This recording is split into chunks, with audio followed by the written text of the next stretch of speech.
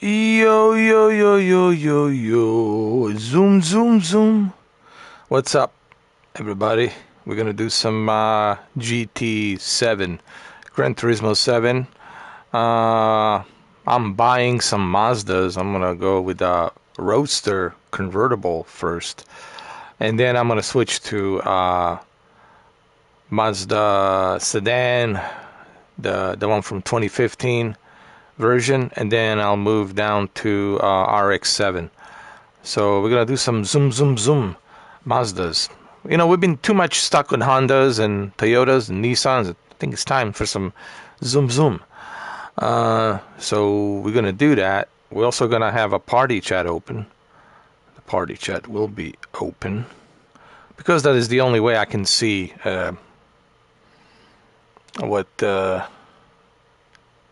what people are saying.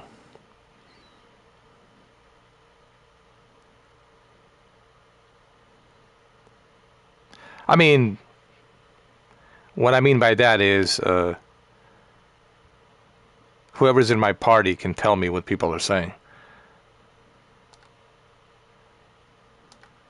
I don't know how long it's going to be like this, but hopefully for not too long. I hope that Sony is going to finally implement this feature where I can see what people are saying. Because it's really odd that PlayStation VR 1 has that. And it still has that feature, but for some reason PlayStation VR 2 doesn't have that feature. I just don't understand the logic in this one. But anyway, that's Sony for you. Alright, let's do some zoom zoom.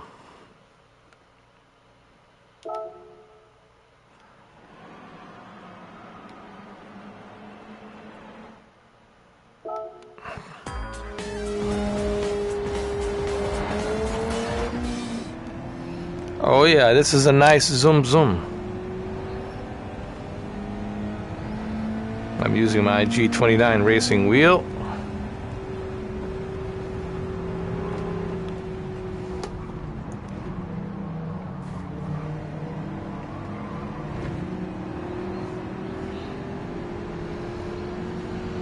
It's so fun driving a convertible.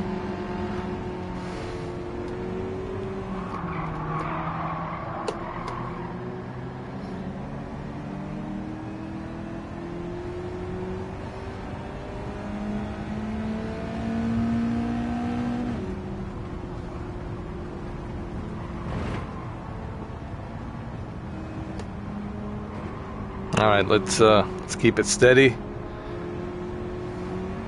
This is a professional level difficulty, so things a bit more intense. This is the old Roadster. This is the new one.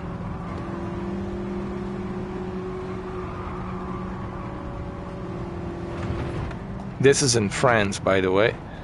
If you guys are wondering, it's set in France. One of the tracks in France, a pretty long track, by the way. A lot of mountains around. Look, you can see the moon. Look at that. That's pretty cool, man.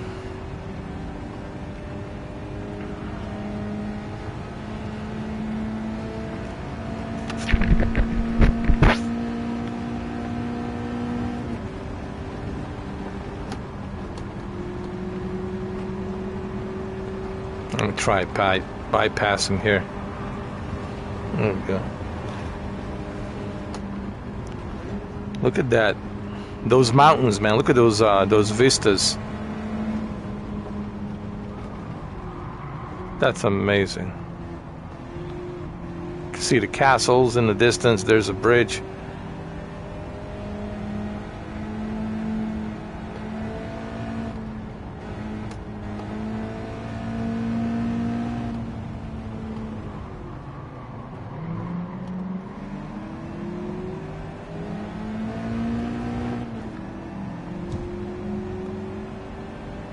Amazing.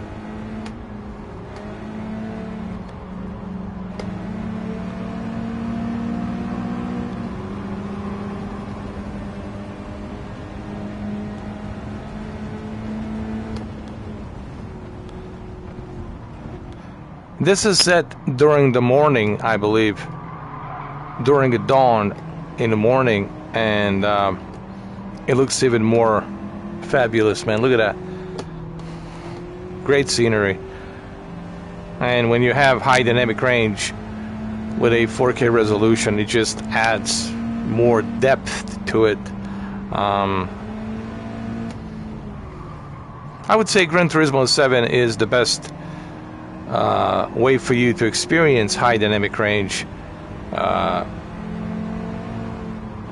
and 4K on the PlayStation VR 2. For right now, I would say this is the best demonstration of high dynamic range.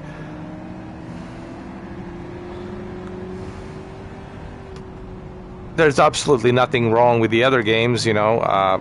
Kayak is another great example. Resident Evil Village, it's good, but you know, Resident Evil Village, it's too dark and murky, and it's set during the winter, and so. But here you got many different seasons, of changes of seasons. You know, you got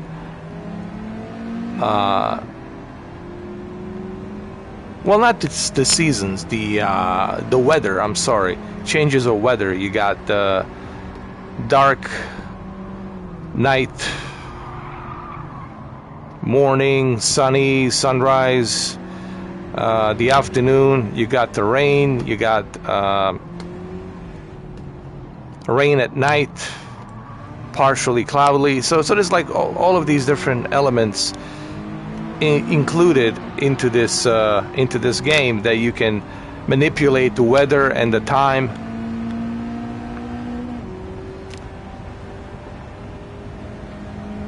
I would like to see the seasons. Speaking of seasons, that would be another cool feature if Polyphony Digital would actually implement a change of seasons. You know, like you can see the forest change colors during the fall. You can see the first snow, the winter, the fog, the rain, the haze, that cold haze. You know, like early in the morning, during the day. I would like to see that. That would be great for Polyphony Digital to implement that. That'd be super awesome. So there's no seasons, just to be correct. But you can manipulate the time and the weather, which is pretty cool. You got many variations of how you can manipulate the time. You know, 6:30, 7:30 in the morning, 8:30 in the morning, you know, 11, 12, noon in the afternoon, 5:30, 7:30 in the evening. You can also manipulate the clouds, partially cloudy and, you know, thick clouds, scattered showers, and heavy rain, light rain, stuff like that. Snow would be great if they would implement snow, like I said. So, but for right now, there's a lot of stuff you can do on Gran Turismo 7 to enjoy different type of time and weather. You can also do a reverse track.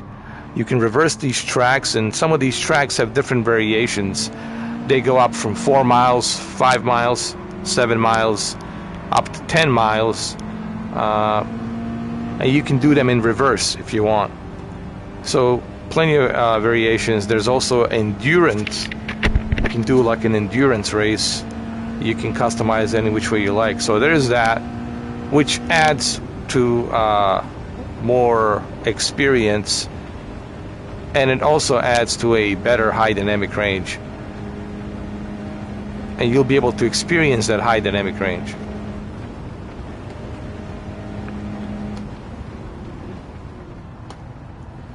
When you have those variations that you can use.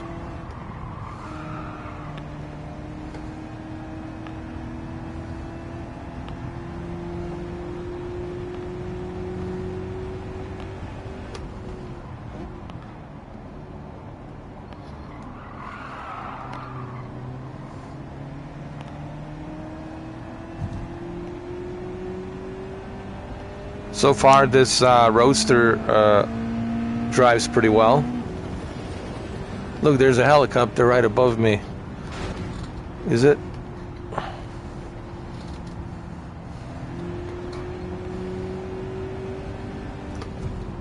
I could hear it. Another thing I want to point out, using the racing wheel, man, let me tell you, there's no way I could be this precise or this accurate if I was using a controller. Using a racing wheel, this is the way to go, man. I don't think I can ever go back playing this game without the racing wheel, honestly. And I don't think I'll ever go back playing it without the racing wheel. Just like I don't think I could ever go back playing it on a flat TV, you know. But yeah, anyway, it would be nice if they would include 4 seasons: spring, you know, summer, fall, winter. That would be great if they would do that on the next updates. I would love to see that. It'd be great to see snow on top of the rain and blizzard and fog and haze, cold temperatures, and look at your windshield freeze and stuff like that. That would be great if they would do that and include 4 seasons. Just an idea. By the way, this time it's not correct. It's not 9:36. It's the wrong time.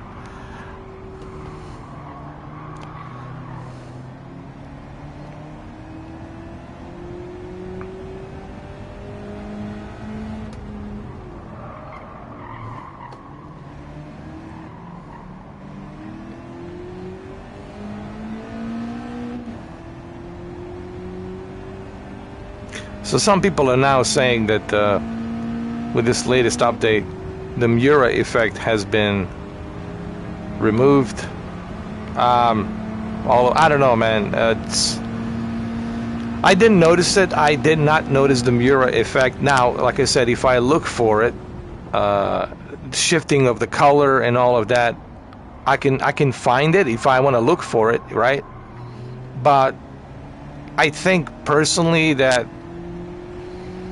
some people who never tried, I think here's my opinion. People who are complaining about this are individuals who never tried VR, honestly. Maybe the reason I don't see it is because I used the VR for quite a long time, and this is not my first time using a VR versus some other people.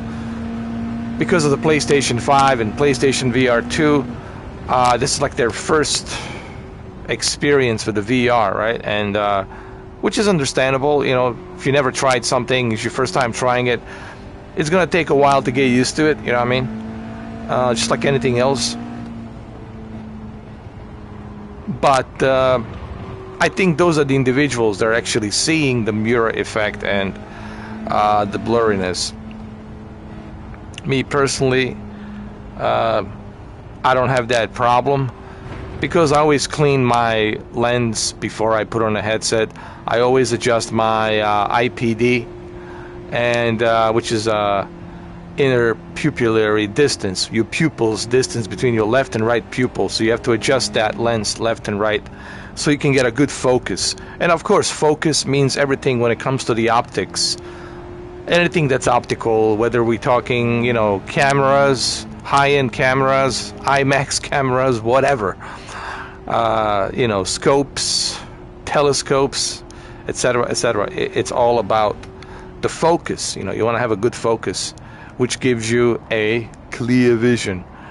So this is no different. This is the optics. You know, this is optics. That's what you're using. VR is the optics.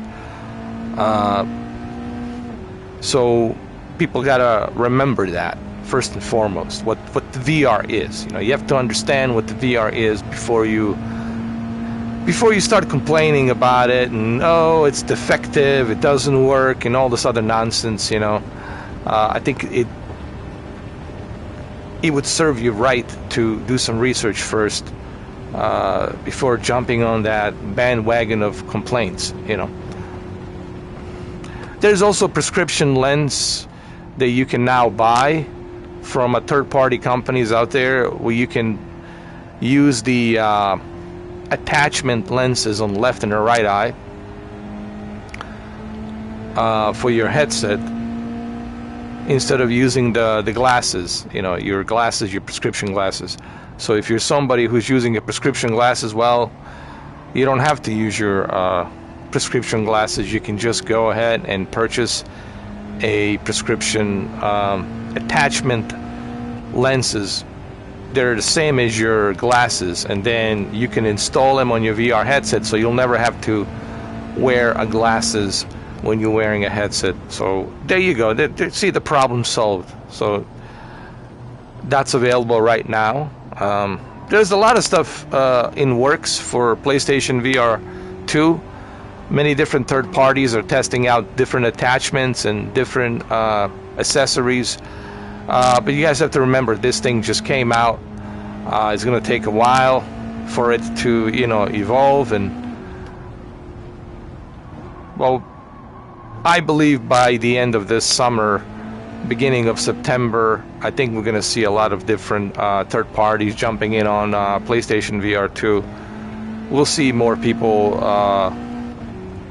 enjoying PlayStation VR 2, and there'll be, of course, more updates, more games, more stuff. Hopefully there will be more applications. I think right now what's lacking is the lack of applications, and that's something that I have to be honest, and I have Oculus Quest 2, something that Facebook, Meta Quest has tons of, and I'll be honest, I don't think anyone out there can compete with the amount of applications that Meta Quest supports, from big screen VR to Amazon Prime Theater VR to Netflix VR, YouTube VR. I mean, go down the list, right? So that's something that I would love to see on the PlayStation VR 2, to have those applications. And, you know, this VR headset would be perfect for those applications, especially big screen VR. I mean, 4K HDR, sitting in that big movie theater, watching that 3D, you know, The Way of the Water, and all the Top Gun in IMAX, you know, 3D. That would be amazing, dude. Watching it with your friends, you know. I don't know how many of you guys are familiar with the big screen VR. Basically, big screen VR, it's a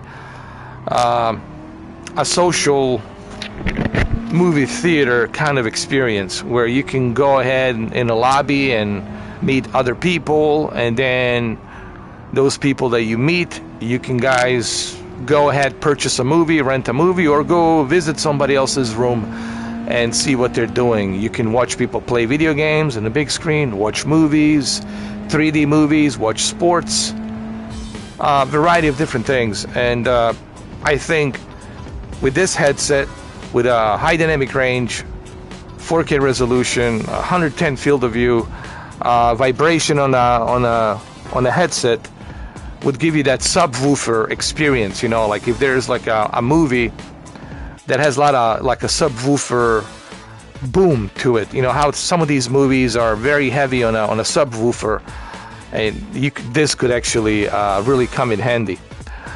So I can just see big screen VR definitely jumping in on this, and if they don't jump in on this, I think it's a wasted opportunity.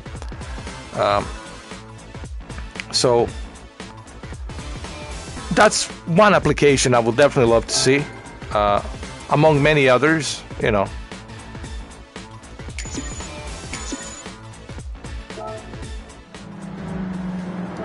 And then there's the VR chat. There's, like I said, Amazon, Netflix, YouTube VR. I mean, list goes down and down and down. There's so many applications. ESPN VR. I mean, what else we got? We got Even a Hulu. I think Hulu has a VR. I think there's just too many, man. So this is something I would like to see more of, more applications, and of course, other social VR experience applications. You know, where you can sit around a room, have a private chat, or do like a podcast chat. You know, that'd be kind of awesome too. You know what I mean? So that would be kind of great if they would do that. Hey, my phone just fell off.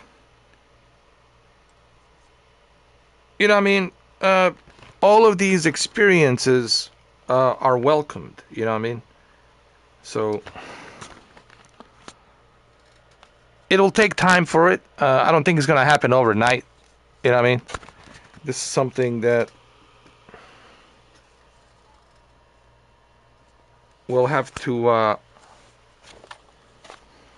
wait a little bit till they get these third-party companies on board. I think Sony should definitely try to reach out to these companies, like Big Screen VR and Netflix and you know, YouTube and Amazon, because this is a great technology for them to use.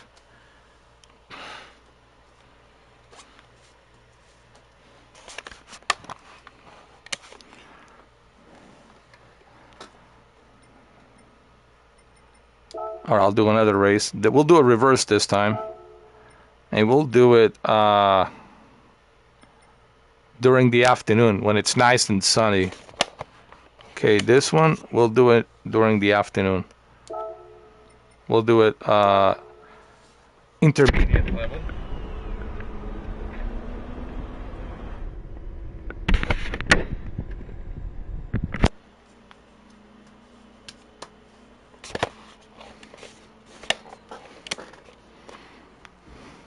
Here we go.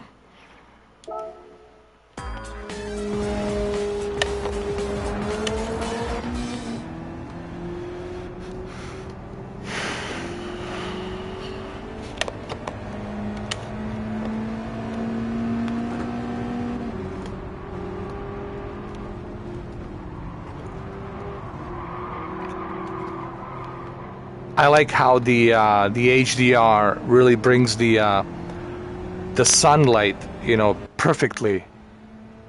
Like you'd notice that when you're like driving, and especially with this convertible, when there's like a change of time, like when it's the afternoon right now, like the sun's blasting right into my car, and I see everything just almost I can feel the heat of the sun just like blasting onto the dashboard.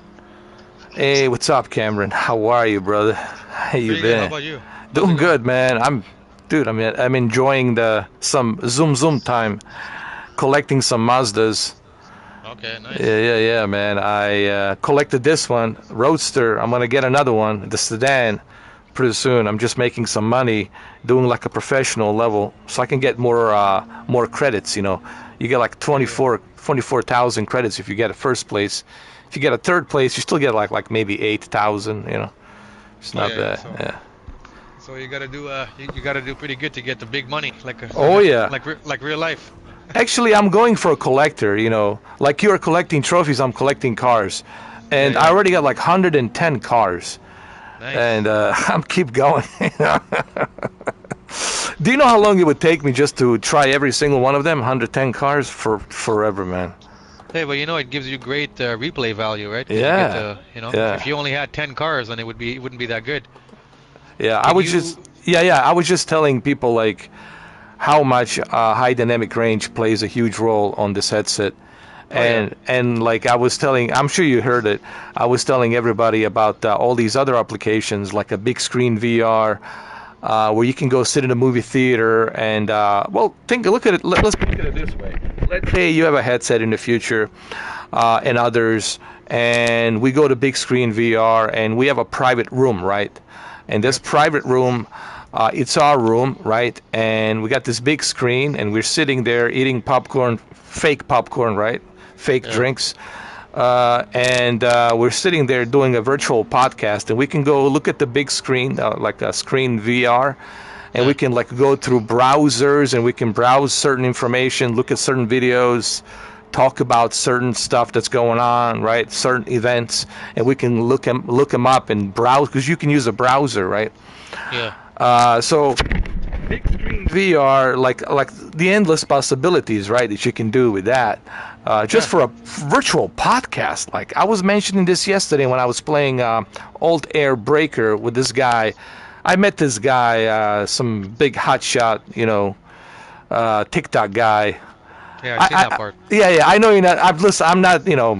I'm not like a big fan of TikTok either, but I just do it for fun, for Arnold and all that, Yeah. for goofiness. But this guy is like a big time, like a TikTok, He even asked me and the other guy like to pose, because they're all about taking photos and stuff and videos. Yeah. They live for that stuff, man. But anyway, like imagine how cool it would be, like you meet all these people, right? You meet some celebrities and you invite them, right? And you can do like a podcast interview with them with the VR head. So I'm just putting that stuff out there, Cameron, because it's not just for the games. A lot of people think, oh yeah, sure, this is great for games. Don't get me wrong, but there's other things you can do with this VR headsets, with this technology. Sony hasn't even scratched the surface, like what third-party developers can do, right? Yeah. So you make so you can have your own VR avatar. Is that what it is? And then when you go into the VR world, okay. Yeah. And you can make it look like your preference, or you can make it look like a Kratos, right? A Kratos, not a Kratos. Yeah. Kratos, or whatever. And then you put it out there, and then do a virtual podcast. That would be so much fun, man. Yeah. And I can see that happening. I've seen it just came up on my feed because I watched a couple. I watched a couple of his videos. That Polish VR guy. So he just made a video where he shows you how to clean the VR too. He shows you three steps depending how dirty you get the lens. So I thought that's pretty cool, I guess, Yeah, I'll check it out. Well, not only that, but also now they have a third-party lenses you can buy, prescription lenses, right? Okay. So let's say you don't want to wear glasses and it bothers you, right? And that's understandable. Because it will bother you. Trust me. Your nose, if you got a big nose like I do, it's gonna bother you. So if you got a Liam Neeson nose, forget it. You can't wear this with the glasses. Listen, I love Liam Neeson. I'm just saying, he's a big guy. So if you have a prescription lens like this that you can purchase from third-party companies. Of course, has to be prescription certified by a doctor. Guess what? You can attach them to your headset, and every time you want to put on a headset, you'll never have to wear your glasses. You put them away. Yeah. So the problem is solved right there. People out there who are complaining about that, well. So I guess you just got to get your prescription and then just email it to this third-party company, and then I guess in a week or two they'll make your prescription glasses and ship it to you. Yeah. Polish Pol VR did a great job on that, researching that, and I think he might even, I don't know, is he sponsored? I don't know, he might have a sponsor or something. I have to ask him.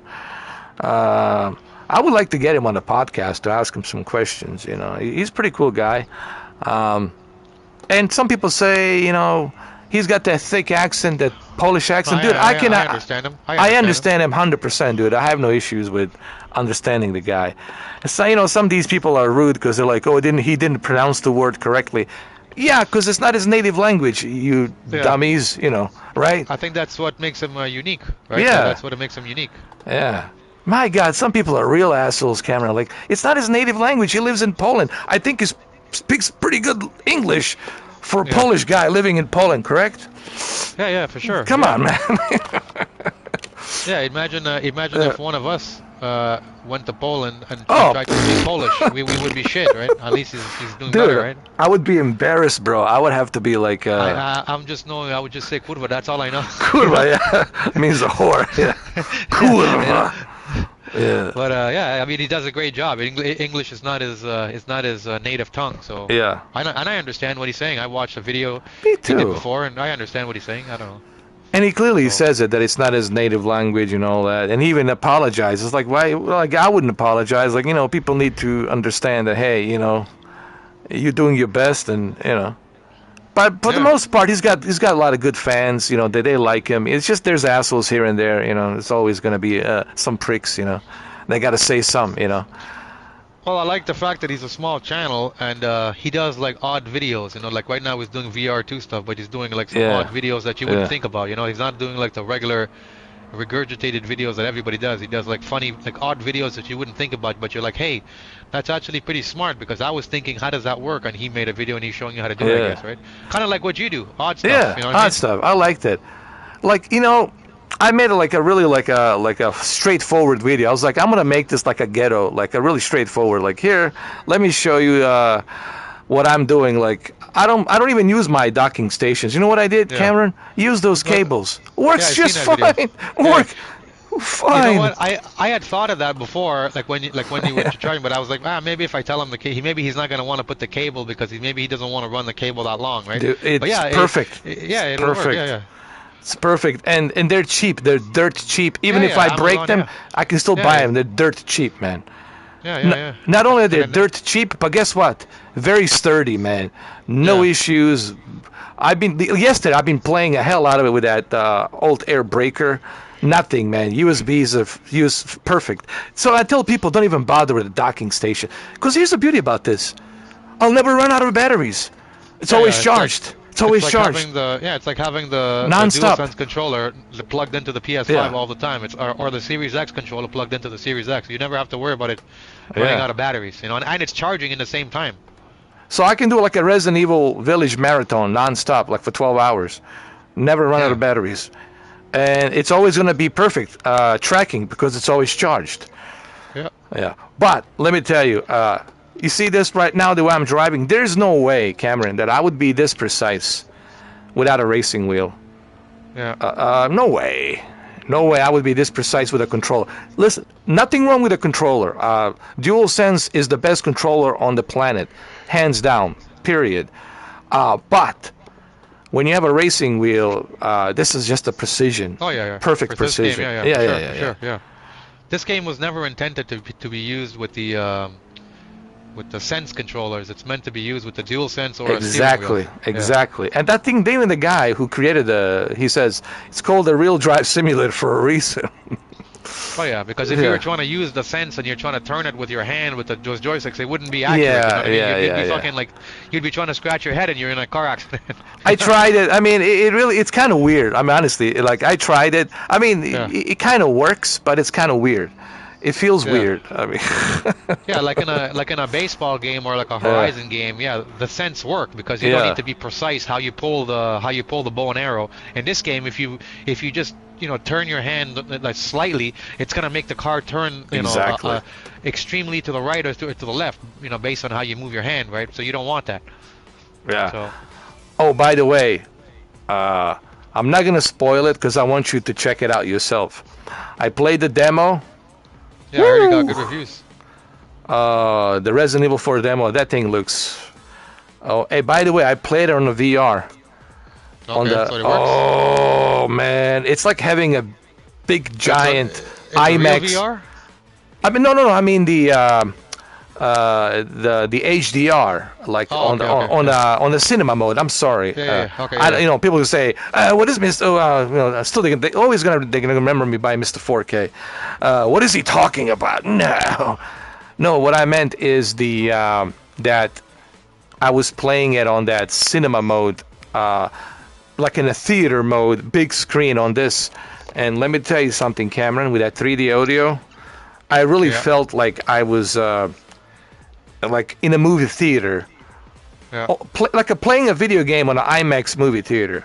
And let me tell you something. I know it's 1080p upscaled to 4K, but with that HDR, it still looks great, man. Sony's not BSing when they said play the games on the cinema mode, and I understand why they're saying that. Because it's like having a big OLED screen, like a giant OLED screen, Cameron. Contrast ratio and HDR, it just looks beautiful. And here's another thing I noticed. I see details on the big screen on like Resident Evil that you can normally see from afar on a TV. You know, there's something about a big giant screen, like a movie theater, Cameron, where you see all the details that the, you know, Capcom and the artist have put into, like the raindrops and all that, like, you know, small little tiny details. In the demo, the chainsaw demo, I can't wait for you to try it out.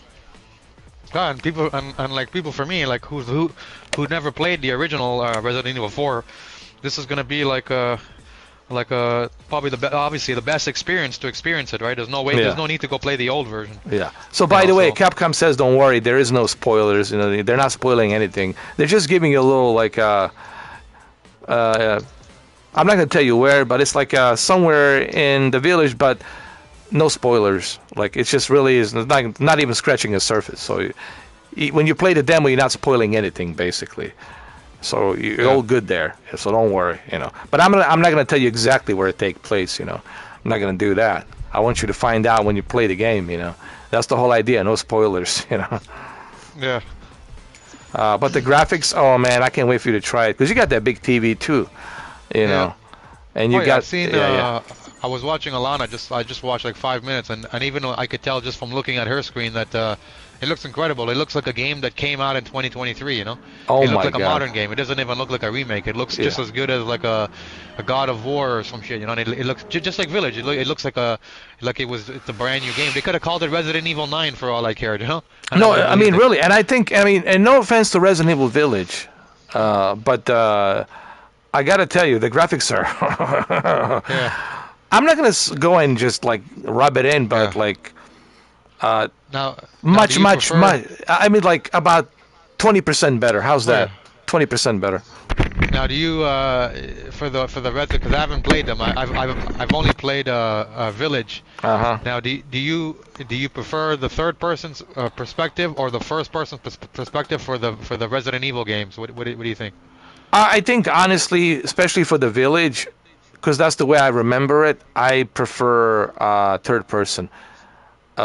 Because the first person should be only VR experience. Let's be honest. Okay. And I think that's the way Capcom's going to look at it. If you want the third person experience, then play it on a flat TV. And I think if you're going to play it on a flat TV or flat big screen, you want that movie experience, correct? Yeah. If you want to jump into his character, then you want to jump into VR, right? So the VR should always be reserved for first person. That's the whole idea of first person, right? The VR. Yeah. So I think that's the great option. For those who have a VR, use the first person. For those who don't have a VR, then you use a third person. But I would still prefer a third person on a regardless VR or no VR. If you ask me, because I like to see the character. I like to see the character. Like moving, especially if you add like cosmetics and you upgrade the cosmetics. If you play first person, you can't even see that stuff. Yeah. You know, so I like it third person too. So. Me too. Me too. So in the Resident Evil 4, is it like is there a guy and a girl, or is it just one? I think part 2 was a guy and a girl, right? No, here. Well, I'm going to try not to spoil much. You know, he works for the government for the White House and. His job is to go to this village, let's just say village in Spain or whatever. And his job is to find out who kidnapped a president's daughter. Yeah. And his job Leon's job is to find the president's daughter.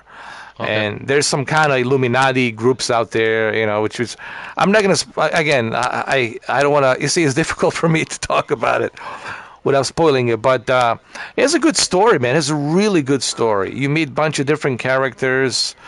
You meet Ada, what I think his name Ada. Okay.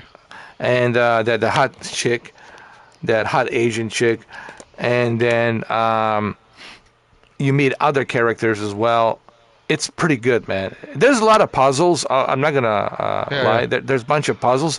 There's puzzles in the game where it's really hard, and then you got these like tricky rooms when you get in. Like you gotta be careful. There's booby traps. There's booby traps all over the place, but it's really good, man.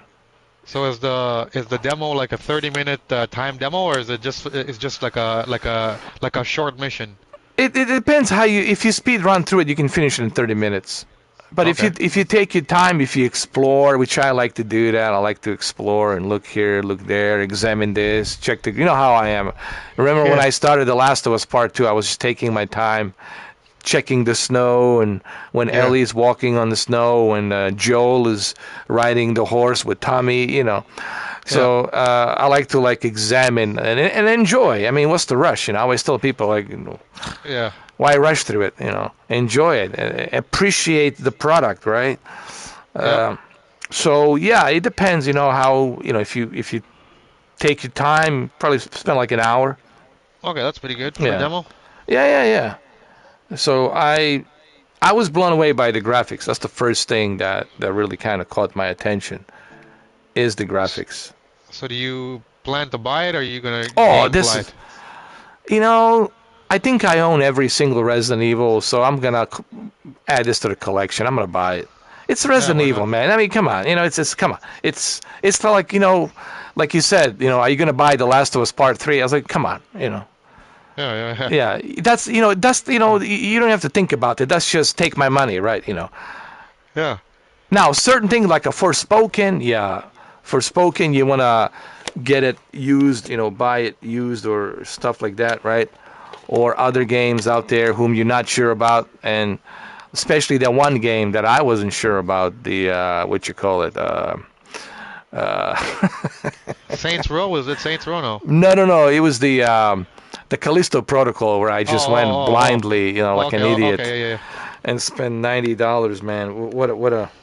That was such a big mistake, man. I can't believe that I did that, actually. But I mean, it's something that I'm definitely gonna purchase. That's like, I don't have to think about it. That's a purchase day one for me. But there's some other games too that I noticed on PlayStation. There's a bunch of samurai games and something like a Wu-Tang or Wulong. There's a bunch of stuff, man. There's. Oh yeah. And there's right now I think I think I know Sony has their March sales going on right now. So you get some good deals if you don't have the game, So. Yeah. So there's. Good. Did you hear the about the Forspoken? I was watching. I was at the gym when I watched the Dreamcast guy's video. Oh yeah, I heard about it. I don't know what happened. Like they're firing developers or something. Well, no. That was prior, but now they Square Enix, they've basically said that that Forspoken was a complete flop, financially. Well, yeah, and basically, what do you call it? The Dreamcast guy was showing footage of like people who took like I guess it was so bad that they threw like tons of free disc copies in the landfill, like never opened. Wow. In the garbage. They showed it like they just threw it in there, and I'm thinking, holy shit, give me one, I'll play it. Give me one, I'll Dude, play give it to me, man. Yeah. I mean, I have it, but I have to wait for it to go on sale, but. Yeah, but who knows, there might be a sale coming up soon then, because at this point this is like to them, I guess it's like a cyberpunk now, so they might give you like a deal. Because I'll be honest, like I'm curious. I want to play it. I think it's okay. I think people are just exaggerating. Listen, man, I enjoy. I thought it was a fun game. I had fun. Yeah. I mean, if I didn't enjoy it, I wouldn't play it. I wouldn't waste my time playing it. But I did play it. You know it, and I had fun, dude. I was giggling. I was laughing. Look, I had a good time, and there's a decent story to it. Is it the greatest story of all time? Yeah, with a winning Oscar? No, it's not going to win Oscars, but it's a good game. But it's not like terrible, Yeah, exactly. I'm not expecting Ragnarok here when I play it. See, that's the problem. People they expect that they want to measure everything to everything else, to the highest tier game, Yeah, but me personally, like I've seen people play it, and what I've seen, I think it's okay. So if I see a sale on it now, because it might be a big sale on it now that they've admitted that the game flopped, and they basically they basically said that they've like you said, they've gotten rid of the developers, they've moved them all to a different project. And so I mean, if I see a sale 50% off, I'll buy it. I'll buy it and I'll play it. If people want to know what's the worst game ever, they need to go ahead and play the Crossroads, Fast and Furious Crossroads. Yeah. Oh my lord, I'm still burning, dude, for the $60 that I spent on that thing, man. Oh, God help me, man. It still sits on my Steam. It's there, and I paid 60 for it. Now, I did get something out of it. I did do a live stream, and Jose was watching the whole thing. But my God, that was... But you know what? When I think about it now, I had some fun with it, but... You know, still, you know, I felt the pain in my ass for $60, you know. And the fact that there was no multiplayer, dude, they lied. Like they said there was going to be dude, they never activated the servers for a multiplayer. Yeah, they probably said, "Holy fuck, the game flopped so bad. We don't want to even invest in the multiplayer at this point." Yeah. Vin Diesel, you fucked up. Oh, Vin Diesel, man, he's just he needs to like get his shit. Like, you remember that game? What was it called? The Driver or something, or I don't know what it was. The Stuntman or the Driver. I don't know. There was this one game from PlayStation 3 or. Okay. Yeah, it was called. My God, I can't remember the name of it. Yeah, the Driver, right? There's something like that. And he's like a driver for hire, for heist, you know, and he, you know, helps the bank robbers escape and all that shit. And it was. I mean, it was okay. I mean, it was funny and goofy. I mean, I had fun, you know, but you know, I wouldn't pay 50 for it. Yeah. Yeah, that's how I look at these games now. I'm like, you know, if I'll wait till it goes on sale. You know, not every game you have to go buy day one. You know what I mean? Yeah. You know, so like Spider-Man 2, that's the day one for me, right? So that's a no-brainer. But you know, some games I'll tell myself, you know what? I have a lot of games right now that I already own. I'll just wait. I'll play those games, and then when I see a sale, I'll get that game. You know, so. Absolutely. You know, it's like the GameFly was one of the best services that I have right now. It's like I get to try certain games that I'm not so sure about, like Forspoken and others. But you know what? I noticed there's a bunch of demos now on Sony. They're pumping out demos. That's great, man. I've noticed there's a demo for Siberia. There's this one game called Siberia, before and after or something. I don't know, something like that. I like that they're putting demos now, man. That's how you convince people to purchase a game. Oh yeah, for sure. Yeah, that's the best way to get people to purchase a game. Give them a demo. The more demos you have, the better, man. It is. It's good to see Sony doing that. I haven't turned on my Xbox, so I don't know what's going on with the Xbox. There's probably like maybe 6-hour updates I have to go through. Oh yeah, me too. If I guarantee when I turn it on, there's gonna be a bunch of updates because it hasn't been 6 hours at least. It's 2021, so it's for sure. Yeah. I mean, I don't know. People say, "What about the Atomic Heart?" I don't know. I mean, if you guys want me to goof around with it and try it, I'll try it. You know. I mean. Yeah, I guess you could do it for the goof. No, but like for views and all that stuff. Yeah, for views. Yeah. Yeah, I mean it's free. You don't have to pay for it. It's in Game Pass. Right? I could do it. I mean, I can try. I'll be honest. Like the game, I watched another guy play it, and it looked okay. I'm like, I told myself, maybe if I see it like really cheap, maybe I'll grab it or. You know, but yeah, it does look good, and I mean it has like a hardcore swearing. It's not like a kids movie. Like it's, I remember the character in the game, he swears like fucking Joe Pesci. You know, I was watching the guy like he's you know like you motherfucker, you know. Russian. Like, you motherfucker. Hey, what's up, Brendan? How are you? Brendan. Welcome, brother. I'm thinking about that game too. But you know that's gonna be gone soon. Which one? Atomic Heart? Oh, I Am Life? I never played that. But I'll check it out. Oh my God, it's gonna rain here, and I'm driving this convertible. Oh really, man? We haven't had a rain down here, man, for like two and a half months.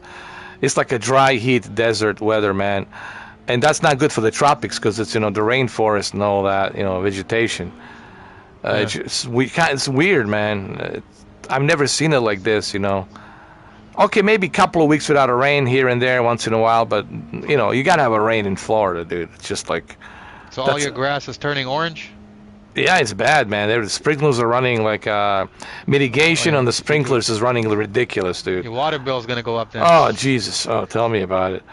It's because look, if you're in a desert, then yeah, you know, if you're like a lower desert like Nevada or Arizona, then you expect Albuquerque, yeah, you expect to see you know what I mean, dry heat. Dry land, yeah. But this is Florida, man. I don't see any. The only sand I see is on the beach, but it's snowing here right now. It started snowing. We've got like 8 centimeters. So, but Oh yeah. yeah. Some people are saying that this is all HARP doing. That they're using HARP to manipulate the weather. I don't know. There's all these conspiracies out there, but I don't know what to believe, man. It's just. See, that's what they want. They want to have so many conspiracies that you'll never get to the bottom of it. That's what they want. Well, that's the best way to hide the true truth secret, right? It's by having all of these. Yeah, I know you're right. They're gonna get Greta Thunberg in there. The grass is dying. Grass is dying. The trees you destroyed my childhood. How dare you? You ordered the pizza, Andrew Tate. You ordered the pizza. How dare you? I'll take your fucking dry weather over this fucking snow week. Shit won't stop. They said last week that was the last snowfall. Now look at California. Today. Well, here's a funny thing. California usually has a dry weather, right? Yeah. Because it's in desert too. But my God, man, they're getting destroyed by that snowstorm, man. It's ridiculous. What do you mean? They got snow there? Yeah, dude. It's like ridiculous, dude. Like San Bernardino and like in the mountains, you know, like L.A. You go a little bit northeast of L.A. L.A. County, Orange County. You got like all these mountains and all that, and then you got a lot of snow there, man. And it's crazy though. People are like flooded with snow, man. Buried with snow, pretty much. It's crazy. And then, you know, northern part of California, you know, it's even worse, you know. Probably like Napa Valley and all that. It's covered in snow. Yeah. I live here. Yeah. It was on the news, you know, they were showing it. So that's kind of strange.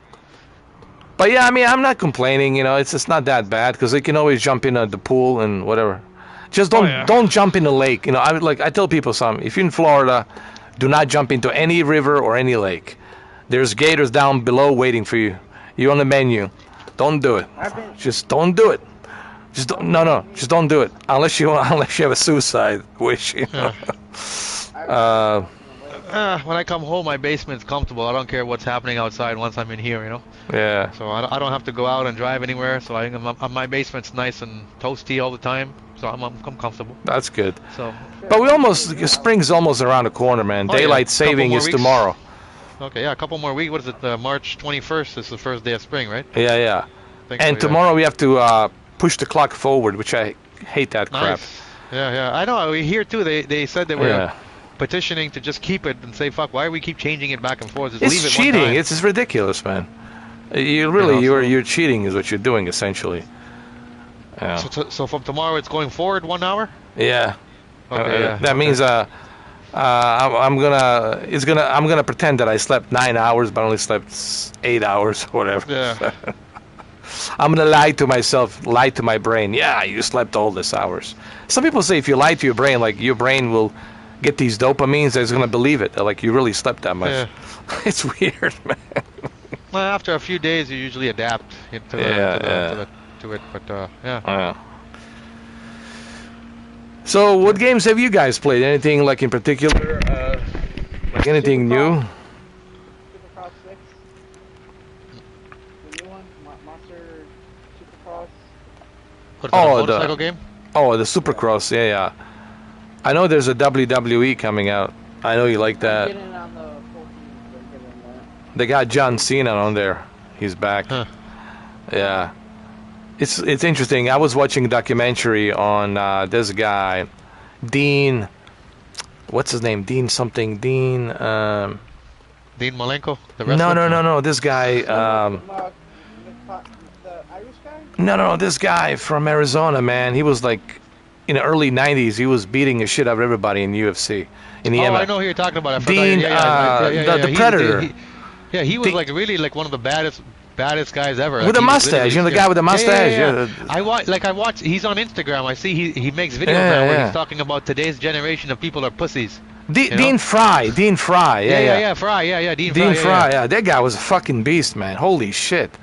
Like he would like take you down and just beat the shit out of you, bro. Like, he was brutal, dude. I was showing my friend like some clips of the original UFC with like Tank Abbott. And these guys, and I'm like, man, back then it was more entertainment. There was no rules, you know. Yeah, John McCarthy. Remember John McCarthy, the referee. Those are the good old days, man. Big John. Yeah, Big John. Nowadays, garbage. I'm not interested. I'm like, now it's garbage, to be honest. So many rules. These guys have no personalities. Back then, these guys were like guys off the streets. And they had personalities, like Don Fried had personalities, you know, fucking Chuck Liddell, fucking Tito Ortiz, these guys, you know, Hoist Gracie, these guys came in there, and, you know, everybody had like a style. One guy could be like a Muay Thai guy, the other guy was like a sumo wrestler. I remember the very first UFC match was like a 600-pound fat guy versus like a 180-pound guy. That's what Dean did. Dean Fry, he beat the shit out of that one guy. Remember the one guy from Puerto Rico? Like he beat the dog. Like the first round, he knocked him out. Actually, McCarthy, Big John, has to step in. Like, hey, no, you're gonna kill this guy. He's already unconscious. Like, go. He's like, that was the point. Like, stop it. Oh, he saved a lot of lives. Let me tell you. That was, you know, back then that was like the real Kumite. You know, Bloodsport Kumite. That was like the real Kumite. Yeah. Do you know how many MMA fighters right now are thanking Big John? Thank you for saving my life. Oh yeah. Because if it wasn't, because he had to step in, like, no, we gotta stop this, you know what I mean? Because even one point, what was it? His name, Dean Fry says, "Hey, Big John, you want me to stop?" And it's like, nah, he's not. And then give them what they want. And then at one point he had to, because this Brazilian guy, he says, "Listen, man, he's gonna have he's gonna be handicapped for the rest of his life." And then Big John stepped in and said, "No, fuck it, no. Your corner's telling you gotta tap out." And he stepped in. He pulled out, you know, Dean Fry, and says, no. The guy was like hitting his ribs like for 10 minutes. I was like, "Do you want to be able to fucking breathe, man?" You know, like his rib cage. He was just going after that rib cage, pounding on it with the knees and everything. I was like, Jesus, man. What do you think about the John Jones fight that just happened last week? No, I didn't watch it though. Yeah, it was. He was fighting in the first time in a heavyweight, so he actually got fat, so he could fit in the division. Oh boy! But he beat the champion, and he beat the champion quite easily. He made him basically submit. I mean, John Jones is it's somebody. He's a goat. He's a goat. Yeah, he's the greatest of all time, man. You know, I'm telling you. I can't believe he's the guys is his mixed martial arts. It's everything: judo, kickboxing. Let's see what else he does. They were showing a fight where they were like, when one of these guys, when John Jones came back to fight him, not the last guy, but I don't know, recently, they were like, this guy was like known for being like, he could take a punishment, a beating, and then when he fought John Jones nearly paralyzed him. He's like they're like John Jones. He has this move where he keeps like stomping at your knee, and he's like John Jones destroyed this guy's knees. That the guy was in a wheelchair. He did like rehabilitation. He was in a wheelchair and stuff. You know, like. Was that a Bigfoot Silva? Maybe. I think it was the Bigfoot Silva. Yeah, I think so. But like I mean, John Jones fucks around. He does a lot of stupid shit with drugs outside, but in the ring, you can't deny what the man can do. You know. Oh, even outside the ring, man. Can he still fight? Oh, listen, man. He won the title last week. Listen, even at his age, even Dean Fry, yes, he's old, but if he really wants to fuck you up, like, he can do it. Yeah, he can still do it. He can still do it. Like, even for an old geezer, I think Ken Shamrock. Remember Ken Shamrock when I was a kid? The world's most deadly. That guy, he looked like he was a little cuckoo back then. You know, like he didn't understand. He would kill you. They would call it that. They gave him the most dangerous man in the world. You know, Ken Shamrock. These guys, even today, they're like in their 50s, but they can still whoop your ass. Oh yeah. Mike Tyson too. If you look at Mike Tyson, and I mean, he's not in his prime, but I guarantee you, if Mike Tyson he'll destroy you. He could kill you. He'll hurt you. He won't even know what's going on. You know. Yeah. That's something you can't turn that off. Yeah. Yes, you don't have the same stamina like when you were younger, but the technique is still there. That technique is still there. If you put if it was a street fight, you put Mike Tyson and Floyd Mayweather, Mike Tyson would kill Floyd Mayweather. Oh, even though Floyd is younger and he's faster. Oh. If you put him in a street fight, With no rules? Tyson, oh yeah, forget Mike it. Tyson, he'll grab fucking Floyd Mayweather and start eating his face. Oh, easily. You know? Easily, man. Easily. I mean, you know, some of these guys are just natural born fighters, dude. They're just born. They're warriors. They're born. Everything's in their gene, dude. I always tell people, like, some people are just born to fight, man. It's in their blood, man. And you know, that's something that it's hard for people to understand, you know, if they're not a fighter. But even what's his name, Dean Fry, says, I'm comfortable with this. I say, I enjoy this. This is like fun for me. Oh yeah. Of He course, says he Don can't Fry, wait. He's a different breed. He's a different breed of humans.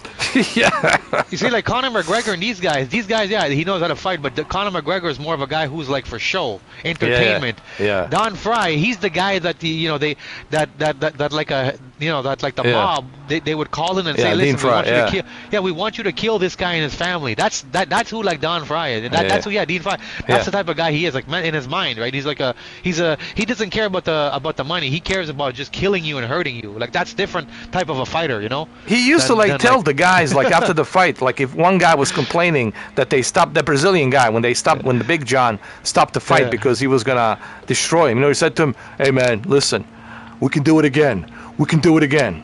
We'll do it again, brother. Like he was like, yeah, he gave him a hug, like, hey, like they shook hands, like, we'll do it again. Like, I'll give you the opportunity, bro. Like, and he did, and guess what? They beat the shit out of him again.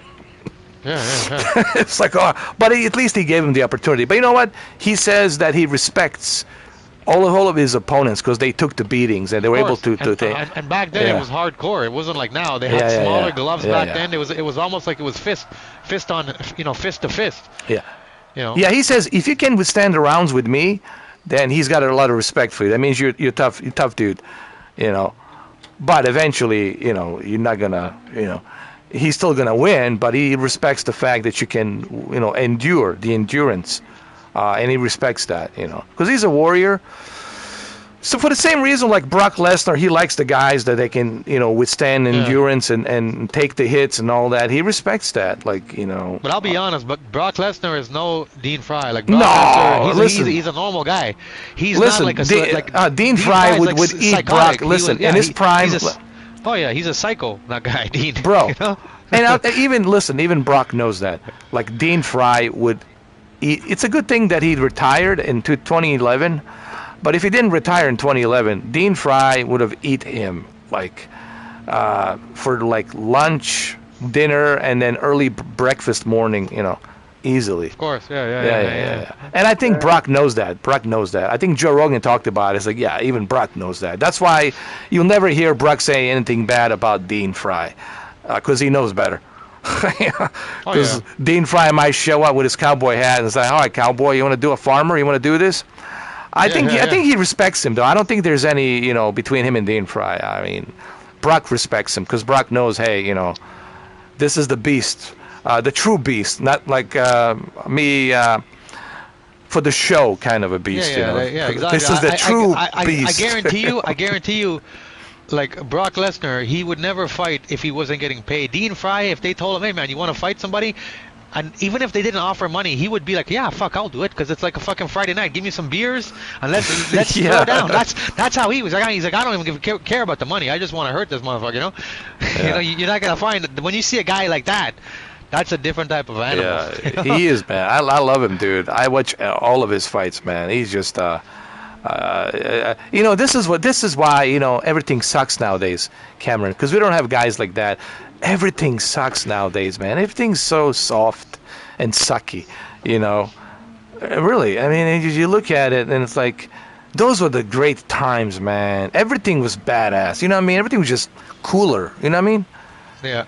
What do we have that's so cool today? What do we have? Please, I would like to hear it. Is there anything? Nothing. I mean, I can think of. I mean, remember the Warrior? Like, even the guy, the Warrior, the wrestler. Back in the days, the Warrior was a badass, man. You know. Oh yeah. Yeah. He was actually he's actually my favorite wrestler when I was a kid. Who? Ultimate the Warrior. The Ultimate Warrior. Yeah. Yeah, he died though. He died like a couple years ago. Heart attack. What's his name was talking about him. The Undertaker, he says, you know, Yeah. I said he has so much respect for that guy, like the stuff he was doing, like, and he works with you. Like, I say, we're gonna do this move. Like they would train and train and train. I said, listen, let loose a little bit, put on a good show. If you hurt me, don't worry, I can take it. Like he would tell him, like, and you know, the Undertaker was like, man, but I don't want to really hurt you. So don't worry about it. You can do it. I can take it. But guess what? It made for a good show. You know what I mean? And it's like, oh fuck yeah, dude. And that's what they do. Like this is what people don't know. Like they rehearse, they train and train, and they get ready, and all of this stuff. You know, they kind of reenact the whole thing. And sometimes they go the distance. Like they tell each other, like, all right, man, I want you to really hurt me bad. Put on a good show. And that's something that they have the understanding of, like, hey, it's gonna hurt, but that's what you get paid for. You know what I mean? They talked about. I think Undertaker talked about how much damage Mick Foley, Mankind, how much damage he got. Like Mankind, like he like his real name is Mick Foley, and he said the amount of surgeries that Mick Foley had. And he's like, there's a match. He's like, when I choke slammed Mick Foley from the cage on the top, and Mick Foley fell through the cage to the ground. He's like, the man had like 50 surgeries, you know. Like he's like, you wouldn't believe it. It's all metal. like when you know, when they die, you know, if they're like cremated, you're gonna see a bunch of metal, titanium metal, and all that shit in there.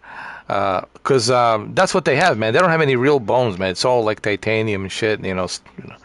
Patched up, yeah. Because like even though like it's choreographed, if you fall 30 feet in you breaking sky, shit, man. And you land on your back or on a table, there's no way to cushion that. You know what I mean? Like there's no way to fake that. It doesn't matter if the ring is has springs. You're getting hurt. Your back is hitting a flat surface. It's a contact sport, man. Falling 30 feet, right? Yeah, I tell people, look, I know UFC is the real thing. You know, you go in there to hurt each other, to really hurt each other. But you know, wrestling, you're doing essentially the same thing, but just it's more choreographed. It's more controlled. But still, you're like a stuntman. You're getting hurt. You're getting broken bones, and things can go wrong, man. You know, it depends how you land. How you land. You know, you can really injure yourself, become an invalid. You know, you never know, man. Oh yeah, Steve Austin, Stone Cold Steve Austin. He said he received like the move called the DDT. It's when they put you upside down and then they drop you on your head. Oh, that shit is dangerous, man. Yeah, he said they did it on him. Yeah, Paul Job. Yeah, they said they did it on him, and I guess whatever happened, it went wrong. And then when he landed, it fucked up his spine. So even to today, that's why he had to retire. And he's like, even today, he had to get major spine surgery because of that one move, you know. That's crazy, though. Yeah, I mean, and look, any sport, man. Yeah. Even hockey, man. You get hurt, man. They're contact sports. You know, it's a contact sport, and you're gonna get hurt. So, I have a tremendous respect for all of them, for wrestling, for UFC, MMA, even the K1. Which is in Asia, Japan, right? The K1 karate, all of that stuff. I have a tremendous respect because it's tough, man. Of course, yeah. Dominic says hi. Hey, how are you, Dominic? How you doing, buddy? Even the NFL, the National Football League, you get hurt, man. When you get tackled by these linebackers, man. Fuck, man. 300-pound guy, man, with all that shit, all that gear. All the pads, you get, dude. What do you think? Concussion, broken legs, broken this, broken that, I'm surprised that Tom Brady he must have some broken shit, man. I'm pretty sure he does, man. There's a guy, go ahead, Brandon. I was going to say, what do you think of XFL? I think I already mentioned it yesterday. It's just, why invest? Afterthought. Yeah. I mean, I don't know what Dwayne Johnson's doing, but like, why invest into something that, when even a guy who was even more successful failed? That's why no one's interested. That's why no one wants it. If it was success, Vince McMahon tried that like 10 years ago, and it didn't work out because, like I said, you cannot compete with. It's like you creating a streaming service and say you're gonna go against NFL. Come on, man. or go like if you're gonna create a streaming service and go against YouTube, you're gonna lose. Nobody's gonna watch you. Everybody's gonna go on YouTube. That's like me creating my own World Cup, which is a bit ridiculous, Of course, come on. Yeah. This guy MH in the chat, MHM, he says, Yeah. there's a PS. He says there's a PSVR2 game called Before Your Eyes. He says you have to check it out. It's a really unique game. That's what I heard. It's very cheap. It's like $14, and it's like you're not controlling anything. You're just using your eyes and you're blinking, and you're like a spirit. And when you die, you basically get to, like, the God gives you like the God experience. No, the God gives you like an idea what your life was about. Like, it's like God is doing evaluation. Like, okay, let's just call it the God. When you die, the God is doing an evaluation, and he's going through your life to see all the things you've done, the good, the bad, the ugly, all of the mischief, all that crazy shit, and all the good stuff. Nice. So sounds interesting.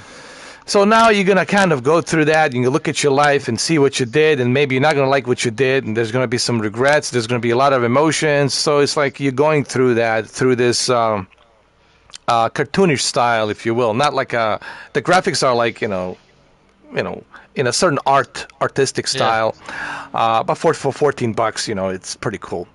I would guess, not that bad. And then from there, you're blinking and opening your eyes, and there's images coming in and stuff. It's like an interactive art movie or something, and it's experimental, if you will. Okay. But you know what? It would have been nice if there was a demo. I'm just saying, like a little demo.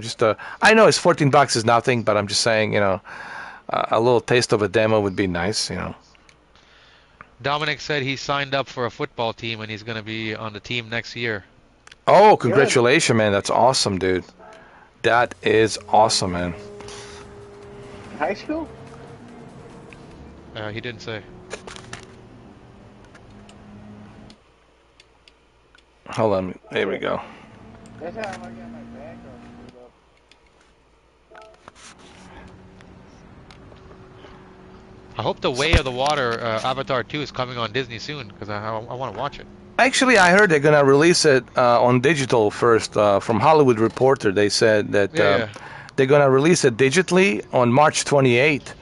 Okay, and, that's good. Yeah, and then it's going to come out like probably, September, October on Disney Plus, for the holidays.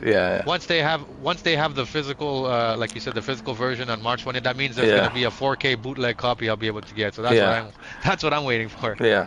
So no, digital is fine though. Digital is fine. Oh yeah. He says for high school, the football team. Oh, they're doing a high school. Hold on. Oh, that's pretty cool.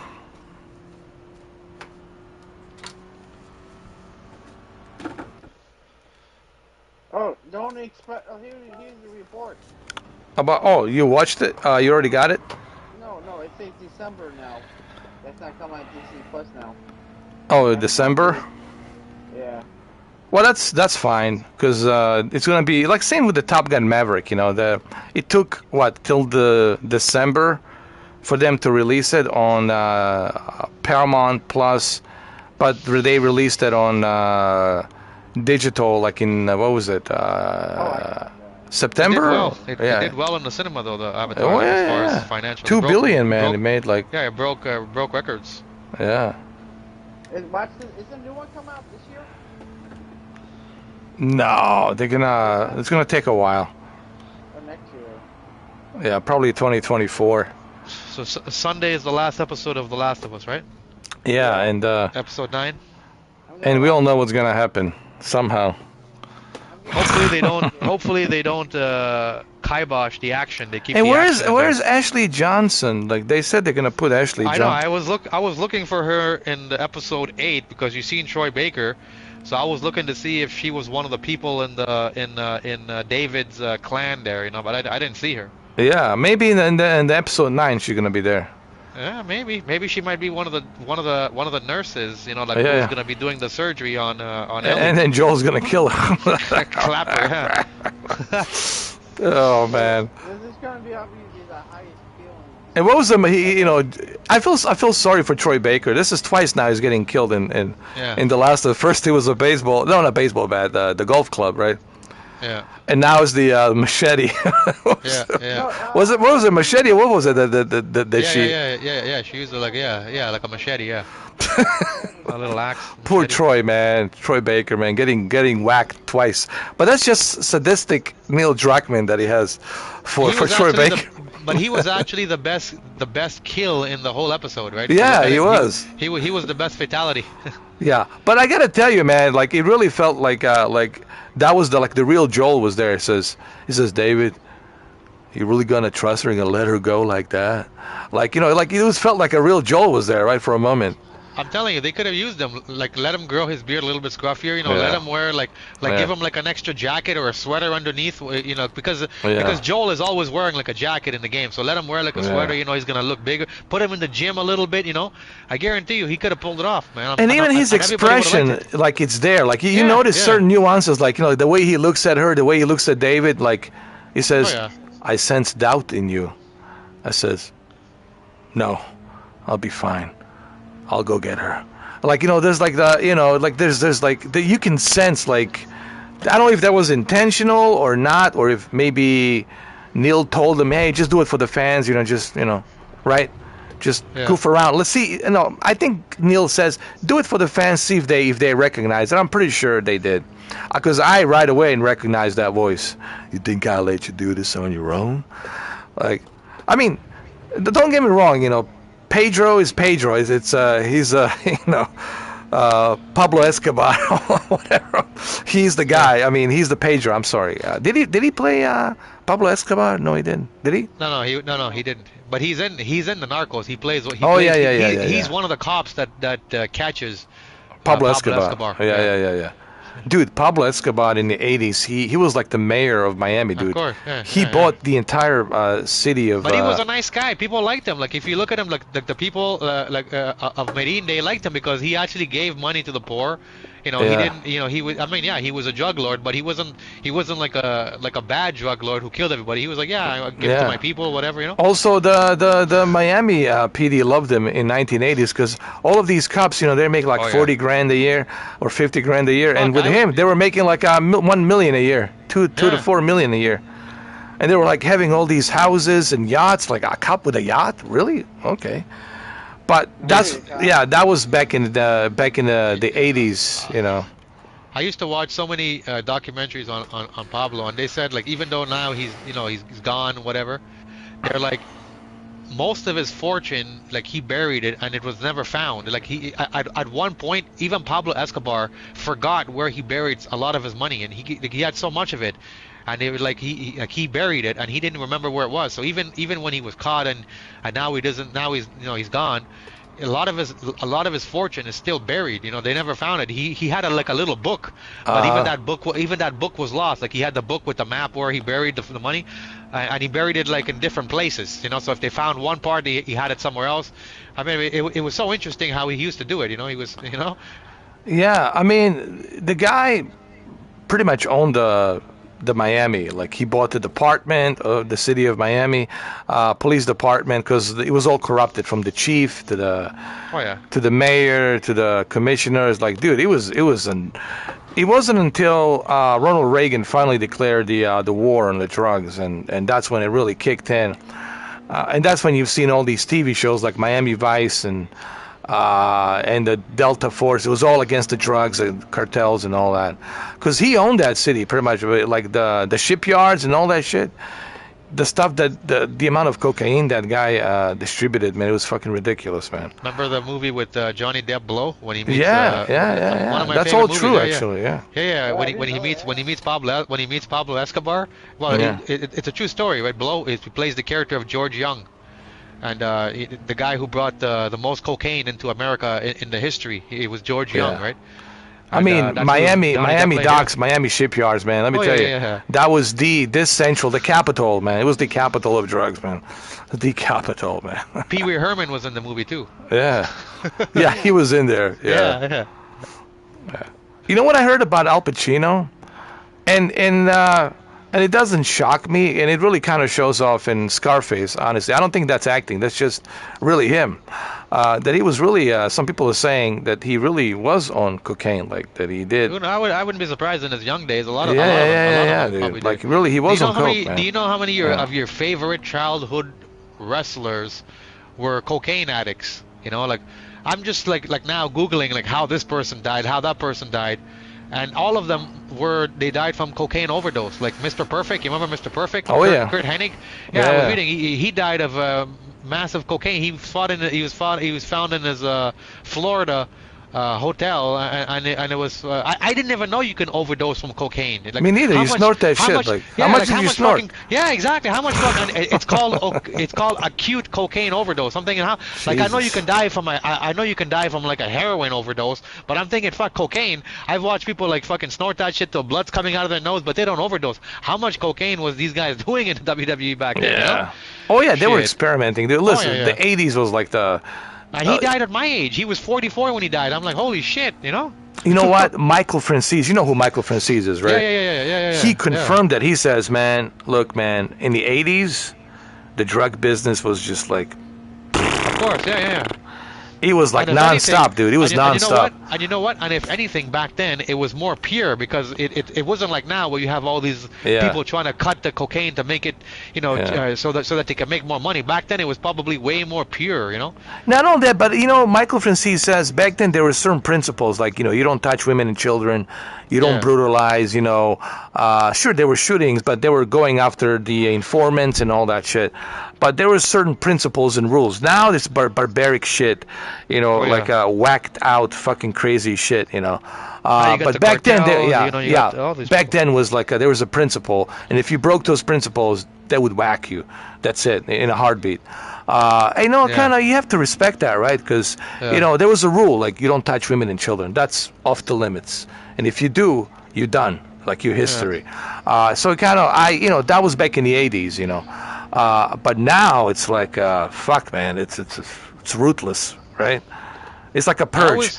Fuck. Have you ever noticed, like, when I watch the old mob movies, for some reason the Italians, they were never into the younger generation moved the cocaine, but I remember when I used to watch like the old mob movies, the old Italians, they were always against the cocaine. They were like, no, we don't want to bring that shit. We don't want to bring that shit into the community. We'll sell it outside. Like, you can sell it to the other communities, but you don't bring it into the community where the Italians live. Like, like for the Italians in the old mob movies, cocaine was like the no-no. But the younger generation, they brought it in there because they realized it was according to Michael Francis, he says that when he became the accepted into when he came the there's a different ranks. Like when he was introduced, like first he had to do some stuff, has to be like a foot soldier, do some things, you know, and then prove himself. And once he it doesn't have to be necessarily doing something crazy. It could be just driving a boss, and you're driving a boss. Yeah, and he became made because of his father. You know, his father obviously was part of that life, and he kind of groomed him in when he went to jail. And Michael Francis says that, drug was off the limits. Like Colombo, he was part of Colombo family, and he says that was off the limits. He was like in the early 80s when Banana family down in Florida started doing this whole shit. And it kind of spread to Jersey and New York and Chicago, and then then you got John Gotti, and then the whole thing just took off crazy. But in the 70s, he said in the early 70s, that was like off the limits, like no. Yeah, they were more into alcohol, like liquor. Back then. And they were more into like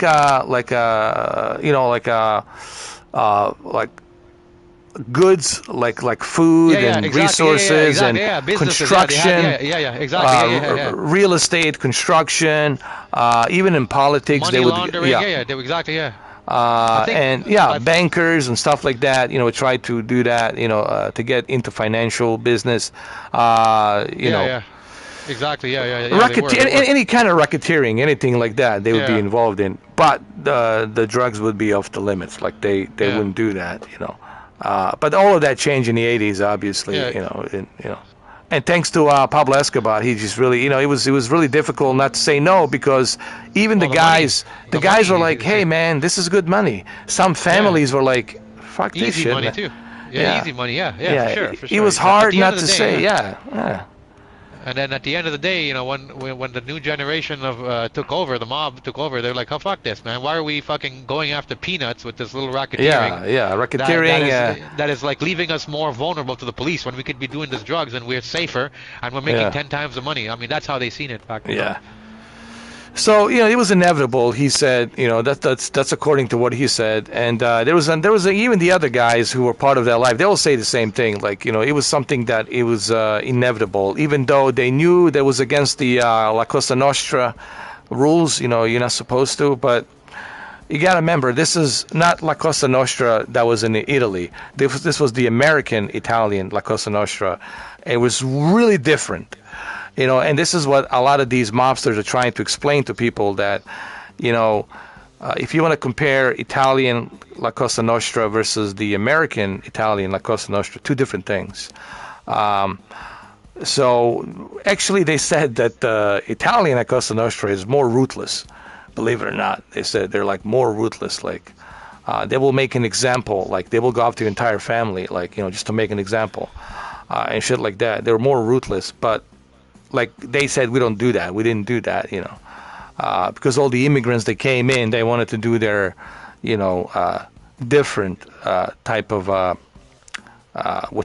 organized division, crime, mafia. That's still connected to La Cosa Nostra, but in a different way, Because they had this code of conduct where they were like, we don't do all of this crazy shit that they do over there. Like, we're different. And I was watching. So people who are watching me now saying this, I learned this from, that was the name, the guy, the Bull. My God, I forgot his name. Semi the Bull, from his podcast, from Michael Francis to all of those guys, even the Gotti. They had they had the TV show. The Gotti guy, the one that was like a right hand man to Gotti. Yeah. Not a right hand man, but like you're talking about Michael, fucking what's the thing? How do you say it? Michael Kuklinski, that guy, the Iceman, the hitman. No. There was another guy that was really close to John Gotti's son. John Gotti's son, and he was very close to him, and he wasn't even Italian. He was Albanian American. He was born, of course, in America, but his father's Albanian. So, but they let him in. They let him become one of theirs. The friend of ours. And what was his name? Oh God, I wish I can remember. Maybe people in the chat can type it in. So I watched all of these podcasts, and everything that I'm saying here, it's something that they have already acknowledged. So this is not like, me talking out of my ass. This is all that they have publicly said on the record, on the podcast, So it's all, people can actually, right, Cameron? People can go and watch this. It's all there. There's, books written about it, podcasts, it's all there. Man, I wish I could remember this guy. And he was like a hitman. He was. But his boss was the John Gotti's son. It wasn't the John Gotti. The right-hand man to John Gotti was Semi the Bull.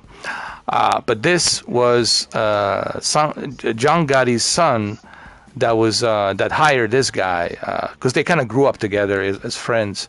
So he hired him to be one of theirs, like friend of ours. And he was like a hitman, doing all the wet work, What's his name, man? I can't remember his name. Remember the movie King in New York with Christopher Walken? I love the scene when he says, "A nickel bag gets sold in the park. I want in." Oh yeah. You better believe it, man. That's funny. Man, I think I'm getting, my memory is getting worse, man. I used to remember these names, but man, damn. I guess we're getting old, huh? Oh yeah. It is. I mean, it is what it is, man. I can't deny that shit. Well, why can't I remember his name? It just drives me crazy. If anybody in the chat knows, how many people are in the chat? Anybody saying anything, or 25? Are they all just nobody saying nothing? Let me Google it. What is it? John Gotti's right hand man? Is that what it is? No. That's it's gonna say Sammy the Bull, but this was like John Gotti's son, and this guy was Albanian. Just type in Albanian mobster connected to John Gotti. What was his name? Something. Fuck, dude.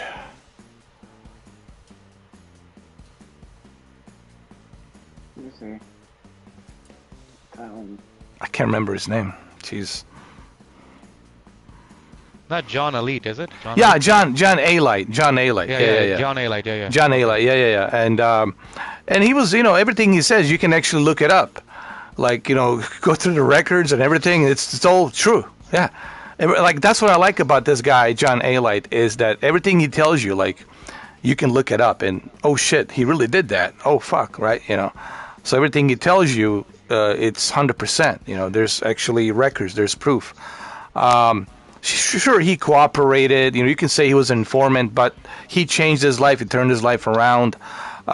He even spent time in Brazilian jail, and those Brazilian jails, holy fuck, dude! Like it's, it was John Alite. So he was like a really good friend of John Gotti's son, and he worked really for his son. So it's like they were like very close to the family.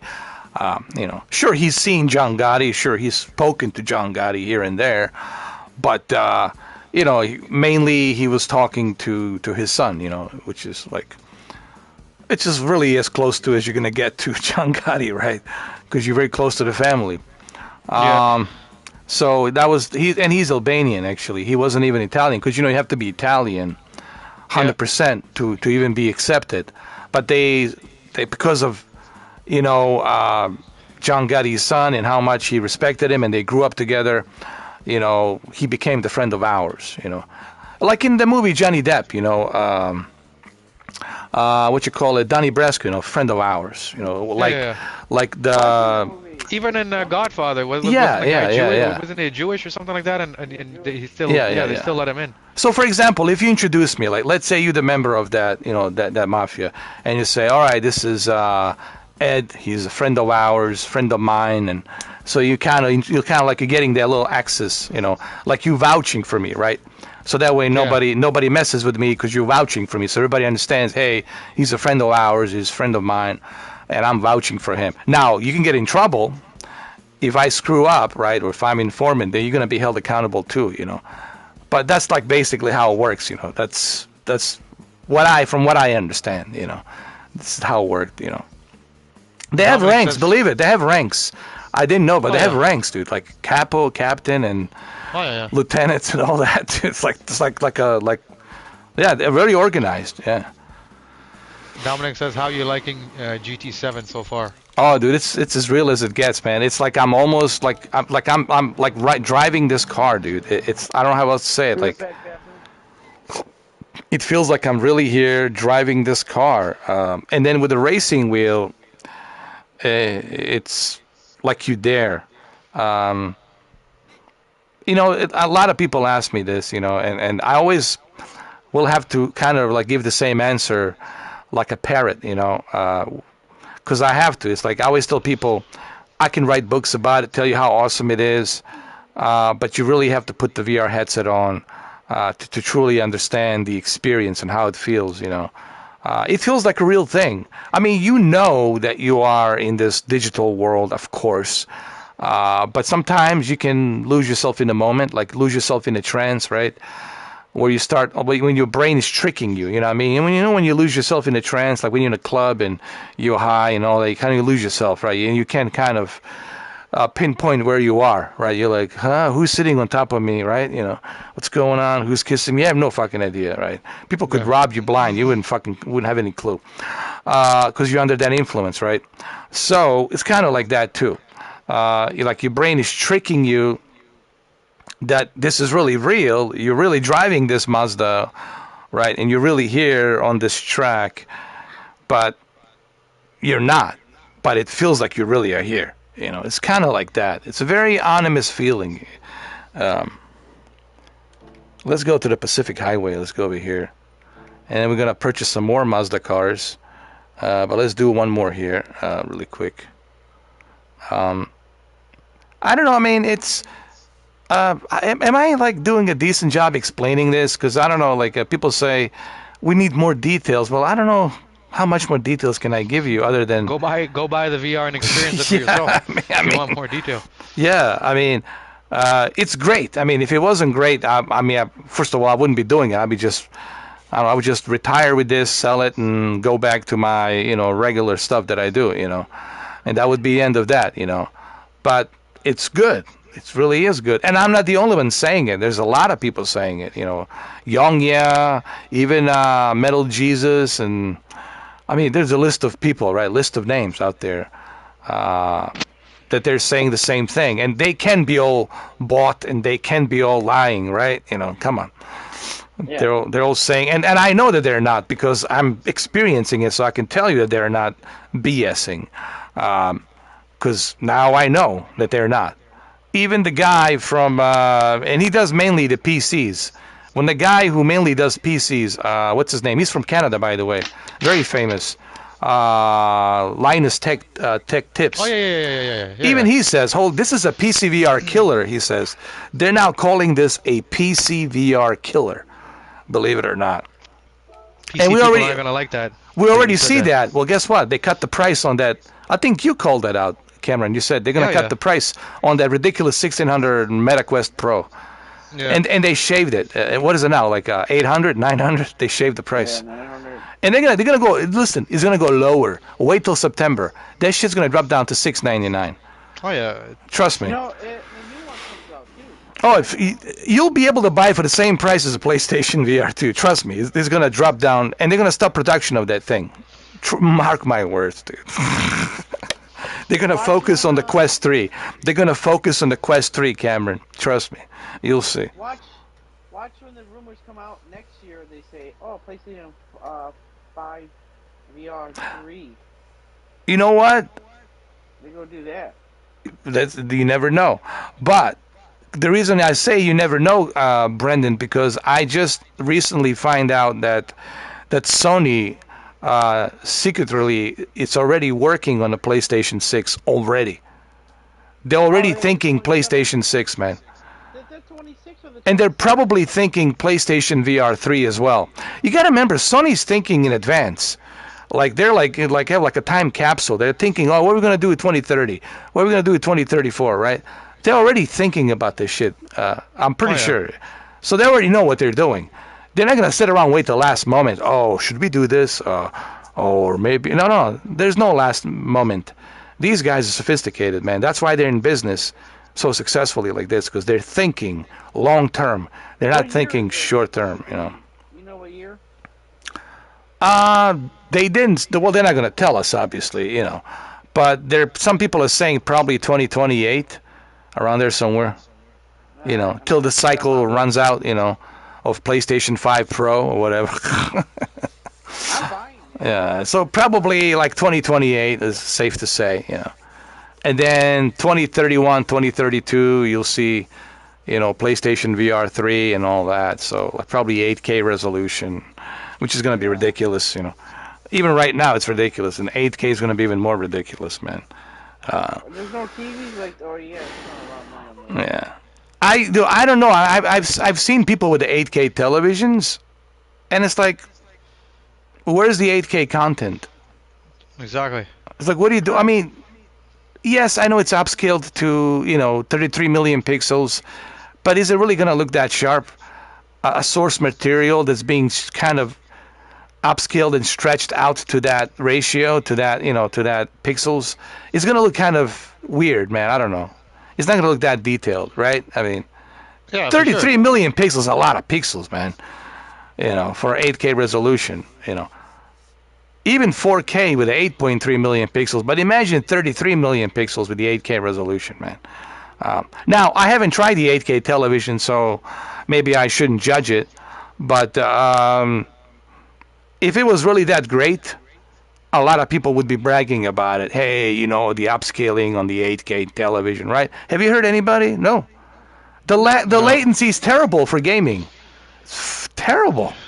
Well, terrible. And also, and keep in mind, because since the 8K is like they're bringing it out now, it's probably going to be the worst 8K TVs out there. It's not going to be like when 8K becomes standardized, those TVs are going to be a lot better than the 8K TVs so that are out now. So to buy 8K now, you're actually probably getting the shittest form of the 8K. You know, the technology is so new. So and right now, if you go buy a 4K TV, it doesn't even really matter what brand. You're probably getting a really good 4K TV that has, you know, years of 4K development, perfected, you know. And I always say, TVs are going to really, like, it doesn't matter if you have an 8K TV or a 10K TV or 12K TV. It's wherever Hollywood goes, that's where you really want to go. Because if Hollywood is not making 8K movies, what are you watching? You're going to be watching these little clips of a fucking dog crossing the street demos on YouTube? Yeah, on YouTube? Come on, that's what you want to watch? So you're going to spend this kind of money, like $8,000, just to watch the tech demos? Yeah. Come on, man. Yeah.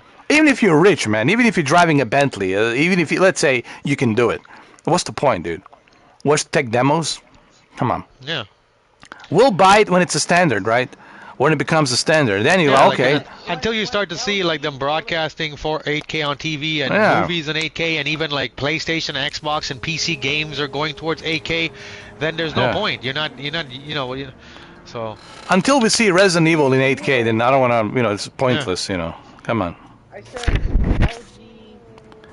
If I can see Lady Dimitrescu in 8K, forget it, you know. Dominic says, "What do you think? What do you think about Starfield? September release? September 23rd. It's good, but I'll be honest. I thought it was coming out at the end of the year, so that's actually. But even though it's delayed, technically to me that's better because I was expecting it to come December. That's good.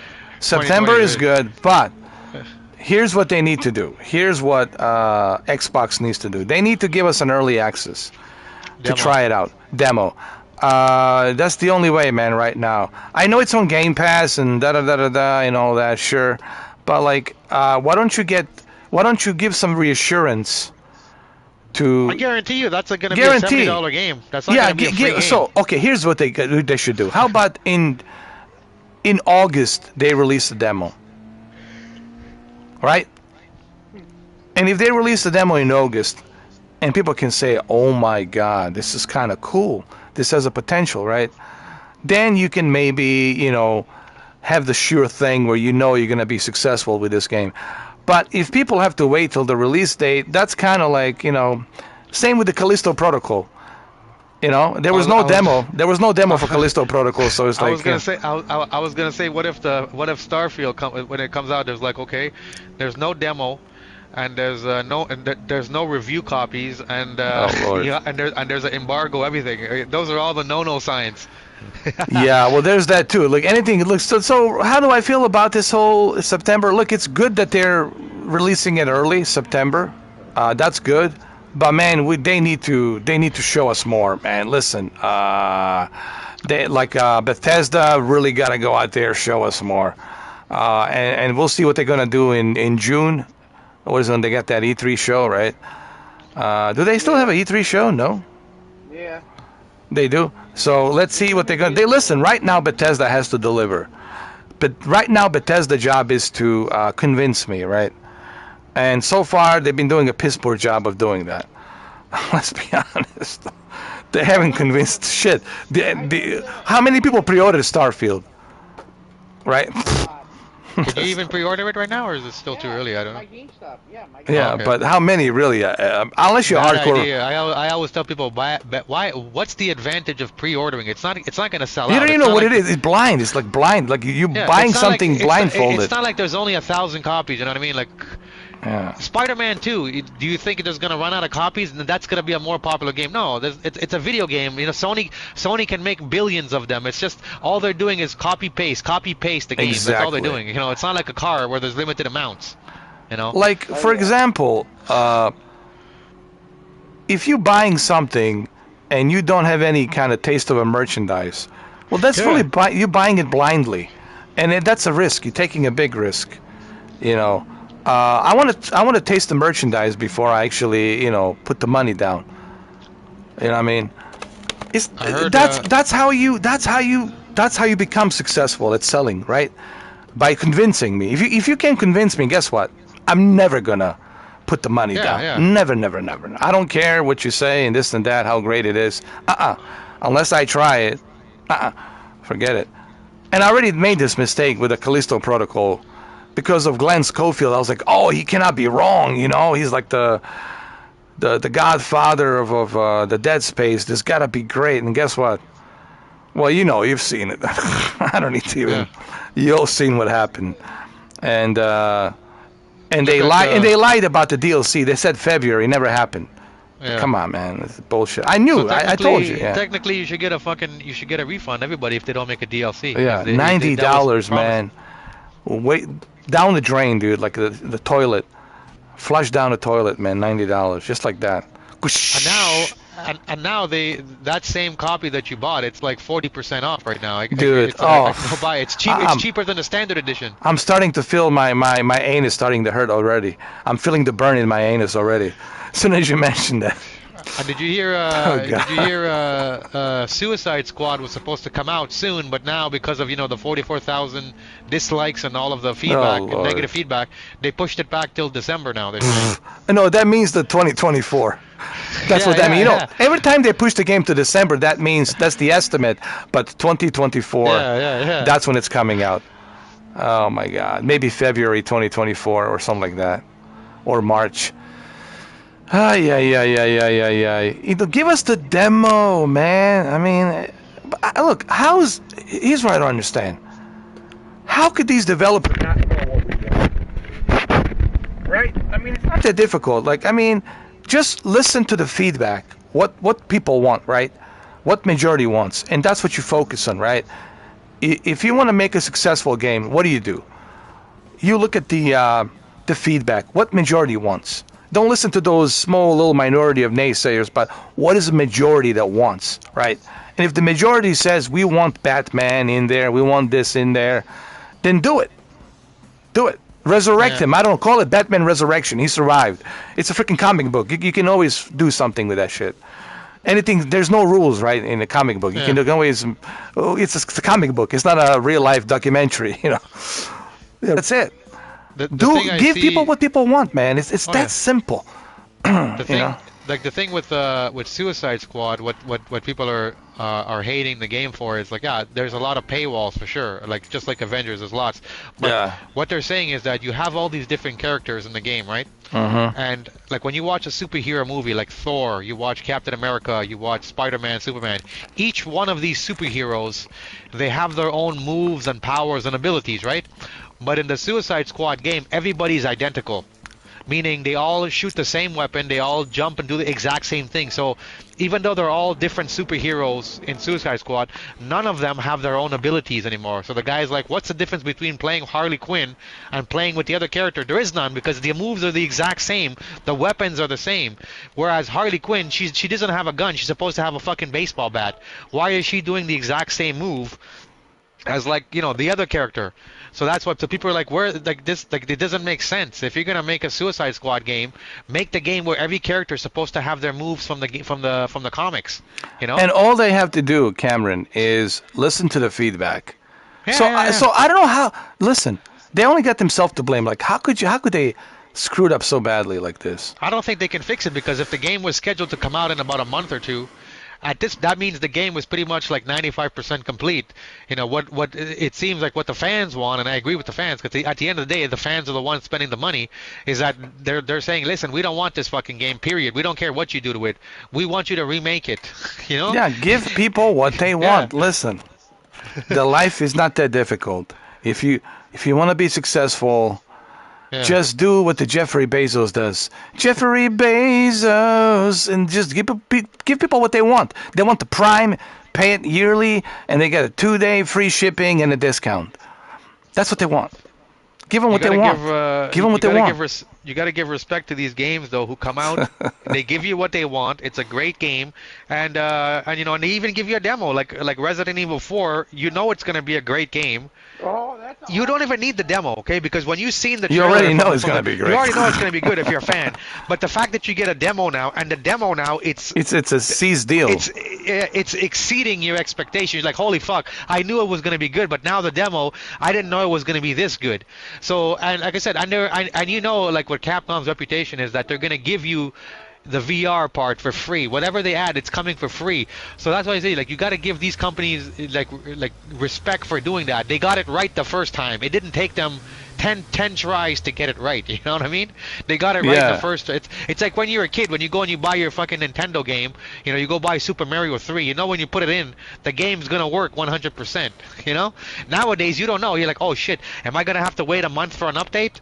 You know, for the game to work. That's the beauty about the Capcom and other developers is they know that you're gonna purchase that Resident Evil 4, but they still want to show you how awesome this thing is to get you even more hyped and get ready, you know.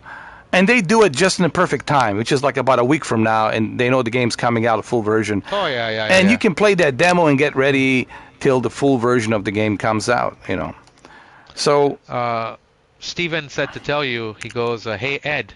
Yeah. That guy, he goes, hey Ed, that guy from TikTok put a small clip of you in that game. Did you see it? No, I didn't actually. I didn't get a chance. I was working today. But if you send me a link, I'll definitely check it out. What? Which guy? I don't know. Is it another YouTuber? No, it's the guy, the TikTok, the big TikTok guy. The famous TikTok guy. Yeah. Are you talking about the guy that you did the VR game with? Yeah. Okay. Me and the other guy, the developer, we called him a developer. But he's not a developer, but we call him a developer. And then it was him and the other guy, the other British dude that was there. So it was like 3 of us, including him, that's 4. And then we took a pose, you know, for the TikTok. Yeah. For the alt air breaker. Yeah, he says he's gonna send the link. Yeah, thanks, man. Did you hear the rumors are coming out? It's probably true. TikTok, not TikTok. Take Two going to be a PlayStation exclusive forever. And they're gonna buy. I heard that. I heard that. Yeah, I heard that. I also heard that what you call it's gonna be also exclusive. Konami. It's gonna be also part of the deal. Sony is buying quality. You know, they're like, we don't need to spend 68 billion. Yeah, they're not buying some, you know, run down the mill. You know. But Konami has some pretty good games in their title. Oh, are you kidding me? Just the Metal Gear universe alone, it's. And then you got the Castlevania, Silent Hill. Pfft, that's a complete deal. That's just Xbox should just like retire off this, like, you know, just step away. And let Sega come in and be a real competitor, you know. Because unless Xbox is just going to be like a service, you know, for a niche thing, you know, like, you know, hey, you guys, if you know, want to play some games, you know, if you don't want to play on your phone and you want to play those same games on the phone, you can play it here on the TV, you know, whatever. Yeah. I mean, it's sad. What's going on with the Xbox is just, it's sad. And I don't know how else to say it. It's just sad, man. But I can guarantee you, if Sony gets Konami, you're probably going to see a really good Metal Gear exclusive, a new one come out for PlayStation, you know, down the line. Crazy. Yeah. You know? Well, most likely. But yeah, they need to. Microsoft this summer really has to show something concrete. Proof that they really got this. Where's a Hellblade 2? Where's all these other games they were talking about? Like, what's going on, man? This is not the best work, man. This is, I mean, even if you're an Xbox fanboy, I mean, how you really can't defend this. I mean, honestly, it's hard to defend it at this point, man. Even the same thing with Stadia, you know, like this is almost like the same situation like with Stadia. You know, it's hard. Like I stayed with them for a year and a half, but after a year and a half, I was like, nothing's happening here. Like, you know, this is like, what are they doing? You know, so you got to show something concrete where you know that you got everything locked in and ready to go. Give us the roadmap, show us the demo of the Starfield, of this new motorsport, Forza Motorsport. Show us some new Unreal Engine 5 games. Show us what this Series X can do, you know. I mean, but right now, the only thing that's keeping it, honestly, alive on a live support, it's the Microsoft Flight Simulator. I'm telling you, if it wasn't for the Microsoft Flight Simulator, it would be rest in peace. I'm being honest, man. It would really be rest in peace, you know. This guy, his name is V Beastie or V Bestie. He says, well, I'm just going to summarize what he's saying. He's basically asking if you've ever had any problems with the right controller for the PSVR 2. He says he bought the PSVR 2 when it came out, and he had a problem, so he sent it back, and they gave him another one. And the replacement one that they gave him, the right controller doesn't work at all. No, never had any issues, man. Since day one. If you watch my channel from the beginning of the February 22nd, not one single issue. My only problem was the batteries after 5 hours, 6 hours, they're very low. But I found a solution for that, and the solution was this right here. Plug it in. Plug it in. You see this? This was the solution right here. Play it wired. Yeah, wired right here. And this is fine, dude. No issues. This thing is heavy, man. This not going anywhere. But it works for me. It's like a lifting weights, man. So it's all good. You know, it's like a little workout. So, but it's 12 feet. You know, it's all good. So yeah, no issues, man. No issues with nothing. I mean, I'm sorry, but if there was, believe me, my only issue was the boxing. Is the box. It was the shitty box, you know. That's the only thing that I hated, and it's clearly on the video, on the unboxing. I couldn't stand that. But then again, I should have done my research that the outer box layer should have been left alone, and I was trying to pull it out because I watched that hot chick from Japan do the unboxing, and I was trying to do the same thing she was doing, but the thing is, they never showed us how she pulled that out. Instead, they gave her an extra box to just sit there, whatever. It's a camera trickery, you know. They use the camera tricks. This is why I hate videos that are edited, because you can always pull tricks. So that's my only complaint, is the box. There should have been a better quality box, but he says he said he called he said when the second one, when he got the second one and that was also not working, he said he called customer service, and they told him that it was because of a recent update that they had for the controller, and a lot of people have been having the same update, the same problem. He said it started 15 days ago. So I guess just don't update your controller. I don't know, man. That's strange. It could just be random. It could just be like a random. Because I updated yesterday. That update works just fine. You know. Yeah. I don't know, man. I mean, of course, there's people out there gonna have issues. Of course. Yeah. But honestly, man, I have zero problems, man. Nada. You know, my only problem, like I said, was the fact that I cannot buy additional controllers, and that there's no chat for me to read, and I gotta, have Cameron read the chat for me, like that kind of stuff. I wish that they included with the update where I can see the chat. My complaint was the box. Obviously, it's not a big deal anymore, but it was a problem for me. It's my own personal thing because I like to save my boxes and keep it in a good condition. And this one, it's kind of torn apart a little bit, but. Maybe it's going to be a signature, Mr. 4K signature PlayStation VR 2 when I sell it. This is how I got it, the famous video when I broke it. And another problem I had was at first I complained about why is the plastic so cheap? You know, this feels like a very cheap plastic. And then I realized once I put it on, they made it cheaper. They made it lighter, so that way it feels lighter on your head. They could have made it sturdier, but then it would hurt. I wouldn't be able to do this live stream much longer because then my head would hurt. Yeah. So, yeah. But see, this was all before I started experiencing it, so my opinions change as time goes, with everything else, and And, you know, that's the way it is. But right now, I haven't had any issues, man. Controller works fine. Everything works fine. The G29 racing wheel works fine. The mirror effect, I really don't see it, but if I want to look for it, I can find it. Same thing with the blurriness. No issues with blurriness because I clean it. I use my IPD, you know, in pupillary distance to adjust it on this wheel. Really, no issues, you know. But I hear there's people out there having issues, man. Honestly, I mean, is this your first time having a VR headset? He said that the controller works perfect when he's using it it's only the right controller. He's saying it works perfect when he uses it to control the menus and the options, but once he starts the game, the right one doesn't work. And it's since he did the update. Really? Wow. Well, and this is his second replacement unit. I don't know what to tell you, man. That's you just. I mean, I don't know how to say this. I guess you're just shit out of luck, man. You know. Well, you've been get a third one. Go for a third one. Yeah, go for a third one. Oh, you mean just being cursed by the gods of PlayStation VR?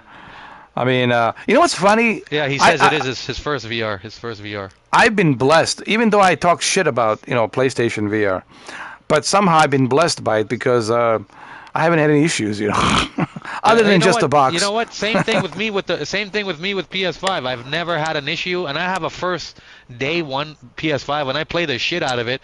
Yeah. And I've seen people tell me that their PS5, the disc tray makes noise or it doesn't spin the disc, and I'm like, hey man, go digital, Yeah. But for me, it's never even glitched once. So I don't know, man. I hear all these, and look, I believe that people are having issues. It happens. Yeah. There's a lot of people out there, a lot of units being sold. I don't know, man. It maybe the batteries. You know what it was? Maybe you just happen to have the lithium. Maybe the tracking is screwed up on the controller. Maybe that's why it's not working properly. Maybe the tracking, those little tracking little diodes that are in there. Maybe Sony will release an update if it's a problem and they know about it. Maybe there's an update. I don't know. Yeah, I mean, I'm sorry, man. I really feel bad for you. That sucks, dude. That you have to go through that. I mean, if I had any issues, I mean, I'll be the first one to. Of course, you wouldn't be able to play half the games you've been playing. Yeah. Believe me, you wouldn't be able to play any of them. Cameron knows me. I'm not gonna hold back. I'm gonna get my phone and open my phone and press record, and that's it. Let it rip. Yeah. You know me. I'm not gonna hold back. And really, so I mean, no issues. I mean, so far. But you never know. I mean, you never know. He said he sent it back, so he's waiting for the third replacement to come. But you see, he says he's just annoying because he wants to play it and have fun, and he. But okay, here's my problem now. You see, I'm glad that this guy asked this. I do have a problem, so I'm gonna address the problem that I have now with Sony. My problem with Sony, which I already have addressed, is why won't you let me buy an additional controllers where I can walk into a store and buy it? Damn it! You're gonna let me buy a DualSense controller, but you're not gonna let me buy a Sense controller? What in the F is that? Sony, you need to come clean with this and tell us what's going on. Doesn't that sound weird to you, Cameron? It's weird. You know what I would do if I was Sony for this guy, since it's his third one? Yeah. I would give this guy a fucking $200 rebate or $100 just to make him happy. For free. I would give it to him for free. Yeah, because think about it. If you buy a PlayStation 5 and your PlayStation 5 is fucked up, that just killed your whole experience. It's like now you're gonna have a bad impression about the brand, about the product.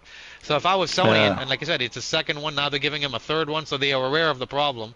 I would say, you know what, let's give this guy at least a $100 rebate, or give him like a store credit in the store, a $200 store credit, just to give him happy. Like, I would do something like that if I was Sony, because even giving this guy a $200 credit, that's nothing for Sony. It's peanuts.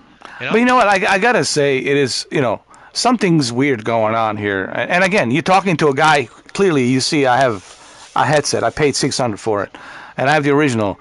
And I know what it was like with the original. It was so easy to buy it. It was a different time. The economy. There was no pandemic. None of that shit, right? It was a different time. Granted, things were a little bit better. This is a different time now. I get that. I understand that. 6 years has passed. A lot of shit has happened. But here's my issue. like, why are you only selling it on your website? Why not put it out there on Walmart, Target? What's going on here, man? Why can't you purchase an additional controller? Walk into a Best Buy and purchase. I got a situation for you. Come on. Like in regards to what this guy's the same guy, but his next comment. So imagine this, Ed. Imagine you're playing your VR. You know, you're playing it for like 5 hours straight, and you're like, okay, guys, I'm gonna go get myself a drink, and I'll be right back. And you go and you put the controller down, and all of a sudden now the controller falls off of your table, and one of the controller breaks. What do you do now? Do you have to go buy a whole new fucking VR2? Yeah, pretty much. According to Sony, yeah, pretty much, yeah. So, and then I got attacked for mentioning that by all the fanboys. And I was asking like a legitimate concern. I was giving a legitimate concern. It's like, hey, I'm concerned. I just wasted $600. What I gotta do? Pay another $600 just to get a bloody controller? Like, something's weird going on here. And you know what? I'll admit, everybody else been kind of sugarcoating it. They need to come clean and say, hey, all the other YouTubers, I know you want to fanboy and support this. Believe me, I get it. I understand the fanboyism and hooray, hooray. I get it. Like a cheerleader. I understand that. But this should be we should be transparent, guys, when it comes to this device. We have to be transparent. And I don't think a lot of YouTubers out there, to be honest with you, Cameron, are being transparent about Sony. They're not asking about, like the controller thing, right? They're not asking about why can't you purchase it in a Best Buy or Target or Walmart so I can return it and get an exchange or get something else. Why can't you purchase an additional controllers? Why don't you have a freaking chat? I mean, necessity for me to read a chat. This is not like a luxury. It's a necessity.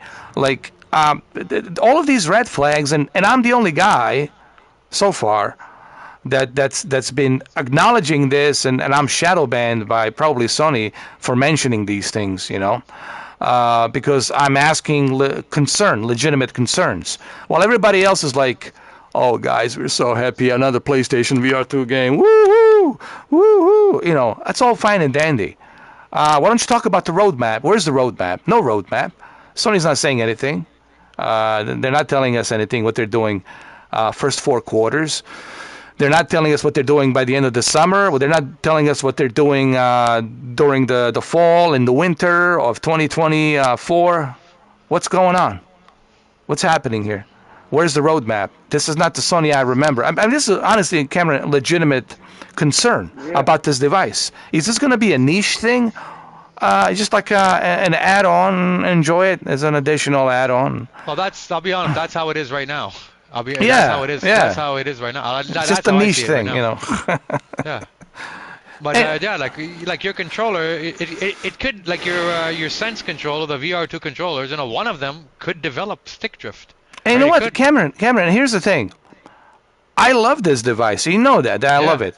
But but see, people are going to say, but now you're criticizing it. No, this is legitimate concern. I mean, this like saying, hey, sir, I like this ship, but it's beautiful. It's huge, this Titanic. I love it. But are you sure, sir, that SOS, though maybe we should go around those icebergs? No, we'll be fine. Don't worry. This is a very powerful ship. It will not sink, right? Like, I don't like the ignorance. I don't like, when people just want to turn the blind eye and ignore the elephant in the room, or a gorilla in the room, or a King Kong, or Godzilla, or what have you. I like that stuff to be mentioned. And I don't see any YouTubers talking about it. And we have to be transparent. We have to be honest.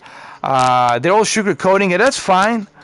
That's your shtick. That's how you make money. That's your bread and butter, instead of a 9-to-5 job. I get it. I wasn't born 2 minutes ago. I didn't just cut my umbilical cord, all right? I fucking get it. But what I don't get is that none of these guys want to address the elephant in the room, Why don't you talk about why there's no roadmap? Why don't you want to talk about why there aren't, like, any advertisements, except maybe they just one with the... what's his name? Ozzy Osbourne. They paid him like a... He was probably sleeping when he was doing it. Dude, they didn't even fucking turn it on. They didn't even turn it on, man. Yeah. The light wasn't even on, like Mr. Mike says, dude. The light wasn't even on. And then, why can't you purchase it in the Best Buy? Don't you think that's convenient? You go to Walmart, Best Buy, if you don't like it, you return it, you get 14 days. Or if something happens, you return it, right? And get or exchange, you get another one, right? Isn't that a convenience, right? That's the convenience of buying it in the store. So why only at the direct PlayStation? And no one's asking these questions. Yes, granted, 4K HDR technology that's built inside this headset. I mean, I don't know how many countless times I have said it, Cameron. It's awesome. But that's not enough. If you got nothing to feed it, right? You have to feed this thing something. Yeah. Even that 3090 Ti doesn't mean shit if I'm not going to take full power over Unreal Engine 5. And guess what? Not that many Unreal Engine 5 video games, right? How many do we have? Maybe one? Was it maybe a demo, tech demo or something? I don't know. Just a tech demo. So what I'm saying is this, and I'm not going to name the names of all these other YouTubers. You know who they are. I think they need to be transparent. They need to be honest. They need to really acknowledge this so that way Sony will take notice of it, right? They're going to say, they're complaining. We don't have this feature. We're not showing the roadmap. They cannot buy an extra controller. They cannot go ahead and walk into a store and buy it. This is not good. How are we going to reach our objective initiative to reach this global initiative to sell this freaking thing?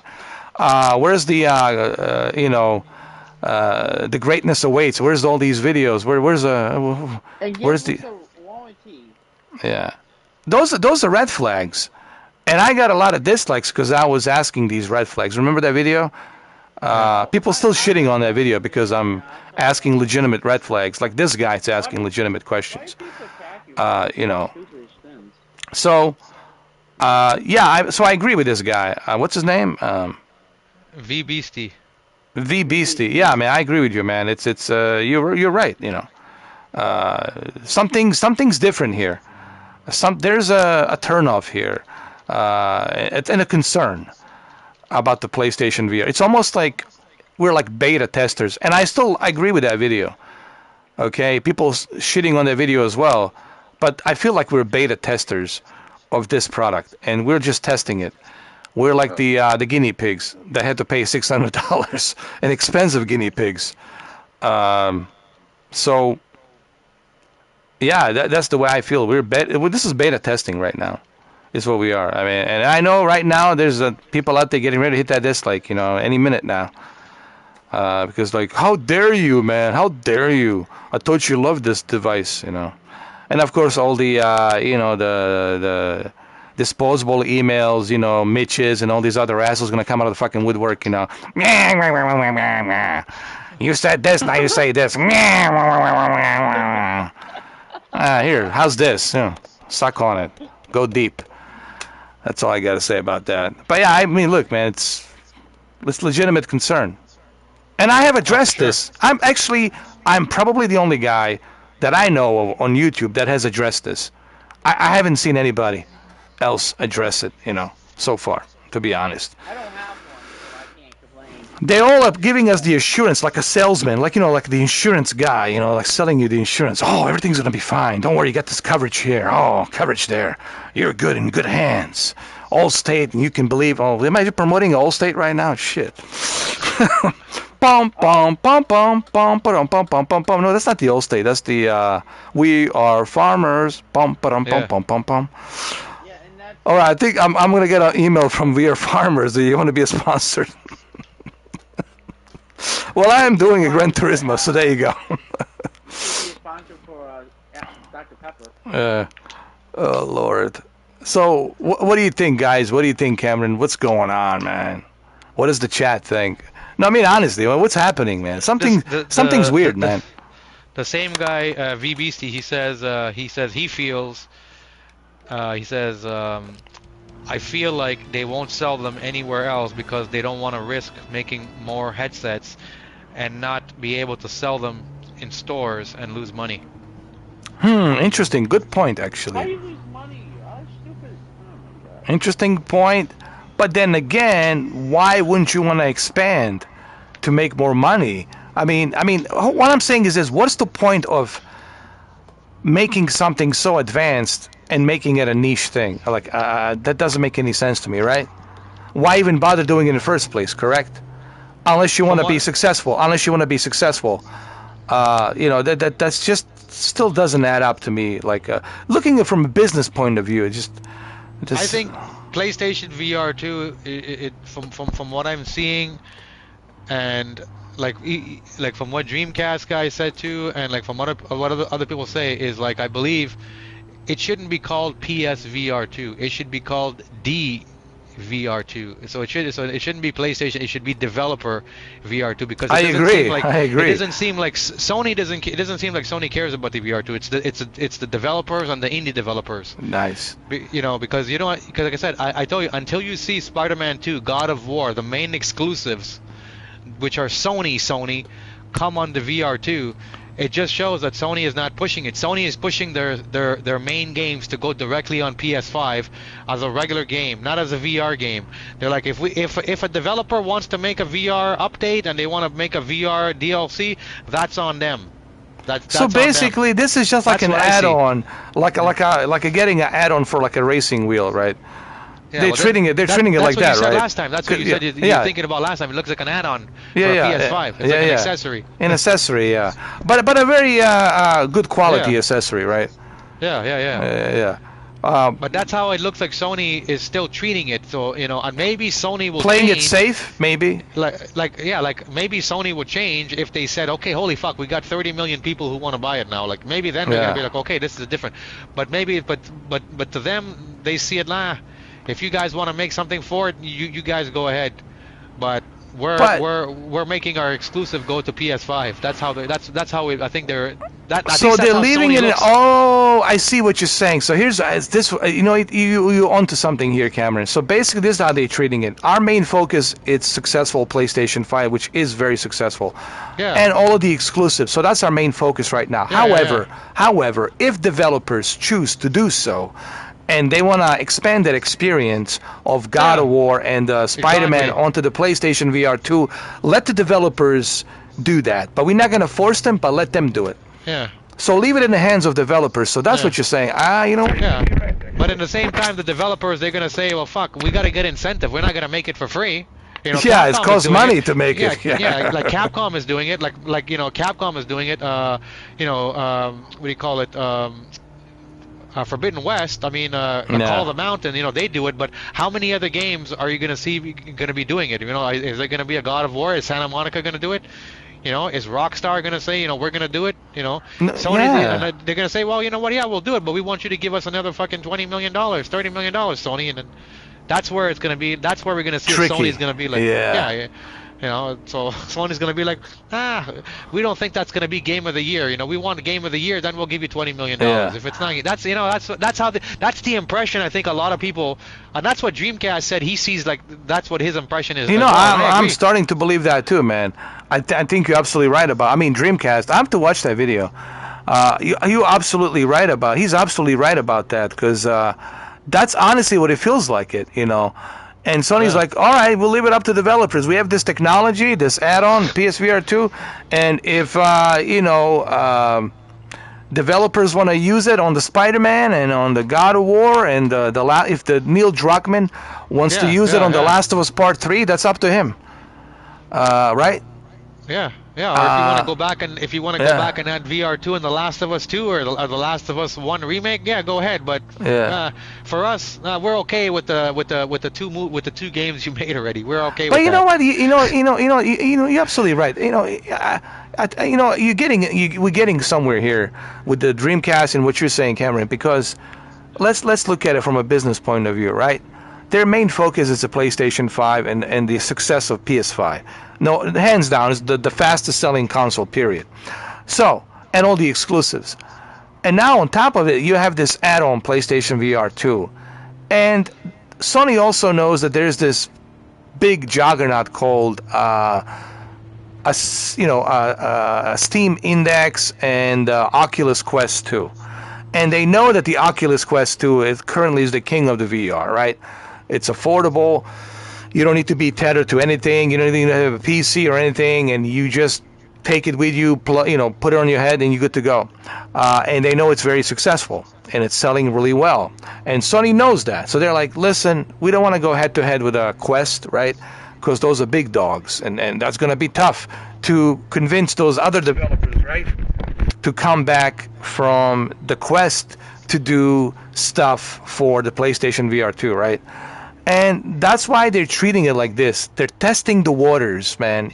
Yeah. I think that's actually it's exactly what I said, right? A couple of weeks ago. They're beta testing the waters. It's what it is. Yeah. This guy V Beastie, he says, what if Sony is, well, I'm gonna generalize what he's trying to say, but he's trying to say, what if Sony is worried about the upcoming VR sets from other companies, and they want to see if it's worth investing, if they can even compete with them. So if it's worth investing in their games, if their VR2 essentially is not even going to be able to compete with them. Well, that goes back to our original point. They're playing it safe. It's what I said too. See, I hate to be always right, man. Honestly, I mean to brag about it, but that's what I said. Like they're beta testing it. They're testing waters. If they were 100% like on board with this device, okay, it would be all over the stores. There'd be demo stations, dude. They'd be like all over the place, right? Commercials everywhere. It'd be freaking crazy, right? But they're not doing that.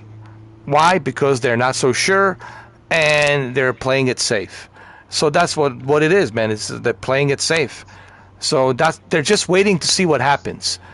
It's a smart from a business point of view. No. Sucks for you. Yeah, I mean, it sucks for me who has it, and for us who have it. But for Sony, this is smart business. So you can't really. It's about the perspectives, and I'm looking at it from like a business perspective, And I know it's kind of a shitty way to look at it, but business is business, and Sony doesn't want to lose money. Okay, unlike Microsoft, blindly buying all these studios. So they're playing it safe because they do understand that there's a Quest over there, very popular. And that's a tough battle to fight with the Quest 2 and the upcoming Quest 3. And then you got, all these other small little HTC portable devices, Yeah. So it's tough. It's tough to fight that. Now, if Sony made their own portable little PlayStation VR not tethered device, well then maybe that would be that kind of a market, right? But they're not doing that. So this is just an add-on, and they're treating it as an add-on, and they're going to leave it up to developers to decide what they want to do. Like Polyphony Digital said, hey, we'll do it, and we'll create this Gran Turismo for 7. And Sony's like, okay, cool, awesome, all right, and they did. But Sony could make them do it. Developer decide, hey, we can definitely use this technology to make it more immersive. And why not, right? Let's give people that option. And who knows, maybe Spider-Man will do that. Maybe they're going to do that, give you that option where you can feel like you're swinging from another building with those sense controls from one building to another building, right? Oh, yeah, that would be a good game for VR, for sure. Yeah. But, see, Sony is like, we'll leave it up to developers. Robot Bottle. Yeah. Now, they're probably going to ask some money, and I'm pretty sure Sony will give them. Because Sony probably realizes, hey, if these guys are serious, that's going to make double, quadruple our sales, right? So we'll give them we'll give them a 20 million to do a VR version, right? Here's a 20 million. That's a peanuts. I know it might sound like a lot of money to some people. Well, it is a lot of money, But to Sony, that's a peanut, right? It's a peanut money. Let's be honest. It's nothing. Yeah, it's nothing. It's like $20, It's like nothing. So that's really what it is. I think we got it. I think we figured it out, man. Honest opinion, What do you think, guys? Yeah. The chat. Combination. I think that's where we at. And it makes total sense from a business point of view, but it sucks for us because now. But see, this is what you get, guys, by being an early adopter. This goes for everything. You're taking a risk. I knew the risk when I purchased this, and I understand it. So we all knew the risk. So now we have to reap what we sow. What if the new headset that comes out? They say, well, we're gonna compete with the PSVR 2 by selling ours purposely $100 cheaper. Oh wow. Well, what would Sony do then? Would Sony have to cut their prices, or is Sony gonna say, probably. Well, or maybe they'll just discontinue the whole PlayStation VR 2, and they're gonna like PlayStation VR 1 and just discontinue, and that's it. You know, you'll still be able to use it and play it like I can use my PlayStation VR 1, right? I'll be always able to use my PlayStation VR 1, but yeah, you just won't have no games. Yeah, what you have is what you have. You're gonna play what you have. You know, it is what it is. So, but let's hope he doesn't come to that. You know, but. See, Steven, that doesn't mean anything. Steven says the VR2 has good reviews from like YouTube influencers. That doesn't mean anything, influencers. Yeah, it doesn't. Yeah, Sony doesn't give a shit. Doesn't if give a shit about says that. 2 thumbs up. He doesn't give a shit. They don't give a shit if you know, if what's his name? Linus Tech Tips. Yeah. Yeah, Linus Tech, or even Unbox Therapy gives it 2 thumbs. Yeah, they don't give it. What they want to see is they want to see the VR2 games make the money, like God of War, like Spider-Man. That's all Sony cares about. Exclusives. Look at how easily.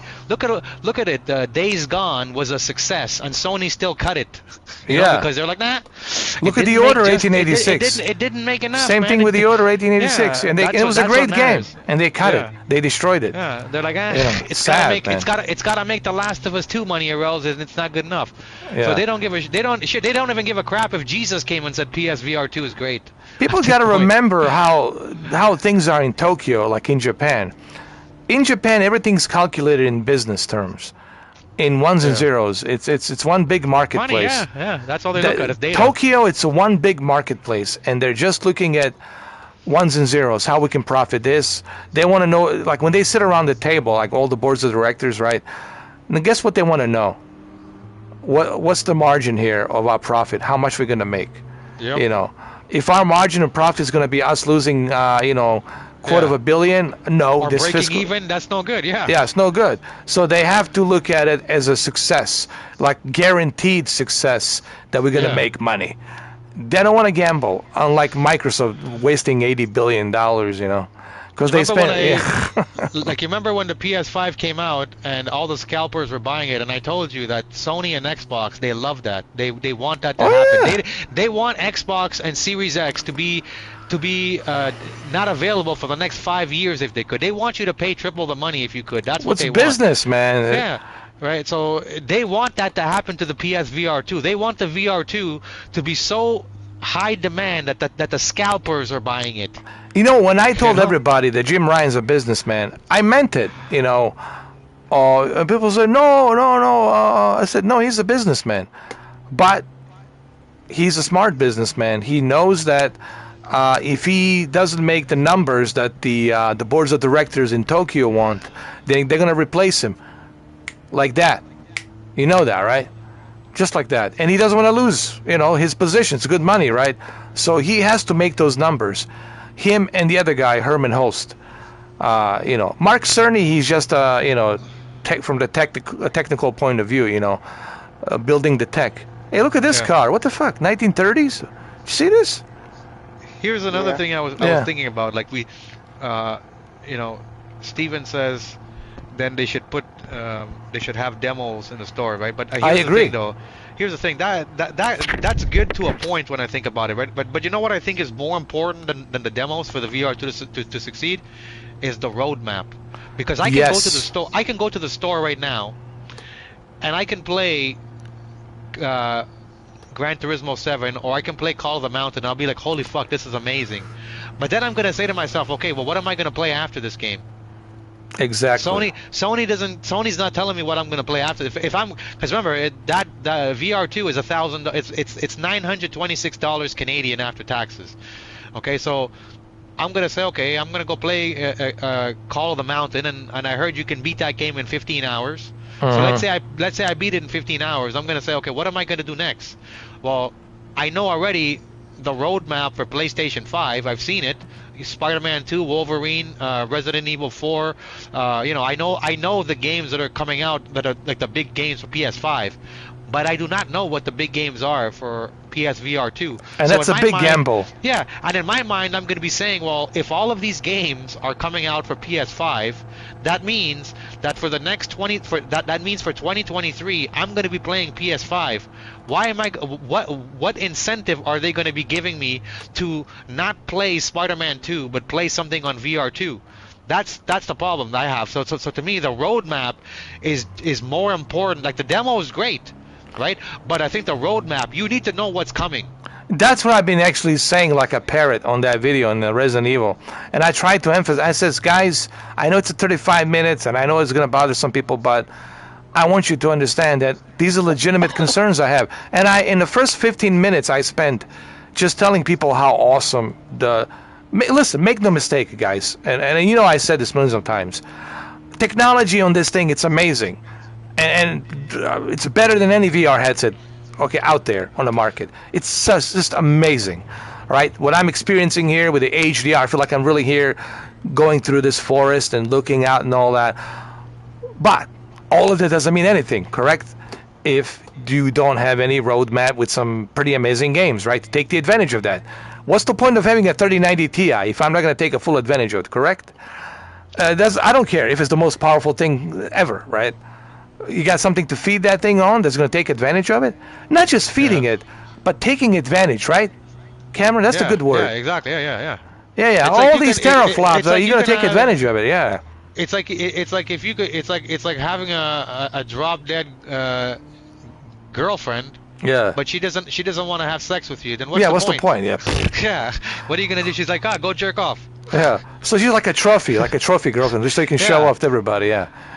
Hey guys, this is my girlfriend, but we don't fuck actually. Just so you know. It's like going and buying a 4090 video card, and then like, well, yeah, you can go look at your email. Yeah. Yeah, or like play Call of Duty with the same 120 frames per second that you can play on a 3070. So it's like, what's the point, you know? No, you're right, man.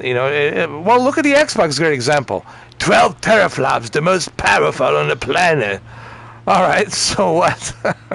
What do you got? What do you got?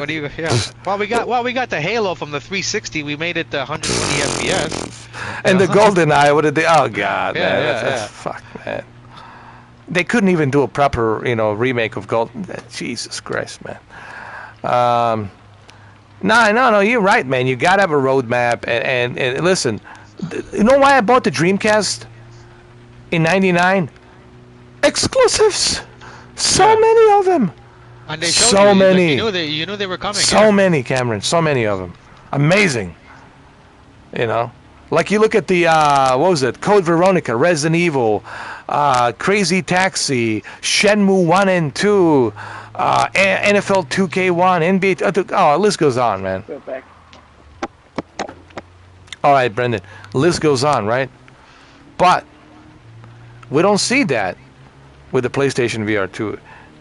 You gotta have something to tell people, hey, this is a good invest. Well, here's the word. 2 words. Good investment, future proof, right? Good investment, future proof. If you can't convince me that I don't have a good investment, future proof, which is 4 words, good investment, future proof, then forget it. You ain't selling that to nobody. No one's going to buy it because you're not convincing me that it's a good investment. You're not convincing me that it has any value, and you're not convincing me that it has any future proof on there. And that, my friend, it's no good. Anyone who knows business knows that. You can't even sell a house, even if you're a realtor. You can't sell it. What kind of how old is this house? All this mold's been renovated. What? What else happened here? No, bye. Right? And a lot of realtors, they don't want to cover that shit. They don't want to tell you what happened, right? They cover it, they paint it and they remodel it and all that shit, and they don't want to tell you actually what happened. So it's the same thing with any business. You have to convince me that this investment has value long term. And if you can't do that, well. Yeah. The same guy VBC he has a question, or I guess you can comment what you think. Like he's asking what would you think how they would work, but I'm not going to use PS6 because that's too far long, away. yeah, too far, Yeah. man. Yeah. So I'm gonna use more realistic, let's say PS5 Pro, because that's probably more realistic. Down the road, like 2025. Yeah, down the road. Yeah. Okay. Yeah. So he wants to know. So let's say a PS5 Pro comes out. Do you think it'll impact the graphics of the PSVR 2 and how the PSVR 2 works with let's say PS5 Pro? We're not going to say PS6 because by then, if PSVR 2 is successful, they're probably going to have a PSVR 3 by the time PS6 comes out.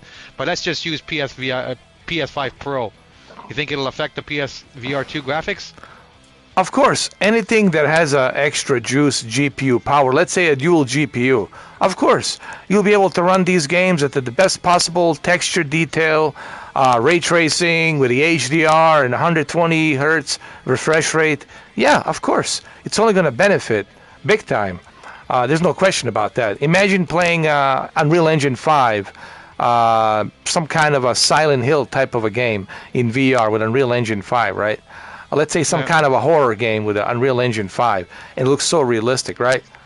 Yeah, having that extra juice, that GPU, of course. Yeah, throw some extra memory on there too. Oh, you don't have to worry about nothing. Everything's going to look sharp, native 4K, crystal clear. It's going to look amazing. You're only going to benefit from it, you know. So, yeah, having an extra juice for VR. VR requires a lot of juice, and having a dual GPU, it's welcomed. So yeah, in short, PlayStation VR 2 is going to benefit greatly, and this guy right here, of course, will have to buy it. There's no question about that, even if it means going through StockX, which most likely I will have to. I'm just being honest. It is what it is. It is what it is. Oh yeah, PS5 Pro. That's StockX. Gonna sell out for sure. Yeah, StockX. I mean, I already know. StockX for sure. I mean, that's a given. StockX. Even StockX already knows. They fast forward to the future and they can see. Yeah, he's waiting for his package and he's complaining again. He's making those videos why it's coming so damn late, you know. And then he finally got the package. Everybody's shitting on his channel. So yeah, they already see the future, like a Truman Show. So yeah, the answer is yes. Yeah, the more GPU, the more memory, the more CPU power. The more GPU, CPU power, memory, RAM, all that shit, the VR drinks that shit and wants that shit. It's thirsty. Yeah, so yeah, it's only going to help big time. I'll be back in 2 minutes. I'll still stay on. I'll just check No, take your time. Yeah. But the question is PlayStation VR 2 is going to be around for the PlayStation 5 Pro?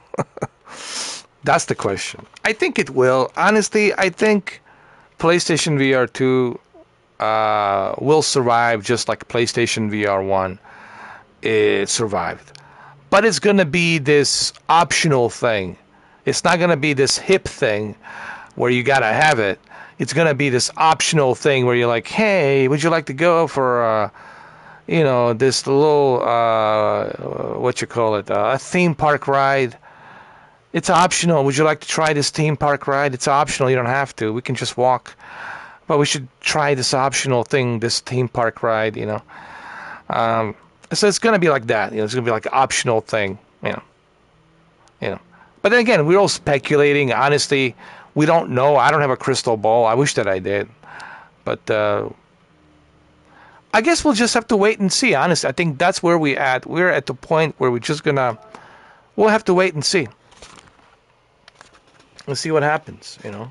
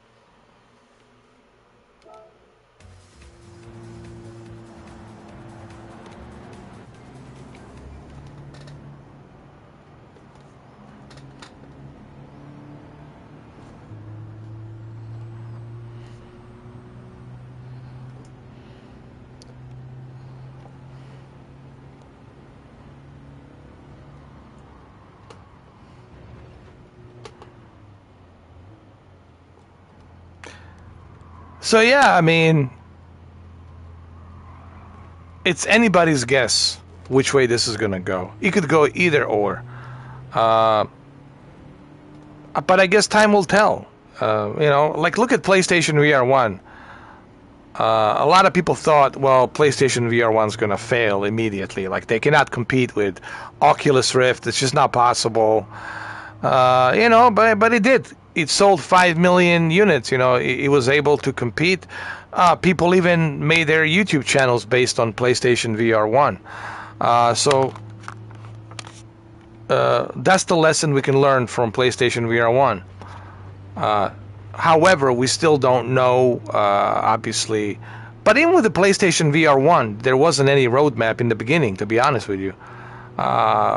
Later on, in 2017, we knew that there's a Farpoint coming up and Firewall 0 Hours coming up. But, you know, in the early stages of PlayStation VR 1, there wasn't like a clear roadmap, if you will. Now, the difference with the PlayStation VR 1 was that they had demo stations. You can go check it out. You can go to your nearest local GameStop or EB Games or Best Buy, Target, Walmart, whatever, and you can try it there, right? You can check out the demo. So it was a little bit different back then. So that kind of made it a little bit easier for people to kind of buy into it. Also, you had more people had PlayStation 4s, right? A lot of people had PlayStation 4s in their households, in their homes, so they didn't have to spend an additional money to purchase a console. While PlayStation 5, there's still people out there having a difficult time trying to find the PlayStation 5, so there's that too. So things were different back then. I understand that, you know, but I'm drawing some similarities in terms of like roadmap. Even back then, Sony didn't have any like concrete, like guaranteed roadmap, like what they're gonna do next year, the year after. In 2017, in the first quarter of 2017, they came up with, you know, the Farpoint and Firewall 0 Hour, and that was the introduction to the aim gun, you know, with the Farpoint. So that was a little bit of the reassurance. And then they announced the Iron Man, and they're going to do the Iron Man and other things, and Resident Evil in 2018, and the Resident Evil in Resident Evil 7 in 2018. So it took about a year till they finally gave us the roadmap. So that's the only like line I can conclude to between the roadmap, the similarities between the roadmap of the first PlayStation VR 1 and the second one, which is this one. You think the roadmap is going to be before in May or June? I honestly think they're gonna wait till like the fall, September, October, and then they're gonna start like showing us what they're doing for the next year. And if they do that, that's good. That's a reassurance that they're having a plan and working on some awesome exclusives behind the closed doors. I mean, we already got one game coming out, which is World War II dogfight flight, World War II, like a Red Baron, you know, one of those old World War II airplane, dogfighting, you know, in the sky. Is that the one that Ace something, Ace. Ace, I forgot. It's not an Ace Combat, but it's something with an Ace something. That looks good. I thought. Yeah. That looks good. Then we have Firewall Ultra. Yeah. We have the Crossfire, which is gonna be cool. That's coming out. And then next Thursday, this coming Thursday, we got Switchback. That looks pretty fun. That's coming up. And Resident Evil 4. Resident Evil 4, yeah. So we got a lot of stuff coming up. I mean, there's already cool games. So possibly they might do it maybe this summer. They might show us a little bit more. But I think it's not going to be till like September, October when they really shows us the big ones, you know, like the ones we want to see, you know. If they show us Spider-Man 2, well, that's it. Then everyone's going to be happy. Everyone's going to be celebrating and cheering. Yeah! You know, because Spider-Man 2 is going to just sell with this sense controller, the haptic feedback, adaptive triggers, spinning from one building to another, and then if you hit on the building, you're gonna feel it. Like when you crash onto the window, you're gonna feel it with a haptic feedback on the forehead of this headset. You're gonna feel that vibration built inside the headset. So Spider-Man 2 would be perfect for this, but that's if it happens, you know. I'm back. Welcome back. Welcome. Steven says that they're making a Tintin. Tintin is making a new game for PlayStation. Trailer dropped today. They also dropped the RoboCop trailer. Oh, RoboCop! I'm looking forward to. That's definitely something I'm really excited about. And RoboCop would be great in VR, dude. I mean, that's just like, you know, I don't know why no one's approaching them saying, "Hey guys, listen." I know they gotta give him. Somebody has to come with a bag of cash, obviously, but but I mean that's like a missed opportunity, man. Right? RoboCop in VR? Are you kidding me, dude? Come on, man. I mean, who doesn't want to see themselves as a RoboCop? Come on, man.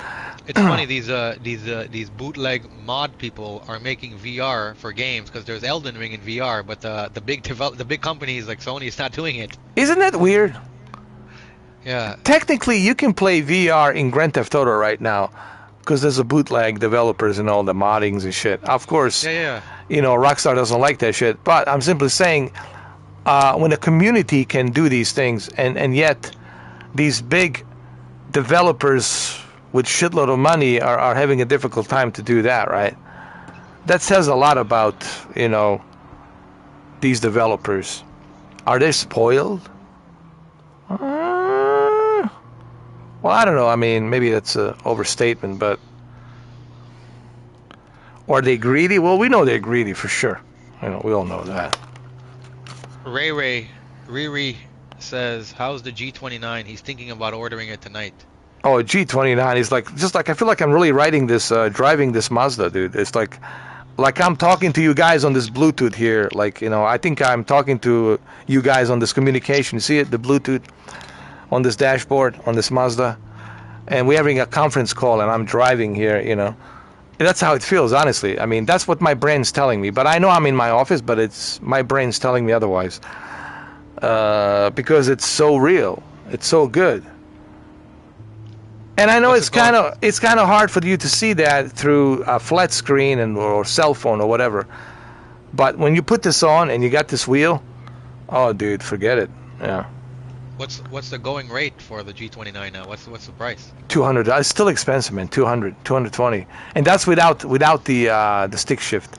Stick shift, you're still looking like a 280, 250, which is definitely worth it. All right, because this thing used to be 400.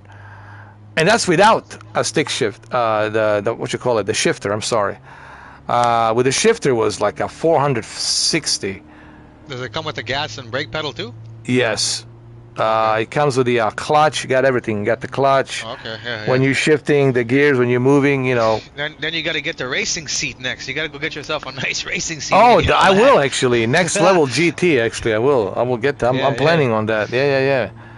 Oh, absolutely, dude. Since I'm collector. I told you, Cameron. I'm collecting cars. You see, I already got this one now. Yeah. So I'm actually. They even gave me a trophy. I'm a car collector, actually. Believe it or not. Yeah. Can you trade your cars with other enthusiasts in the game? Like, is there like a feature where you can trade cars? Like, maybe you want another car, and the guy's like, "Well, I'll give it to you if you give me 2 of this one." Not at the moment, but that would be cool. Actually, that would be awesome. Yeah. Actually, that's a great idea. That would be a great update for Polyphony Digital to add that on.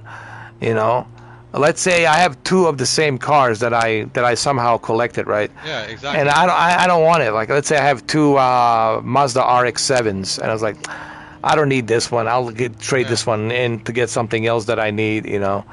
Yeah. That'd be great. Yeah. But or maybe but I'm like gonna be online. But I'm gonna be a greedy collector. Yeah. I want 400 everything. Yeah. I want to bragging rights to say, yeah, you're gonna watch me do a live stream 24/7, 365 days a year, just trying every single car, 400 of them. Yeah, why right? not? Why not? Why not? That's why I said that's the replay value of Gran Turismo. Yeah. Is to have those cars and play with them and race them. Yeah. And then not to mention that you can actually do a multiplayer. That's an additional bonus. I mean, Gran Turismo is selling this headset. There's no question about that. And I think Sony knows that. The Gran Turismo 7 is selling this. And it's selling a lot of wheels too, for sure.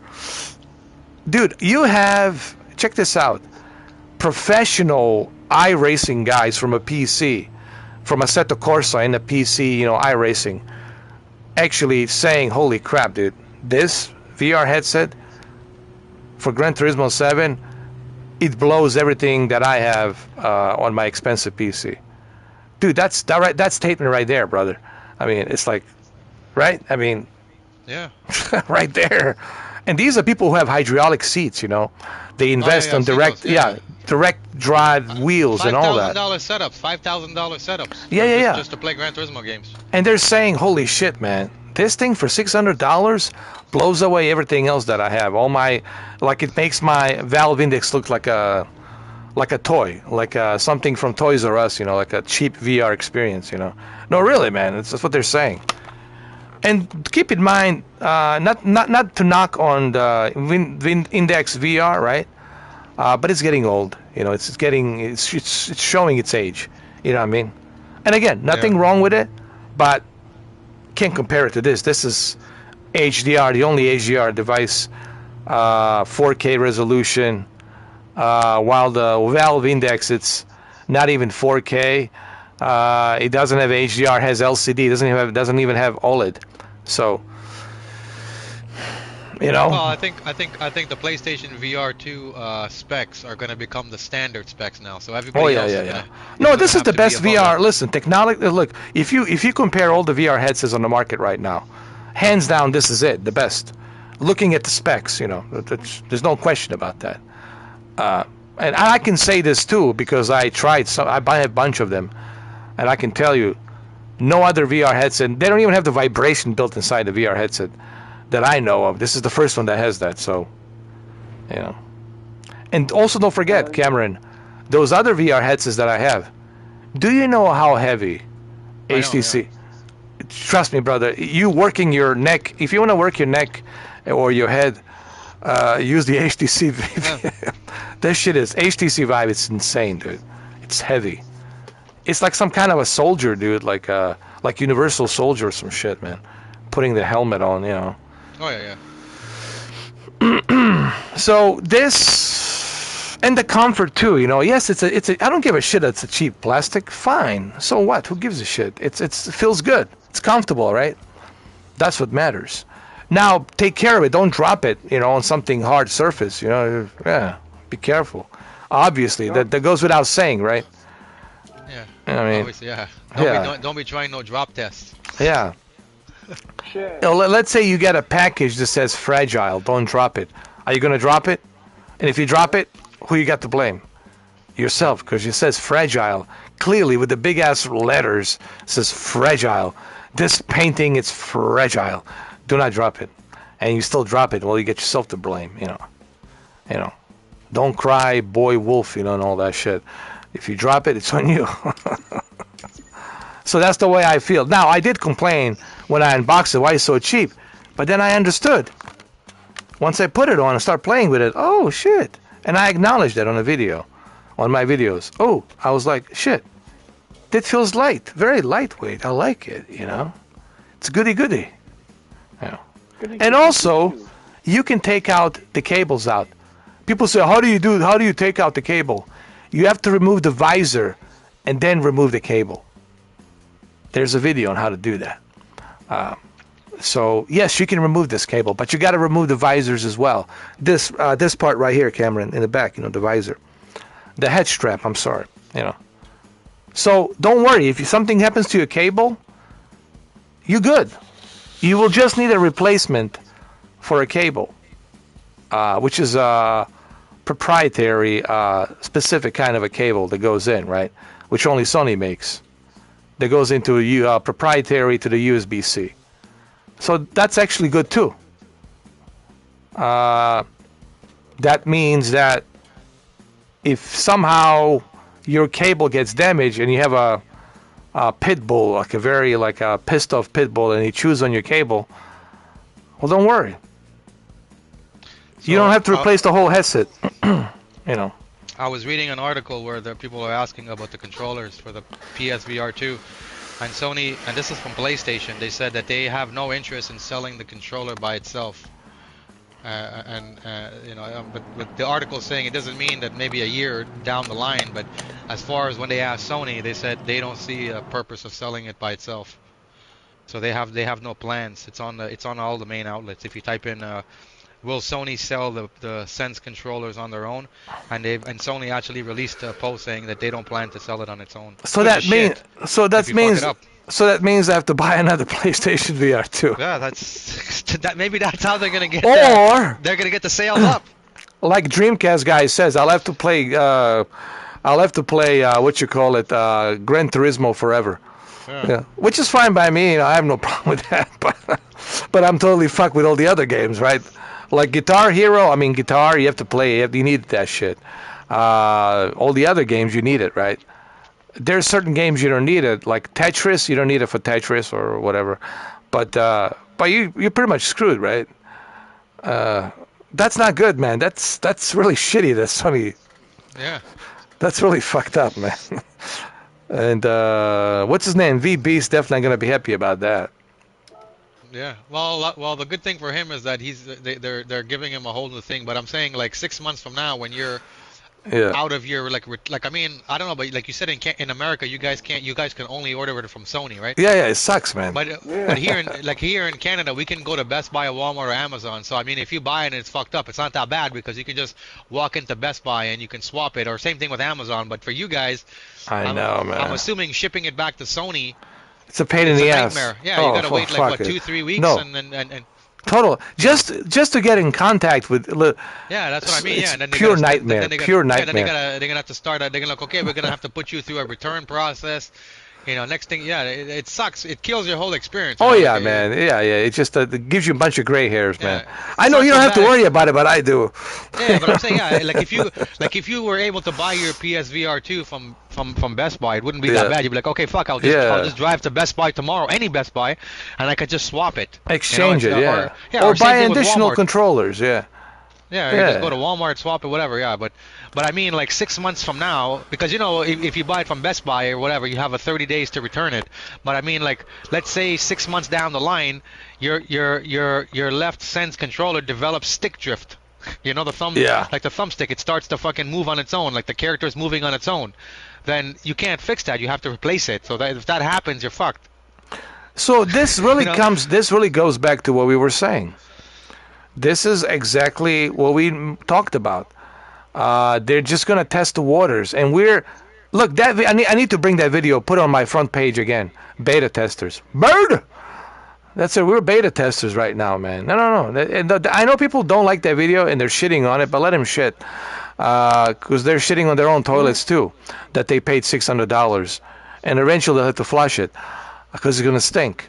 And they're going to realize that it's stinking because Sony's letting him know, hey, sorry, you want to buy another controller, you're going to have to buy another headset. $600, boy!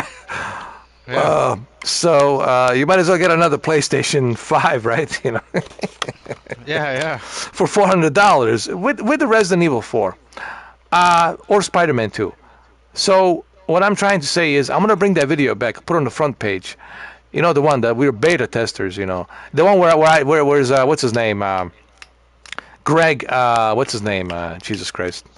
The guy that fell on the Oh yeah, Greg yeah, Miller, yeah. the fellow of the empty box. First he comes out, oh, here's the PlayStation for all you guys. We're giving it away. And there was no freaking PlayStation VR 2 in there. It was like an empty box, and he fell down on it. That pissed me off when he did that. So I'm going to bring that video back on my front page, because you know what? That's the conclusion right now. It's a beta testing. They're testing the waters. I'm a beta tester. You know what I'm right now? A beta tester. Beta. Bird! Bird! Yeah. A beta bit. Bird! That's what I'm. Well, bird! That's everybody else who bought it. I think it's just people don't want to admit they're a bird. Everyone wants to be alpha, but I'm sorry. With the PlayStation VR 2, we're all birds. That's it. I knew something was fishy. Like, why is this thing not out of stock? You know, why you can purchase it? Like, what's going on? Why it's available? Right? Even right now, you can still purchase it. Oh, It's yeah, available. yeah. And I think we know. I think we got the answers right on this live stream, for sure. Yeah. Oh man. Play Resident Evil 4? Demo, yeah, man, that was great, man. That was the best game. I mean, that. Oh, I'm gonna play it, man, for sure when it comes out. But first, well, hold on. What's coming out first? When is the Jedi Survivor coming out? April 1st, I think. Oh, so they pushed it back, huh? Yeah. Well, that's good, because I wanna play Resident Evil next week. Oh, Yeah. fuck, dude, hold on. I think I could manage. I can do the Switchback, which is exclusive for PlayStation VR 2. I can do a Switchback. Oh, this is a good deal, man. I can do. No, I still got time. Switchback's coming out on the 16th, right? Oh, that game, I heard that's gonna be good. Oh, it's all good, man. I can do Switch. Don't forget for the fans. You want to do the Game Pass Atomic Hearts. Oh yeah. I gotta do that. I think it'll do well on the live stream because I think a lot of people are into it. I know. I'm gonna have to do it, man, because people are already bugging me about it.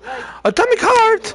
Atomic Heart. Have you tried No Man's Sky at all? Yes, I No. did. And my brother loves it. He's into that stuff. He's a huge No Man's Sky man. But he likes to play it on his flat screen, on a nice, beautiful couch where he can relax, kick back. It's just, and I don't blame him. I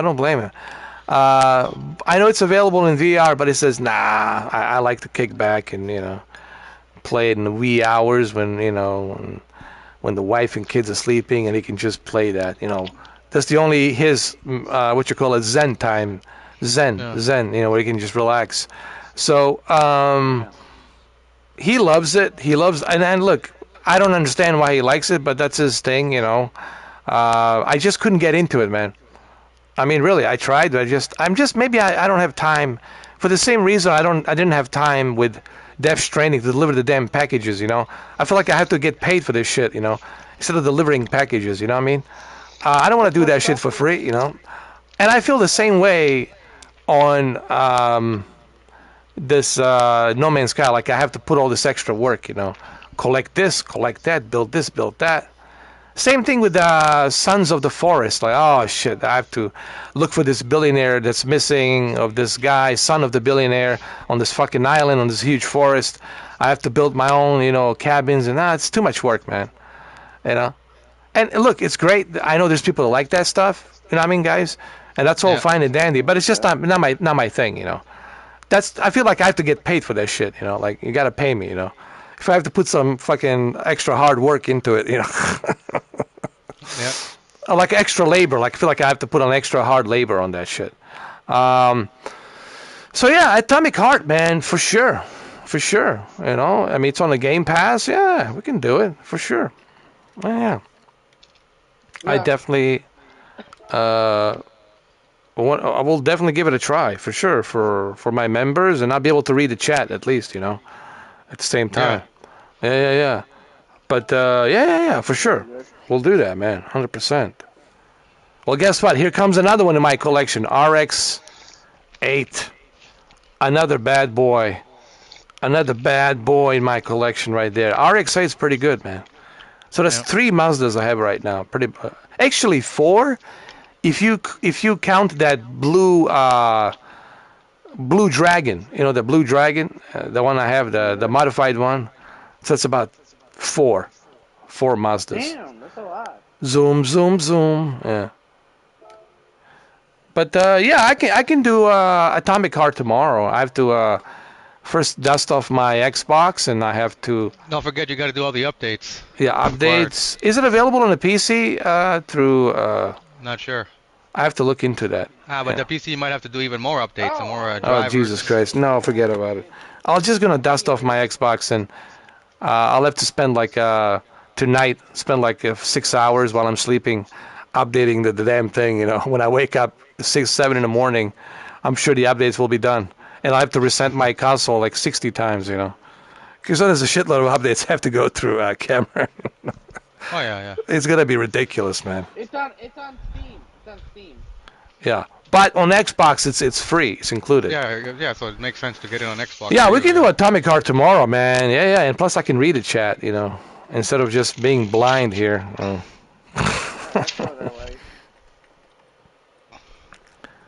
So I'm going to purchase this bad boy. We're going to take it to the run. Here's another Mazda. Woo! I didn't even touch my... Wait, I have touched my Xbox. You ever heard that song? It's like a German song. Du hast mich. No. That's the Rammstein. But there was another one where this guy calls. He speaks in English. He goes like, "Ooh, she touched my tra-la-la, and I was denied," or something shit like that. I don't know. You ever heard of? You ever heard that song? "Oh, she touched my tra-la-la." I think so, maybe. The guy looks like a Dr. Disrespect, has a mustache, and all these supermodels are laying around. Speaking of Dr. Disrespect, I didn't watch the video, but Dreamcast guy had made a video. I forgot to watch it, but he made a video where you gotta send me those links, man. I have to check it out. Where Dr. Disrespect is making his own video game, and Dreamcast guy says it's a scam or something like that. I didn't watch that video, though. I forgot. I have to watch that. He's got a game coming out. I heard about that. Called what's it called? Something. You can't say it on here when you busted on him. I'm not gonna say the name then. But yeah, I know which one it is. It almost like the gun looks like a Halo gun. I'm not gonna lie. I've seen it, and you know he's like rubbing it in. He's saying, "You know what, guys? You have to lock in. You know, when I do stuff with the precision." You know, it's like he's like rubbing it in, like it's the greatest thing since sliced bread. You know. I said, "Where's the demo?" You know, you have to be patient. You don't need a demo. You have to be patient. You have to lock in. You have to donate $50 first to find out if I'm going to release the demo. So, if you want to even say hi to me, it costs you $100. So imagine what you have to pay just to get a demo from me, just to get a link. So I don't know, man. I think he might be right. But I have to watch the video first from what's his name? Yeah, Dreamcast guy. Yeah, Dreamcast guy. Yeah. I've seen it. It's really good. It's a really good video. Yeah. Look, Dreamcast guy, he's got some good points, and he wouldn't be making statements unless he had something. He's like a good detective.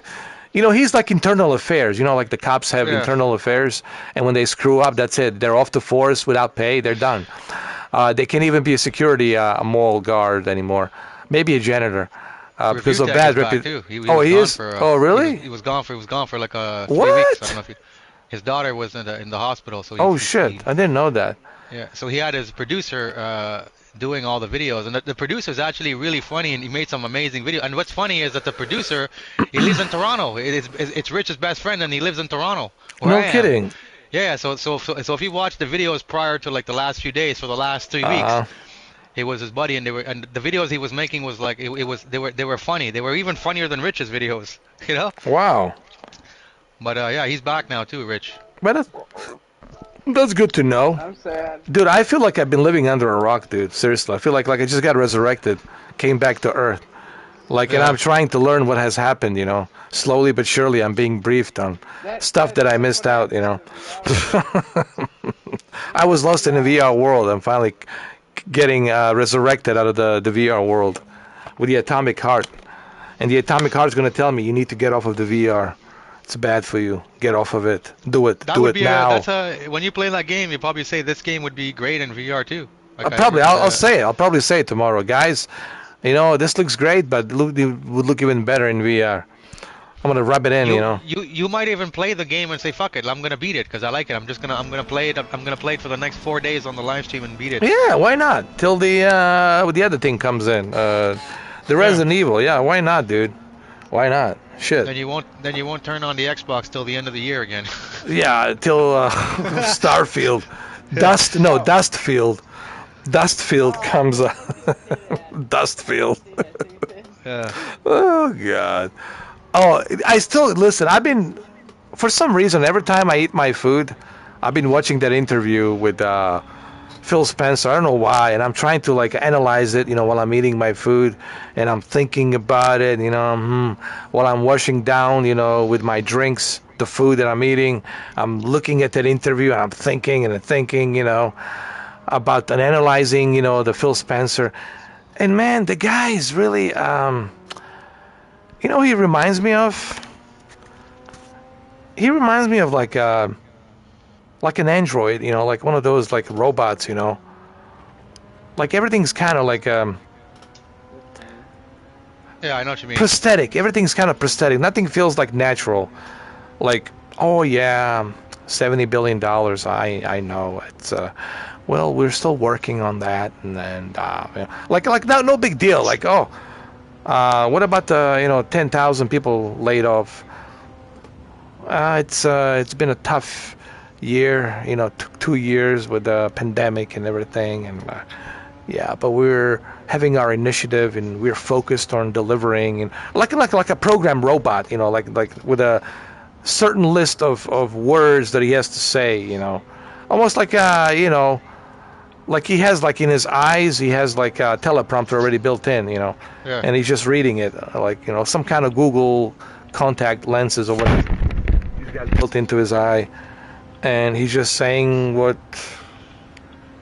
he's supposed to be saying. But it's in the interview, it's so kiss ass. And if you watch that interview with the Xbox on in UK, he went to UK. Oh, he's hiding in UK because he doesn't want to come back here because he's terrified. So he's he went to UK for whatever reason. Oh, I know. He went to see Jim Ryan. Oh, that's why. That's the Sony guy, Jim Ryan, right? Yeah, he went to UK to see Jim Ryan. That's what's going on. So I don't know if you know what's going on, but there's I'm talking going on with that Activision deal. Maybe Brandon's seen it, but Rich has been. Yeah, like Rich has been making videos since he's back about it, but I mean, personally, it doesn't affect me because I don't play Call of Duty games, so I don't really care about it. But people right now are going after Jim Ryan. Why? And they're actually defending Phil Spencer because the deal is going down to buy it, right? Yeah. So before Jim Ryan was basically so he's basically they're saying. Before, Sony was they were, if the deal happened with Xbox buying it, it's okay, it's a good thing, And Xbox told Sony, okay, we're going to guarantee you that we're going to make Call of Duty we're going to give you all the Activision games for the next 10 years. We're going to make sure it comes on PlayStation for the next 10 years. No worries, right? And, Sony's always been cool about it, but now they're saying Jim Ryan tweeted, we don't care about that. We don't even care about Call of Duty. We just want to block your deal. That's what he said. Yeah, that's exactly. And so Rich made a video. So Rich has been making videos, and everybody's like, "Man, this guy Jim Ryan is a real ass. Why would he do that? Why would he care? Why would he? Even though he's getting they promised him the games, and he flat out tweeted, we don't care about Call of Duty or Activision. We just want to block your deal." You know what? He kind of I like that because he kind of reminds me of me because I'm kind of saying fuck your deal, dude. At this point, I don't even give a shit about Call of Duty. Now, listen, it's gonna hurt him. Don't worry. Yeah. That losing Call of Duty, it's a lot of people, man. A lot of investors will tell him, sir. Even the Tokyo board of directors will say, sir, Call of Duty is a big franchise, sir. Yeah. We need it.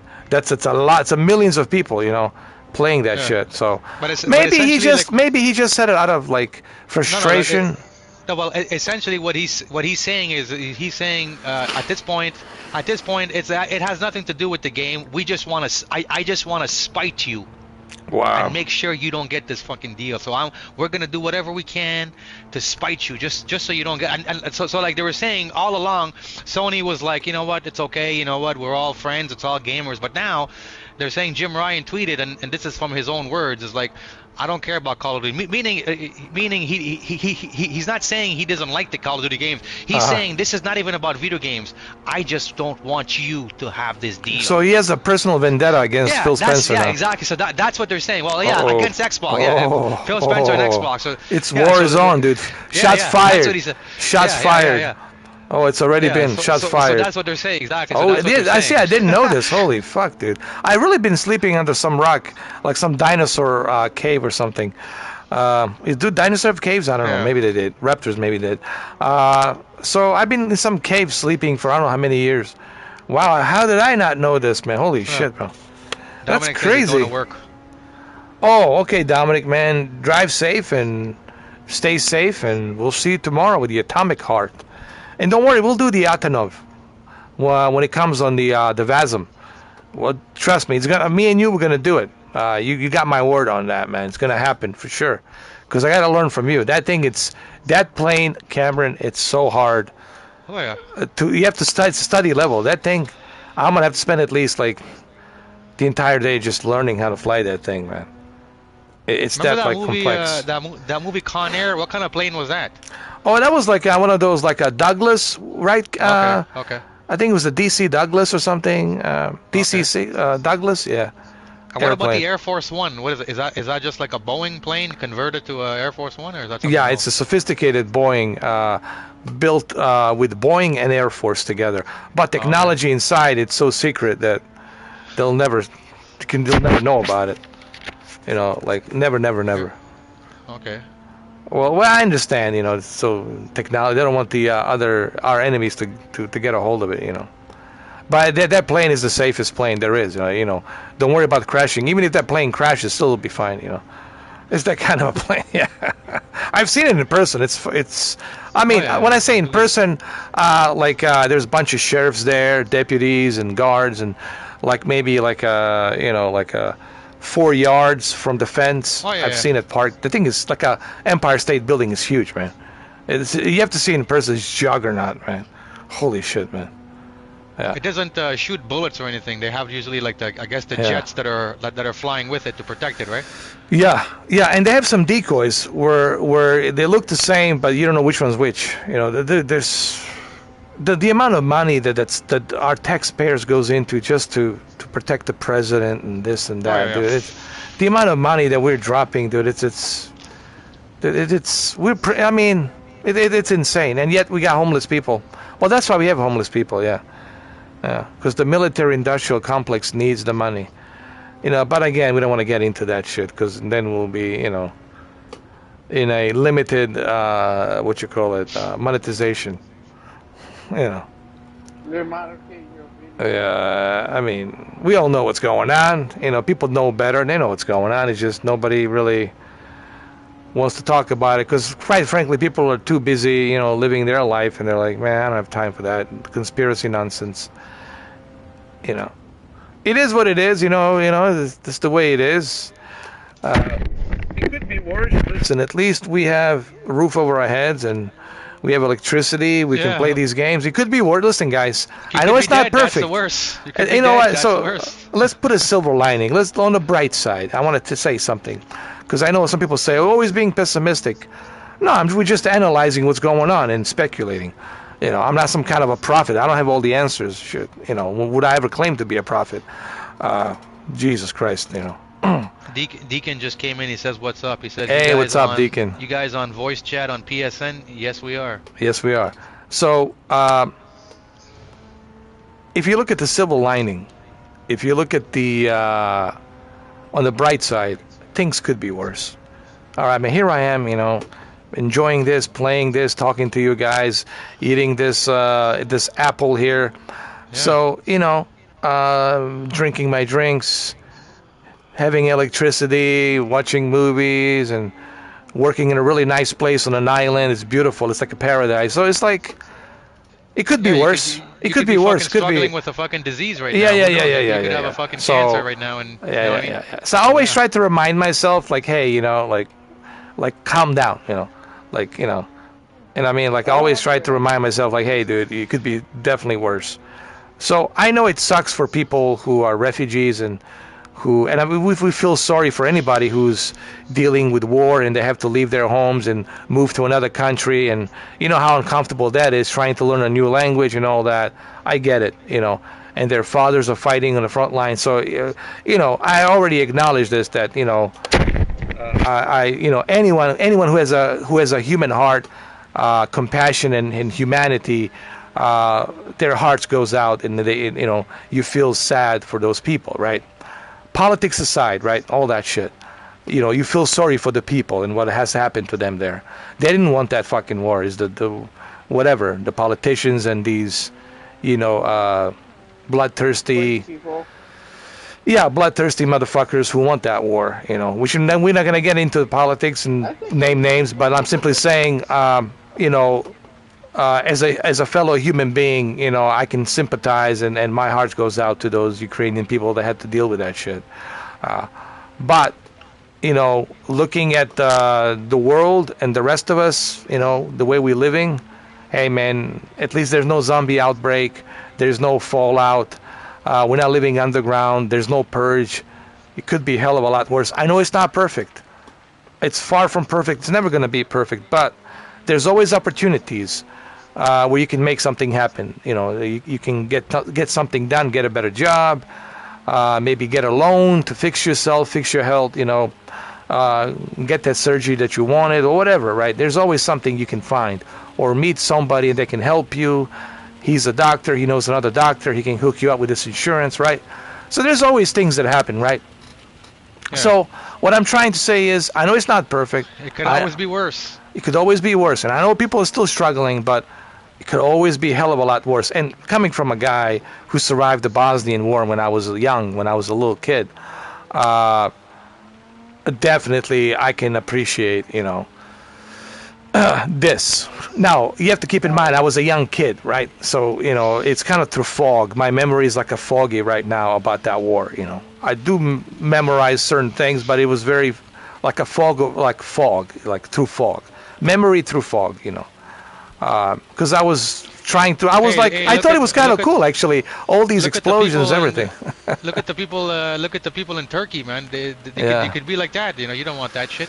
You know what's really bizarre, and it's kind of strange, because I was a little kid. I was like 8 years old, and when the war first started, you know, like seeing these MiG-29s and when they were dropping these bombs, I was like giggling, yeah, this is cool. And I was like, what the fuck's wrong with me, man? But I was a little kid, you know.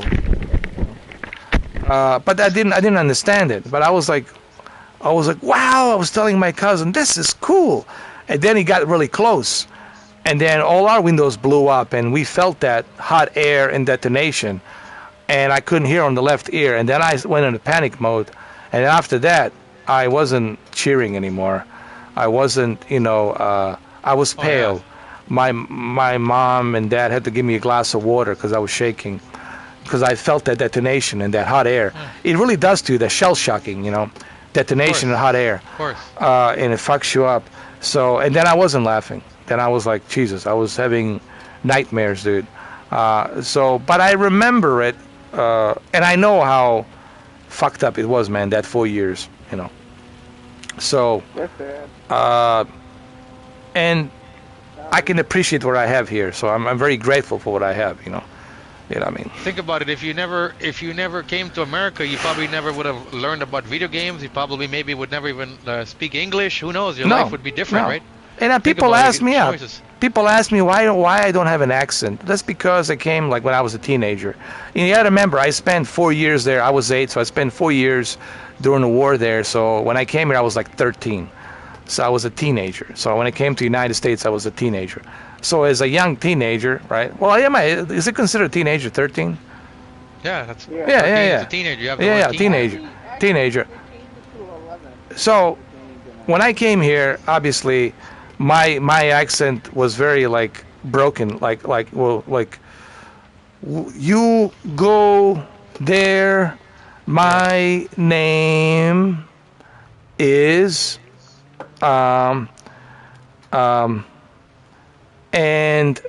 I sign here.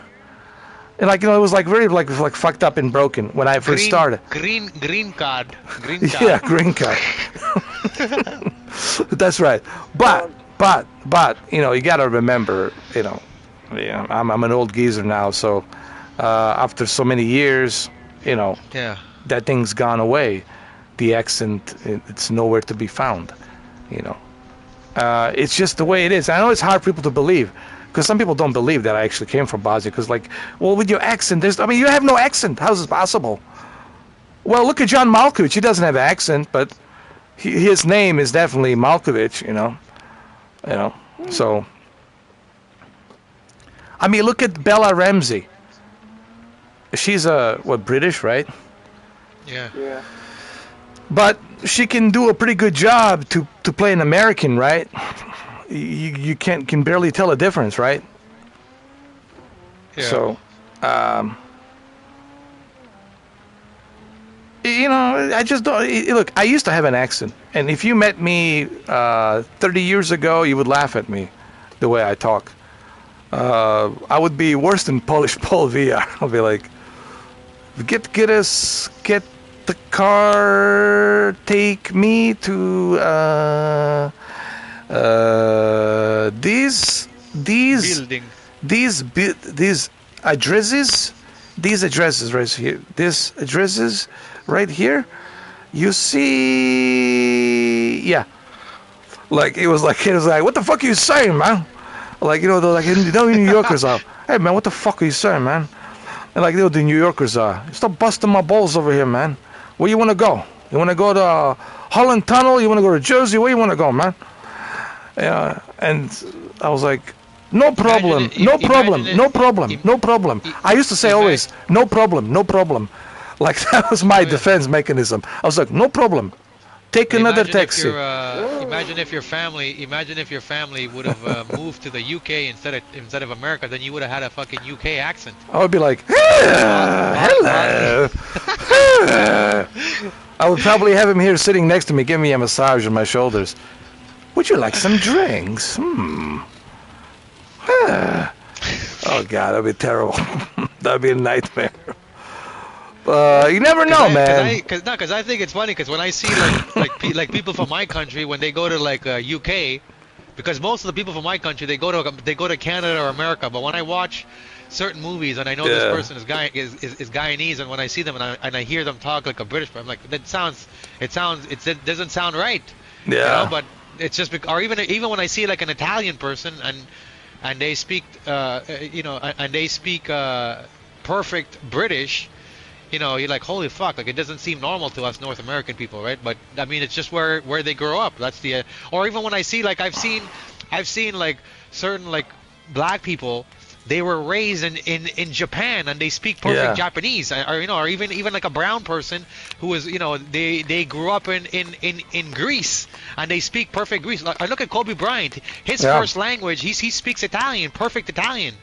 He grew up in Italy. And he was perfect. He speaks perfect Italian, but it's not normal to us in America and Canada because we're not used to seeing that. But it's wherever you were raised, and whatever decisions your parents made, and they moved there.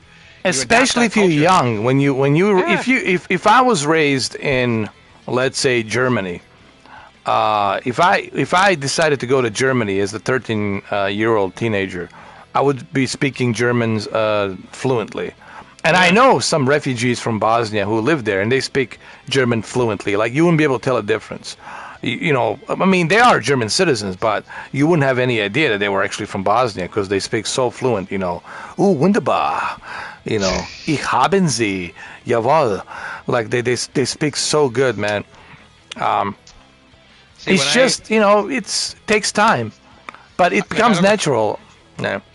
Like, I don't know if you guys know, but like when I play with my friends online, like when we play Ghost of Tsushima, and I speak to my team when I play, a couple of times we were helping like players, and these players they came from Paris or they came from parts of the world where they speak French. Mm-hmm.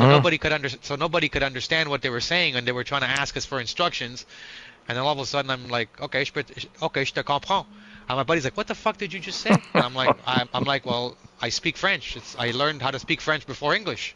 Right? And people don't know that. They're not used to it. Like, but because I'm a brown guy, they assume that, like I speak like, I don't know if you know, but I learned how to speak French before English, and I learned how to read and write. Well, in French Canada, that's mandatory. Yeah. Yeah. Well, not in Toronto, but when we moved to Canada, my family moved to Montreal, and Montreal. Oh, Quebec, you got to learn that French. So it's quick, fast. it's like 85%. It's like 80% French and 20% English. So me and my brother, we went to French school, everything. So when I used to speak to my brother, we only used to speak to each other in French. C'est la vie, c'est la vie. Yeah. And it wasn't until I tell these people stories. Like, it wasn't until I moved to Toronto, and I remember I used to go to the arcade with my brother when we were younger, and I remember I seen a Chinese guy and a black guy, and they were speaking to each other in English, and I was telling my brother in French, what the fuck is going on? Because in Montreal, everybody speaks perfect French. So when I was seeing these people speak English, I was like to me that was like an eye opener, right? But now, I live in Toronto. Toronto's like multicultural, so I mean it's like 100% English here. But I remember the first time I came here, because I was used to everybody speaking French. But it's funny because when people hear me and I tell them, even when I talk to people in my gym and I tell them, because there's some French people in my gym, and I have a conversation with them in French, and then the other people are like, what did you say? Like, do you understand? I'm like, yeah, I speak fluent French. Merde. Yeah. Merde. C'est la vie. Bonjour. Yeah. Yeah. And I used to watch movies in French as a kid, and I used to tell my friends, like, I didn't know that Home Alone was an English movie. I always thought it was. I thought Macaulay Culkin was a French kid. Yeah. Tout est prêt. Yeah. Yeah. But it's all where you were raised and where you. Yeah, were, it's true. It's true, man. Where you were raised. It becomes natural. If I was raised in UK, I'd have probably like a thick British accent. It's just where you're raised, but at a young age. Like if you're raised there at a young age, sure.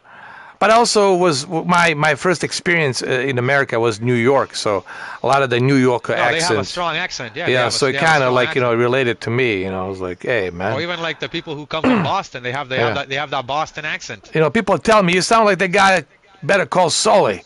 Well, maybe I am. I don't know. Just call his ex-wife. Hey, no reason for that like that. Let me show you. Sit here. Let me explain how's this done. This is how this works. We're going to launder that money over there, and you're going to polish my nails over here. That's how we're going to do it. Didn't sound come out right, didn't it? A good example is Schwarzenegger. In the beginning, he couldn't speak a word of English. Yeah. But I don't want your clothes. I don't want to touch your ass. This is the thing over here that I came to America. The first thing I did, I went to Santa Monica and I went to the Gold's Gym, and the first thing I felt was the pump on the muscles, and that I fell in love. And I even said to all the girls that they were there with me, I said, to me this is better than sex. It's better than coming, and that when I feel the pump is the greatest feeling for me. So when I was feeling the pump, when there's a pumping, that's what he says in a pumping iron. He says to me it's better than. He lied, of course, but nothing's better than orgasm. But he was kind of exaggerating. That was his shtick. To make something so ridiculous and cringy and make it into extraordinary. Like get to the chopper. What about the chopper? I want to get to the chopper. Damn it! So Arnold Schwarzenegger.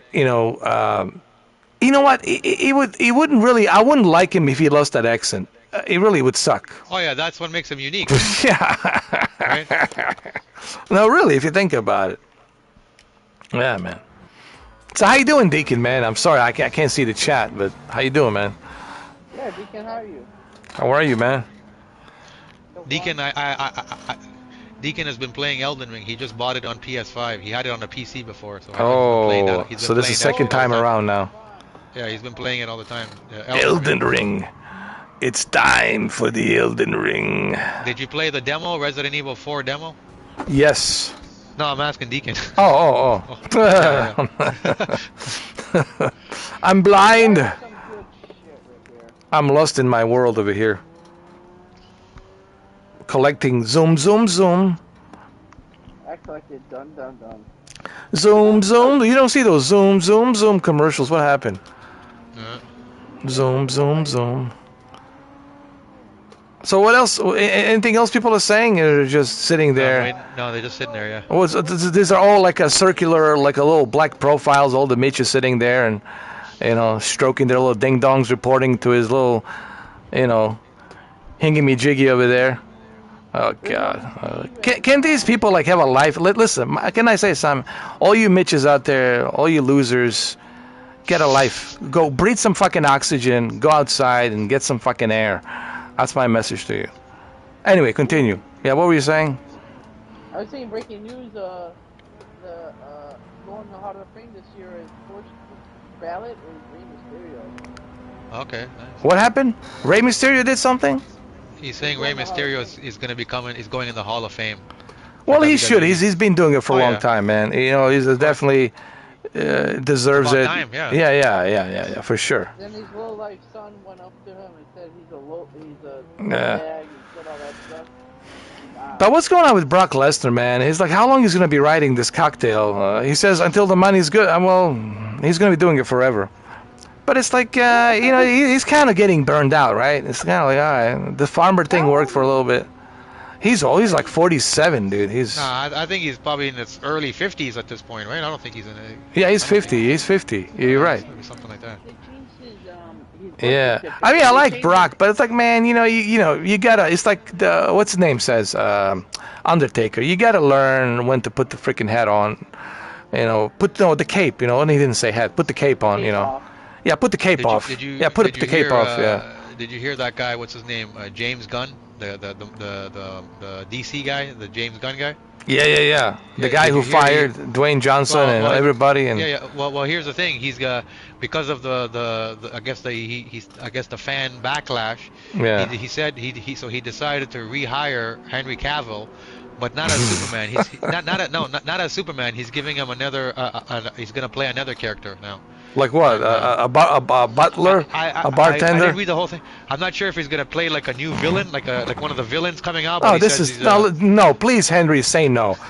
If he says yes, I'm done with Henry. I think he did take it. I think he took it because. No, that's it. I'm done with you, Henry. No, kiss my ass. Kiss my hairy ass, Henry Cavill. I'm done with you, bro. I'm not watching anything you do anymore. Don't you have any dude? Then you put on the skirt, man. Put on the skirt. No. Henry Cavill, I'm sure there's a lot of dudes out there that definitely fuck you. Definitely James Gunn will screw you. Put on a fucking skirt and spread your cheeks, man. You gotta stand up for what's right, man. You can't just sell yourself out like that cheap, man. Then you become like a cheap whore. No, man. I said fucking no. Yeah, he says it's confirmed. James Cameron reconfirms talks with Henry Cavill for another DC role. Dude, so disappointed. Henry, you disappoint me, man. You disappoint me so badly, dude. Dwayne Johnson, he says he wants, for you guys to fight. He says that has to happen. Black Adam versus Superman. This shit needs to happen. What are you doing, Henry? Henry is like, you're like bipolar now to me, man. You just like, make up your mind, dude. What the fuck, dude? Stick to your beliefs. Wow, dude. Oh wait, maybe he told him, hey, if you do this thing, I'll give you Superman.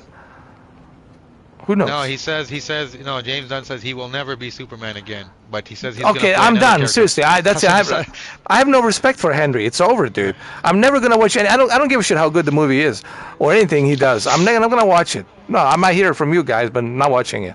How dare you, dude? How could you do that shit, man? He's like, I'll get you to watch my movie. I'm gonna make Pedro the next Superman. Watch it. Shit, no. You're gonna watch it. No, Henry, put on the no. When you land in LAX. When you get out of the airport, when you go to his James Gunn mansion, when you meet him by the pool, put on a short skirt and bend over. I'm sure James Gunn will be more than happy to service you. No. Just do it. Do it, man. Because that's exactly what you're doing. You're bending over. You're now his bitch. Jesus Christ, man. Whatever happened to the Warhammer? Did he say he's going to do a Warhammer? Not sure. What the fuck? Dude, I must have slept, man. Or I must have, I don't know, went through another Outer Limits dimension, Twilight Zone shit. This can't be happening, dude. Dude, I'm in some kind of different dimension here. I can't believe I'm hearing all of this. Good God. Wow. All of this happened within 3 months? Jesus Christ. Wow. I'm so disappointed, man. I'm reading an article here that just came up on my phone on Google that it says Microsoft is going to address Xbox Game Pass price increase concerns. This is Oh, from the Game great. Rant. Join the Netflix, too. Yeah, Microsoft, join the Netflix. Oh, this is, things are just getting, I want to say the quote from Arnold Schwarzenegger, this is getting better by the minute. This is really fucking getting worse. Oh, shit. Oh, and then I can hear Jesse Ventura. I can't say the word because, I can't use that word. But you guys need to try this and be like a sexual tyrannosaur like me. Yeah. But I can't say, what he says, that jaw, slack, whatever, the F word. I cannot use the F word. Pavlov is being called the best VR2 shooter game right now. Well, on the PlayStation VR 2 for sure. Yeah. But on the PC, there's other choices. Yeah. But my only problem with the Pavlov Standing is. Up? You gotta play up? I hate that shit. Like, let me sit, man. I mean, I don't mind. Look, if I want to work out, it should be an optional thing, right? But I feel like I'm being punished. Like I have to fucking, like I have. It's like a gym game. Like it's like going to the gym, and you can only play for limited time. Honestly, you can't play that thing for like 6 hours. You're gonna be tired, man. Dude, I don't know why they didn't give you that option. You can sit, or maybe they want people to lose weight, and like, nope. We don't want to fat shame you. We just want you to lose weight, Baba. Fat shaming. Baba, we want you to lose weight, Baba. Come on now. Come on. You got that 6 kegs of beer down there, boy. Time to get that hernia out. Get all that fat out. It's probably that hernia's kicking out all that fat, Shit, man. 6 new games. 6 new games coming this month on Game Pass. It says today they dropped Guilty Gear Strive. Oh God, that's all they got. Guilty Gear. Jesus Christ. And then also they dropped Dead Space 2 and Dead Space 3. Wow. Game Pass. Wow. Is there anything like that's like 2009 or something? That's what I'm saying. Like this is what we talk. That's what we talk about. Like I don't care about these old games. Drop some hits. If it wasn't for that Atomic Heart, it's the only reason I'm gonna sacrifice myself with all those damn updates tonight. Yeah. It's because of the Atomic Heart. If it wasn't for the Atomic Heart, man, I wouldn't bother. And for the Antonov, the airplane, The airplane. Yeah. But man, I wouldn't have touched that thing. I'm sure a lot of dust is gonna come out, man. Cockroaches gonna start coming out of there, fleeing the building. It's gonna be chaos, man. Once I turn that fucking thing on. Oh man, it's been 3 months since I turned that fucker on. Oh man, telling you, Dylan.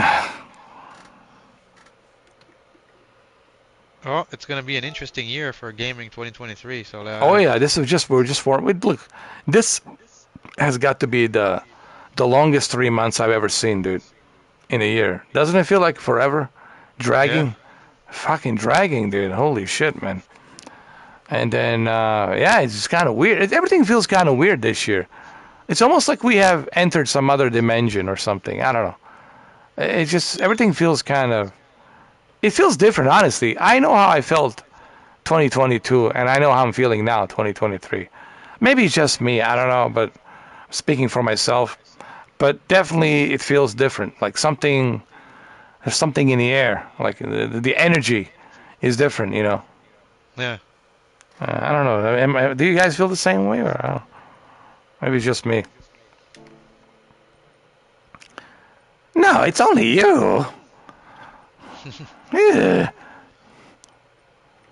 What's the biggest game you think is coming for 2023? You think Spider-Man 2, or, what do you think? Something else going to be bigger? I think that's going to be Game of the Year.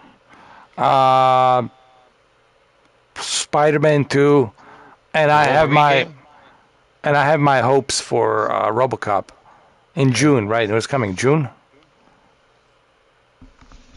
Maybe if they're showing the trailer now, yeah, maybe then. Yeah. Yeah. Maybe if you're lucky, there'll be a demo. Listen, man, I'm really excited about the RoboCop. I know everyone's going to say Spider-Man, and that's fine and dandy, sure. But me, man, I want some RoboCop game, man. You know. You think they're going to use Peter Weller's voice, or they're going to have just a generic somebody else? I heard that they already confirmed that they're going to use his voice.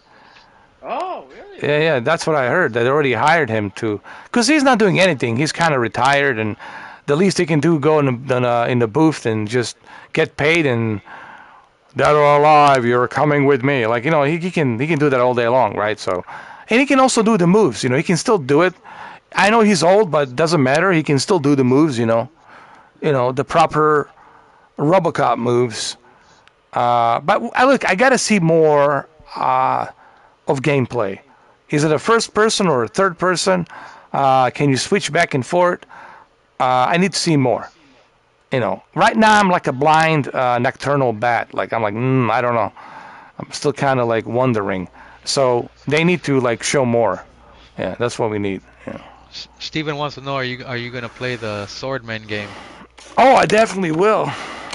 I definitely will. That's a violent game. Yeah. It's really good. Yeah. I definitely play a Swordman. I also got to play Zombieland, but tomorrow we got to go back to our usual standard live stream of Atomic Heart. You know. Oh yeah. Yeah. So I can read the chat. Like finally, I can come back to reality, the real reality. Yeah. Sony hasn't said anything about that chat, though. I don't know if they're even thinking about the chat. But I don't understand why they can do it right now. Actually, this minute they can send a 1 megabyte update, right? Just to do that. A lousy 1 megabyte update, right? Like, why do you want to see it? You don't need to see it. We're giving you fucking 4K, 60 FPS, HDR, OLED. Why do you want to see some shitty little font, crappy text? Because I know. Yeah. But here's my message to you, Sony. Because you gave it on PlayStation VR 1, it's not available here. So why does the PlayStation VR 1 get the... what's with the double standards? The PlayStation VR 1's got it, and we don't. The PlayStation VR 1 has a 3D Blu-ray, but we don't have a 3D Blu-ray here. What's with the double standards? I don't understand it. You know, and they're not really explaining it. They're not even giving a fuck to even bother to explain it. That's even worse. Like the poor guy can't even use a controller. That's to buy. Oh yeah, that's what that would bother me if that happened to me. But that's to buy another VR headset. No, the fuck. That's where I say I'm done. That's the day I say I'm done with the PlayStation VR 2. Like, kiss my hairy ass, Jim Ryan. I'm done with your PlayStation VR 2. If I have to spend another $600 just to get a bloody controllers, man. No. That's the day I tell Jim Ryan to stop to reach around and kiss my hairy ass. What if Jim Ryan goes, I don't care about your controller. I just want you to buy another headset. All right, then. You know what, man? Jim Ryan, I do have these big baggy balls, and, I do have this big hairy ass. Go in, man. Dig deep. Lick it. Get the tongue out. Let's go. That's what I would say to him. You know what he's going to do to you? He's going to make you a hitman. He's going to get you. No, he's probably going to shove that big, aim controller up my ass. Most likely. Or the move controller. Shove it in. The edge controller. Well, the move control actually feels nice. Let me show you, actually. It feels very comfortable, actually. It's not bad. Here, let me show you. It's very comfortable. Here, I'll show you guys. Here. Look at the screen, This is very comfortable. It's right here. There it is. That's the VR1 one? Yeah. Here. It's almost like a dildo. Yeah, it's a comfortable dildo. Listen, man, it is what it is, and it feels very comfortable. Look. That looks nice. Yeah, it is. There you go. Here we go.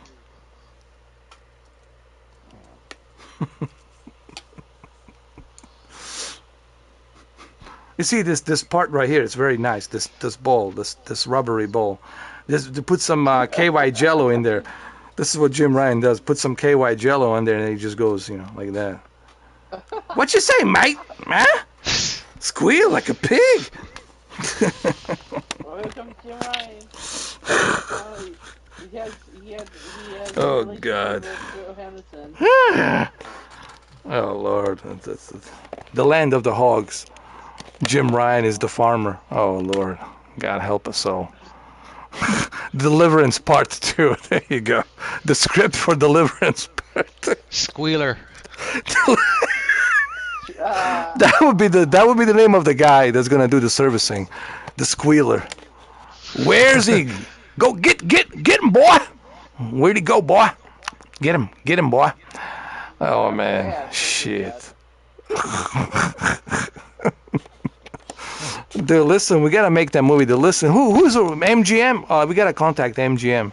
MGM, listen, I have a great idea for Deliverance Part 2. We can make this happen. Deliverance Part 2, The Squealers. Oh man. That sounds like a horror movie. Well, yeah, well, that's what it is. Well, that's what it is. It's a horror like movie. Jeepers Creepers, now you got Squealers. Squealers, yeah. Oh man, telling you, man. But this time we're not gonna be in Kentucky or North Carolina, Western. Wyoming. No. This time we go to United Kingdom. We're gonna go up in a northern part of United Kingdom, and that's when we go there. And then bushy forest of United Kingdom, and that's where we're gonna do it. Where they got all the goats and and the pigs and all that, hogs farms. That's where we're gonna do it. Deliverance Part 2. Shit. And if I'm lucky, I can probably get who's actually alive from British actors. I can get Anthony Hopkins. He could be the in charge of it all. I'm sure. Look, he can play a great villain. Anthony Hopkins definitely can do it. He's done Dr. Lecter. Idris Elba, he's from the UK, right? They're using him now in a bunch of movies. But he's being used all the time. I want to use Anthony Hopkins because Anthony Hopkins is just, now he could be a henchman. I can use Idris Elba as a henchman. What about Pierce Brosnan? He's got the accent. Oh yeah, right? Oh yeah, definitely. He'll probably try to explain to you why this dildo needs to go in a certain way. When you're squealing him, why it has to enter a certain way, why the KY Jello needs to be applied perfectly. Oh, man. That movie will never see a light of day in cinema. Yeah, well, it'll be on Pornhub. Go only on Pornhub, early screening. Daniel Craig. Oh, he'd definitely go for it, man. Yeah.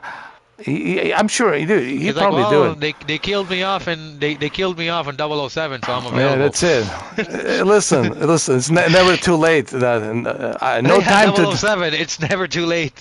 It's never too late. It's never too late. There you go. I have time to squeal. I may not have time to die, but I definitely have time to squeal. Here we go. Oh Lord, man. Oh. Dominic says, oh my God, guess what? I got raided by a streamer with 59 people from the stream, and now I got 45 people watching. Nice, congratulations, man. Cheers. Another flight sim streamer. There you go. You deserve it, man. You work really hard on those streams, and your knowledge about the airplanes, it's top notch, man. Wait till people learn your knowledge and how much you know about the planes, man. Trust me, you're gonna start growing, But see, you have to grind it. That's what I was telling Cameron. When it comes to YouTube, like you just gotta do it as fun. Look at it as like something you do for fun, and then it'll come. Trust me, when you least expect it, people will come. Like I never expected when I did the unboxing of the Xbox One S Madden 2016 edition and my Vizio 4K television. I never expected that people would be watching those videos in 4K upscale with Xbox One S, Gears of War 3. I mean, Gears of War 4, I'm sorry.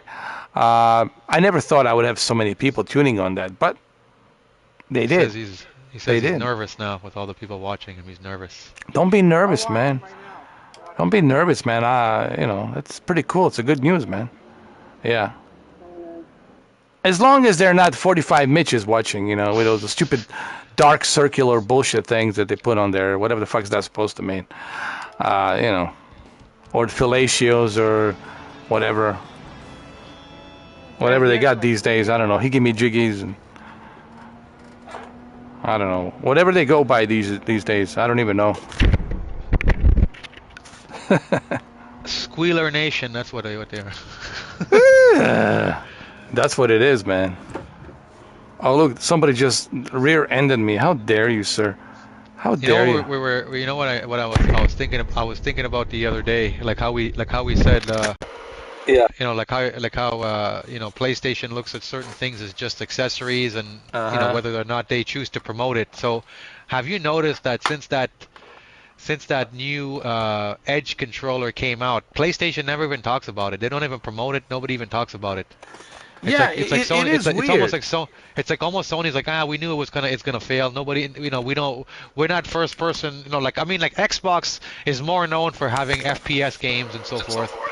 It's almost like I don't even see PlayStation showing commercials about it. I don't even see anybody talking about it. It's like it's like it came and it disappeared like a fart in the wind. You know, have you noticed that about the Edge controller? Yeah, but let's be honest about the Edge controller. Edge controller, it's something that it was only for like a special interest, you know. Yeah. It wasn't really for, let's say, for everybody. You know what I mean? It was something that is like, okay, we don't expect this to sell. This is only for like special interest, people who are competitive players. And I understood that, you know. $200 controller, that's for, you know, special interest people.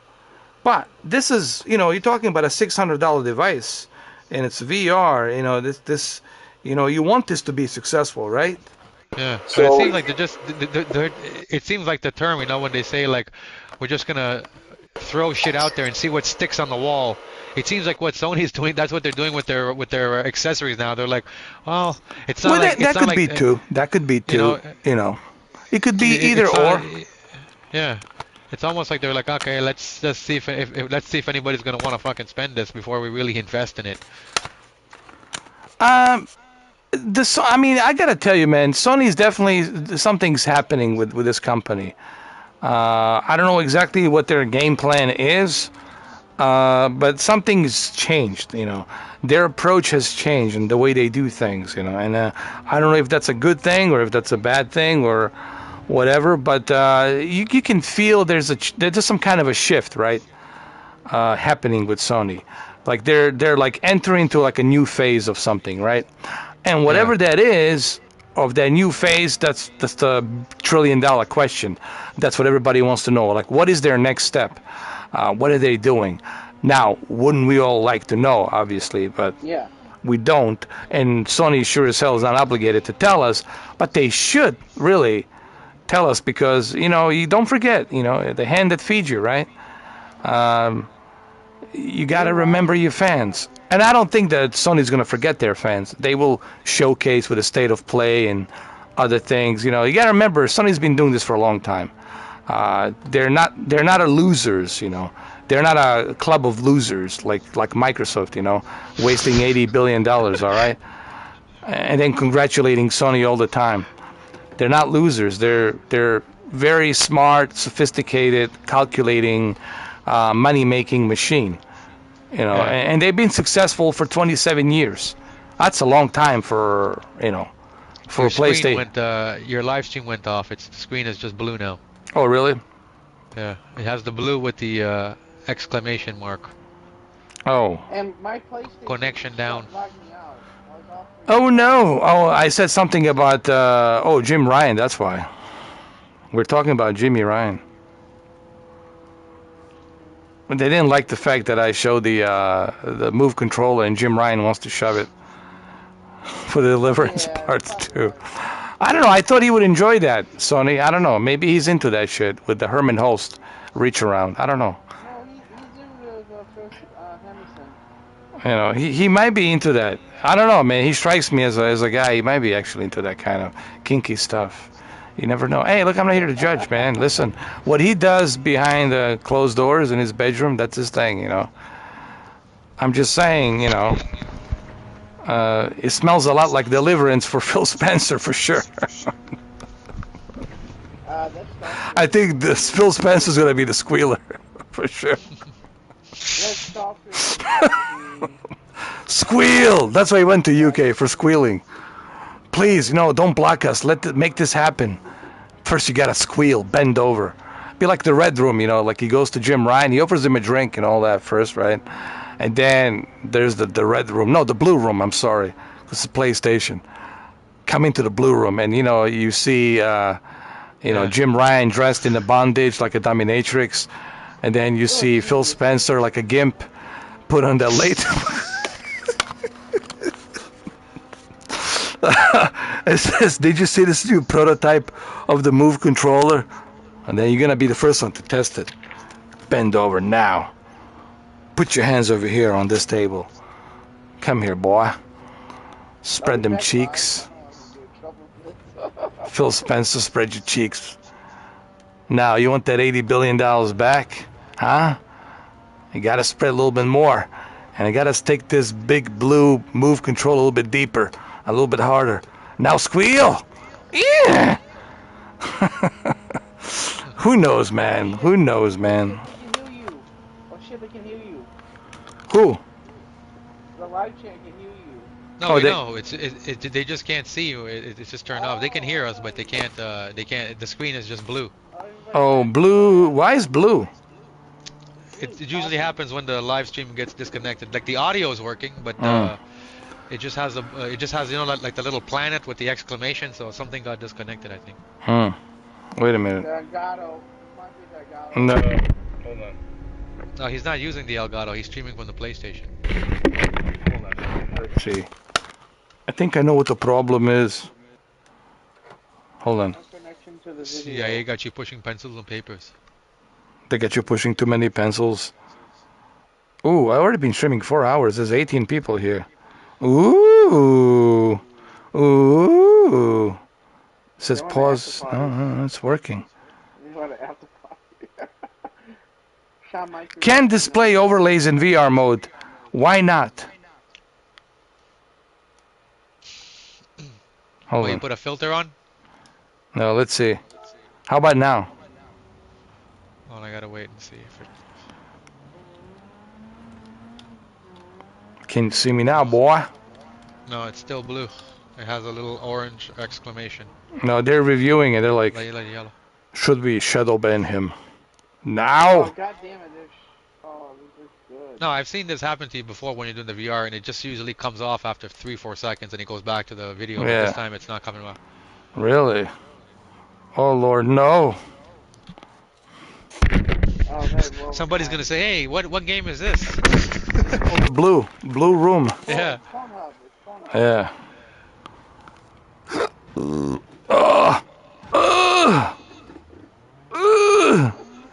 Phil Spencer. It's in a room. Yes. You want your $80 billion back, boy? Spread them cheeks.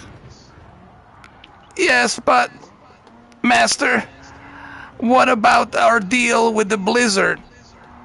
That's off. And Activision, too. I'm not even giving you $80 billion now. You're going to be my bitch. You're going to work for PlayStation VR, too. Your job is to make PlayStation VR 2 games.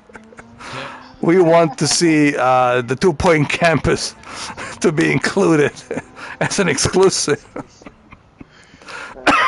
to the PlayStation VR 2. Oh man, it's still blue. Yeah. I think this is a sign. 4 hours. It's a sign for us to let go and get ready for the atomic heart. Did you hear me? I want the atomic heart.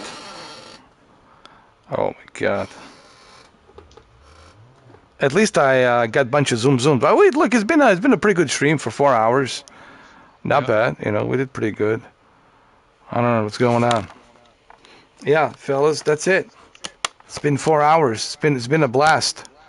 Tomorrow's gonna be atomic blast. No, atomic heart. That's funny.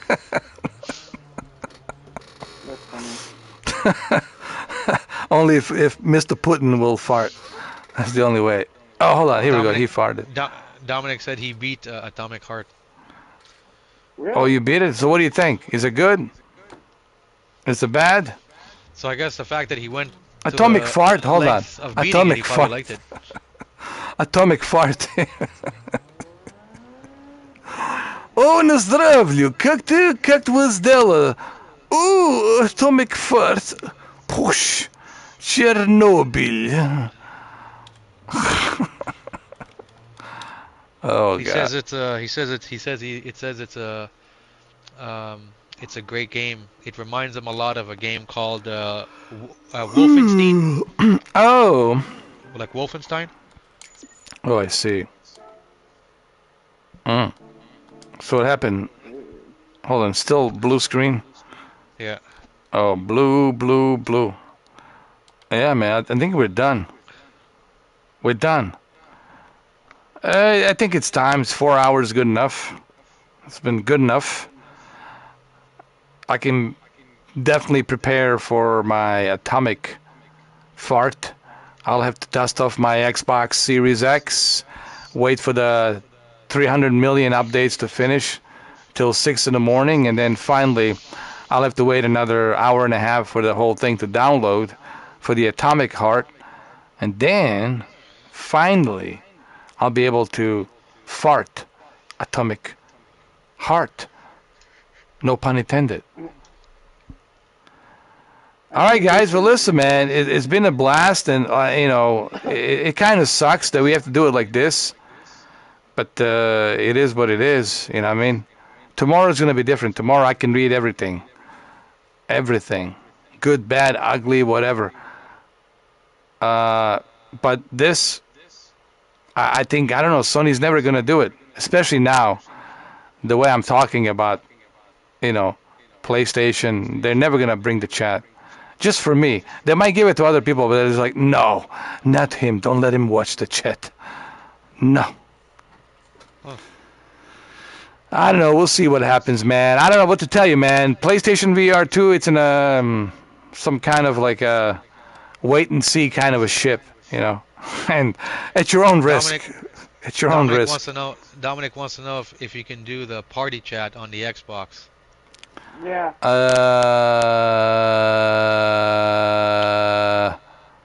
He says, can we maybe do the party chat on the Xbox? I could with with my capture card. Yeah, I could do it. Yeah, sure. Yeah. I can do it. Yeah, I can do it for sure.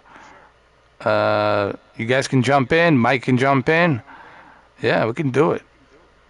Yeah. Sure, we can do a party chat. But also it's going to be cool for me to read the real chat to see what people are saying. Finally, man. I feel like, like I'm Marco coming back. That guy Marco Akote says he wants to join the party chat also. Or now or? No, I guess maybe tomorrow. Tomorrow? Okay. He says sure. He'll be there. On the Xbox. We got room too on that one. Yeah, we can do it. Sure. I'll add me as a friend, and man, yeah, you guys can hop in. Even the TikTok guy can join as well. The famous TikTok guy. But I don't know if he's only VR, right? And he's not into atomic farts. That's still funny. Yeah. All right, guys. Well, tomorrow then. We're gonna. All right, guys. Yeah, it's been a blast. All right, guys. Always a pleasure, man. It's fun. And look, just to close this live stream, PlayStation VR 2. I'll just say one word: bird. We're betas, man. It is what it is. We're all betas, and we'll just have to wait and see. Okay. Right now, PlayStation VR 2, we're just testing it, and we're all betas, and we gotta wait and see what happens. I think we'll have a pretty good idea by the end of by the end of the summer, like around September, October, I think we'll have a pretty good idea which direction the PlayStation VR 2 is going.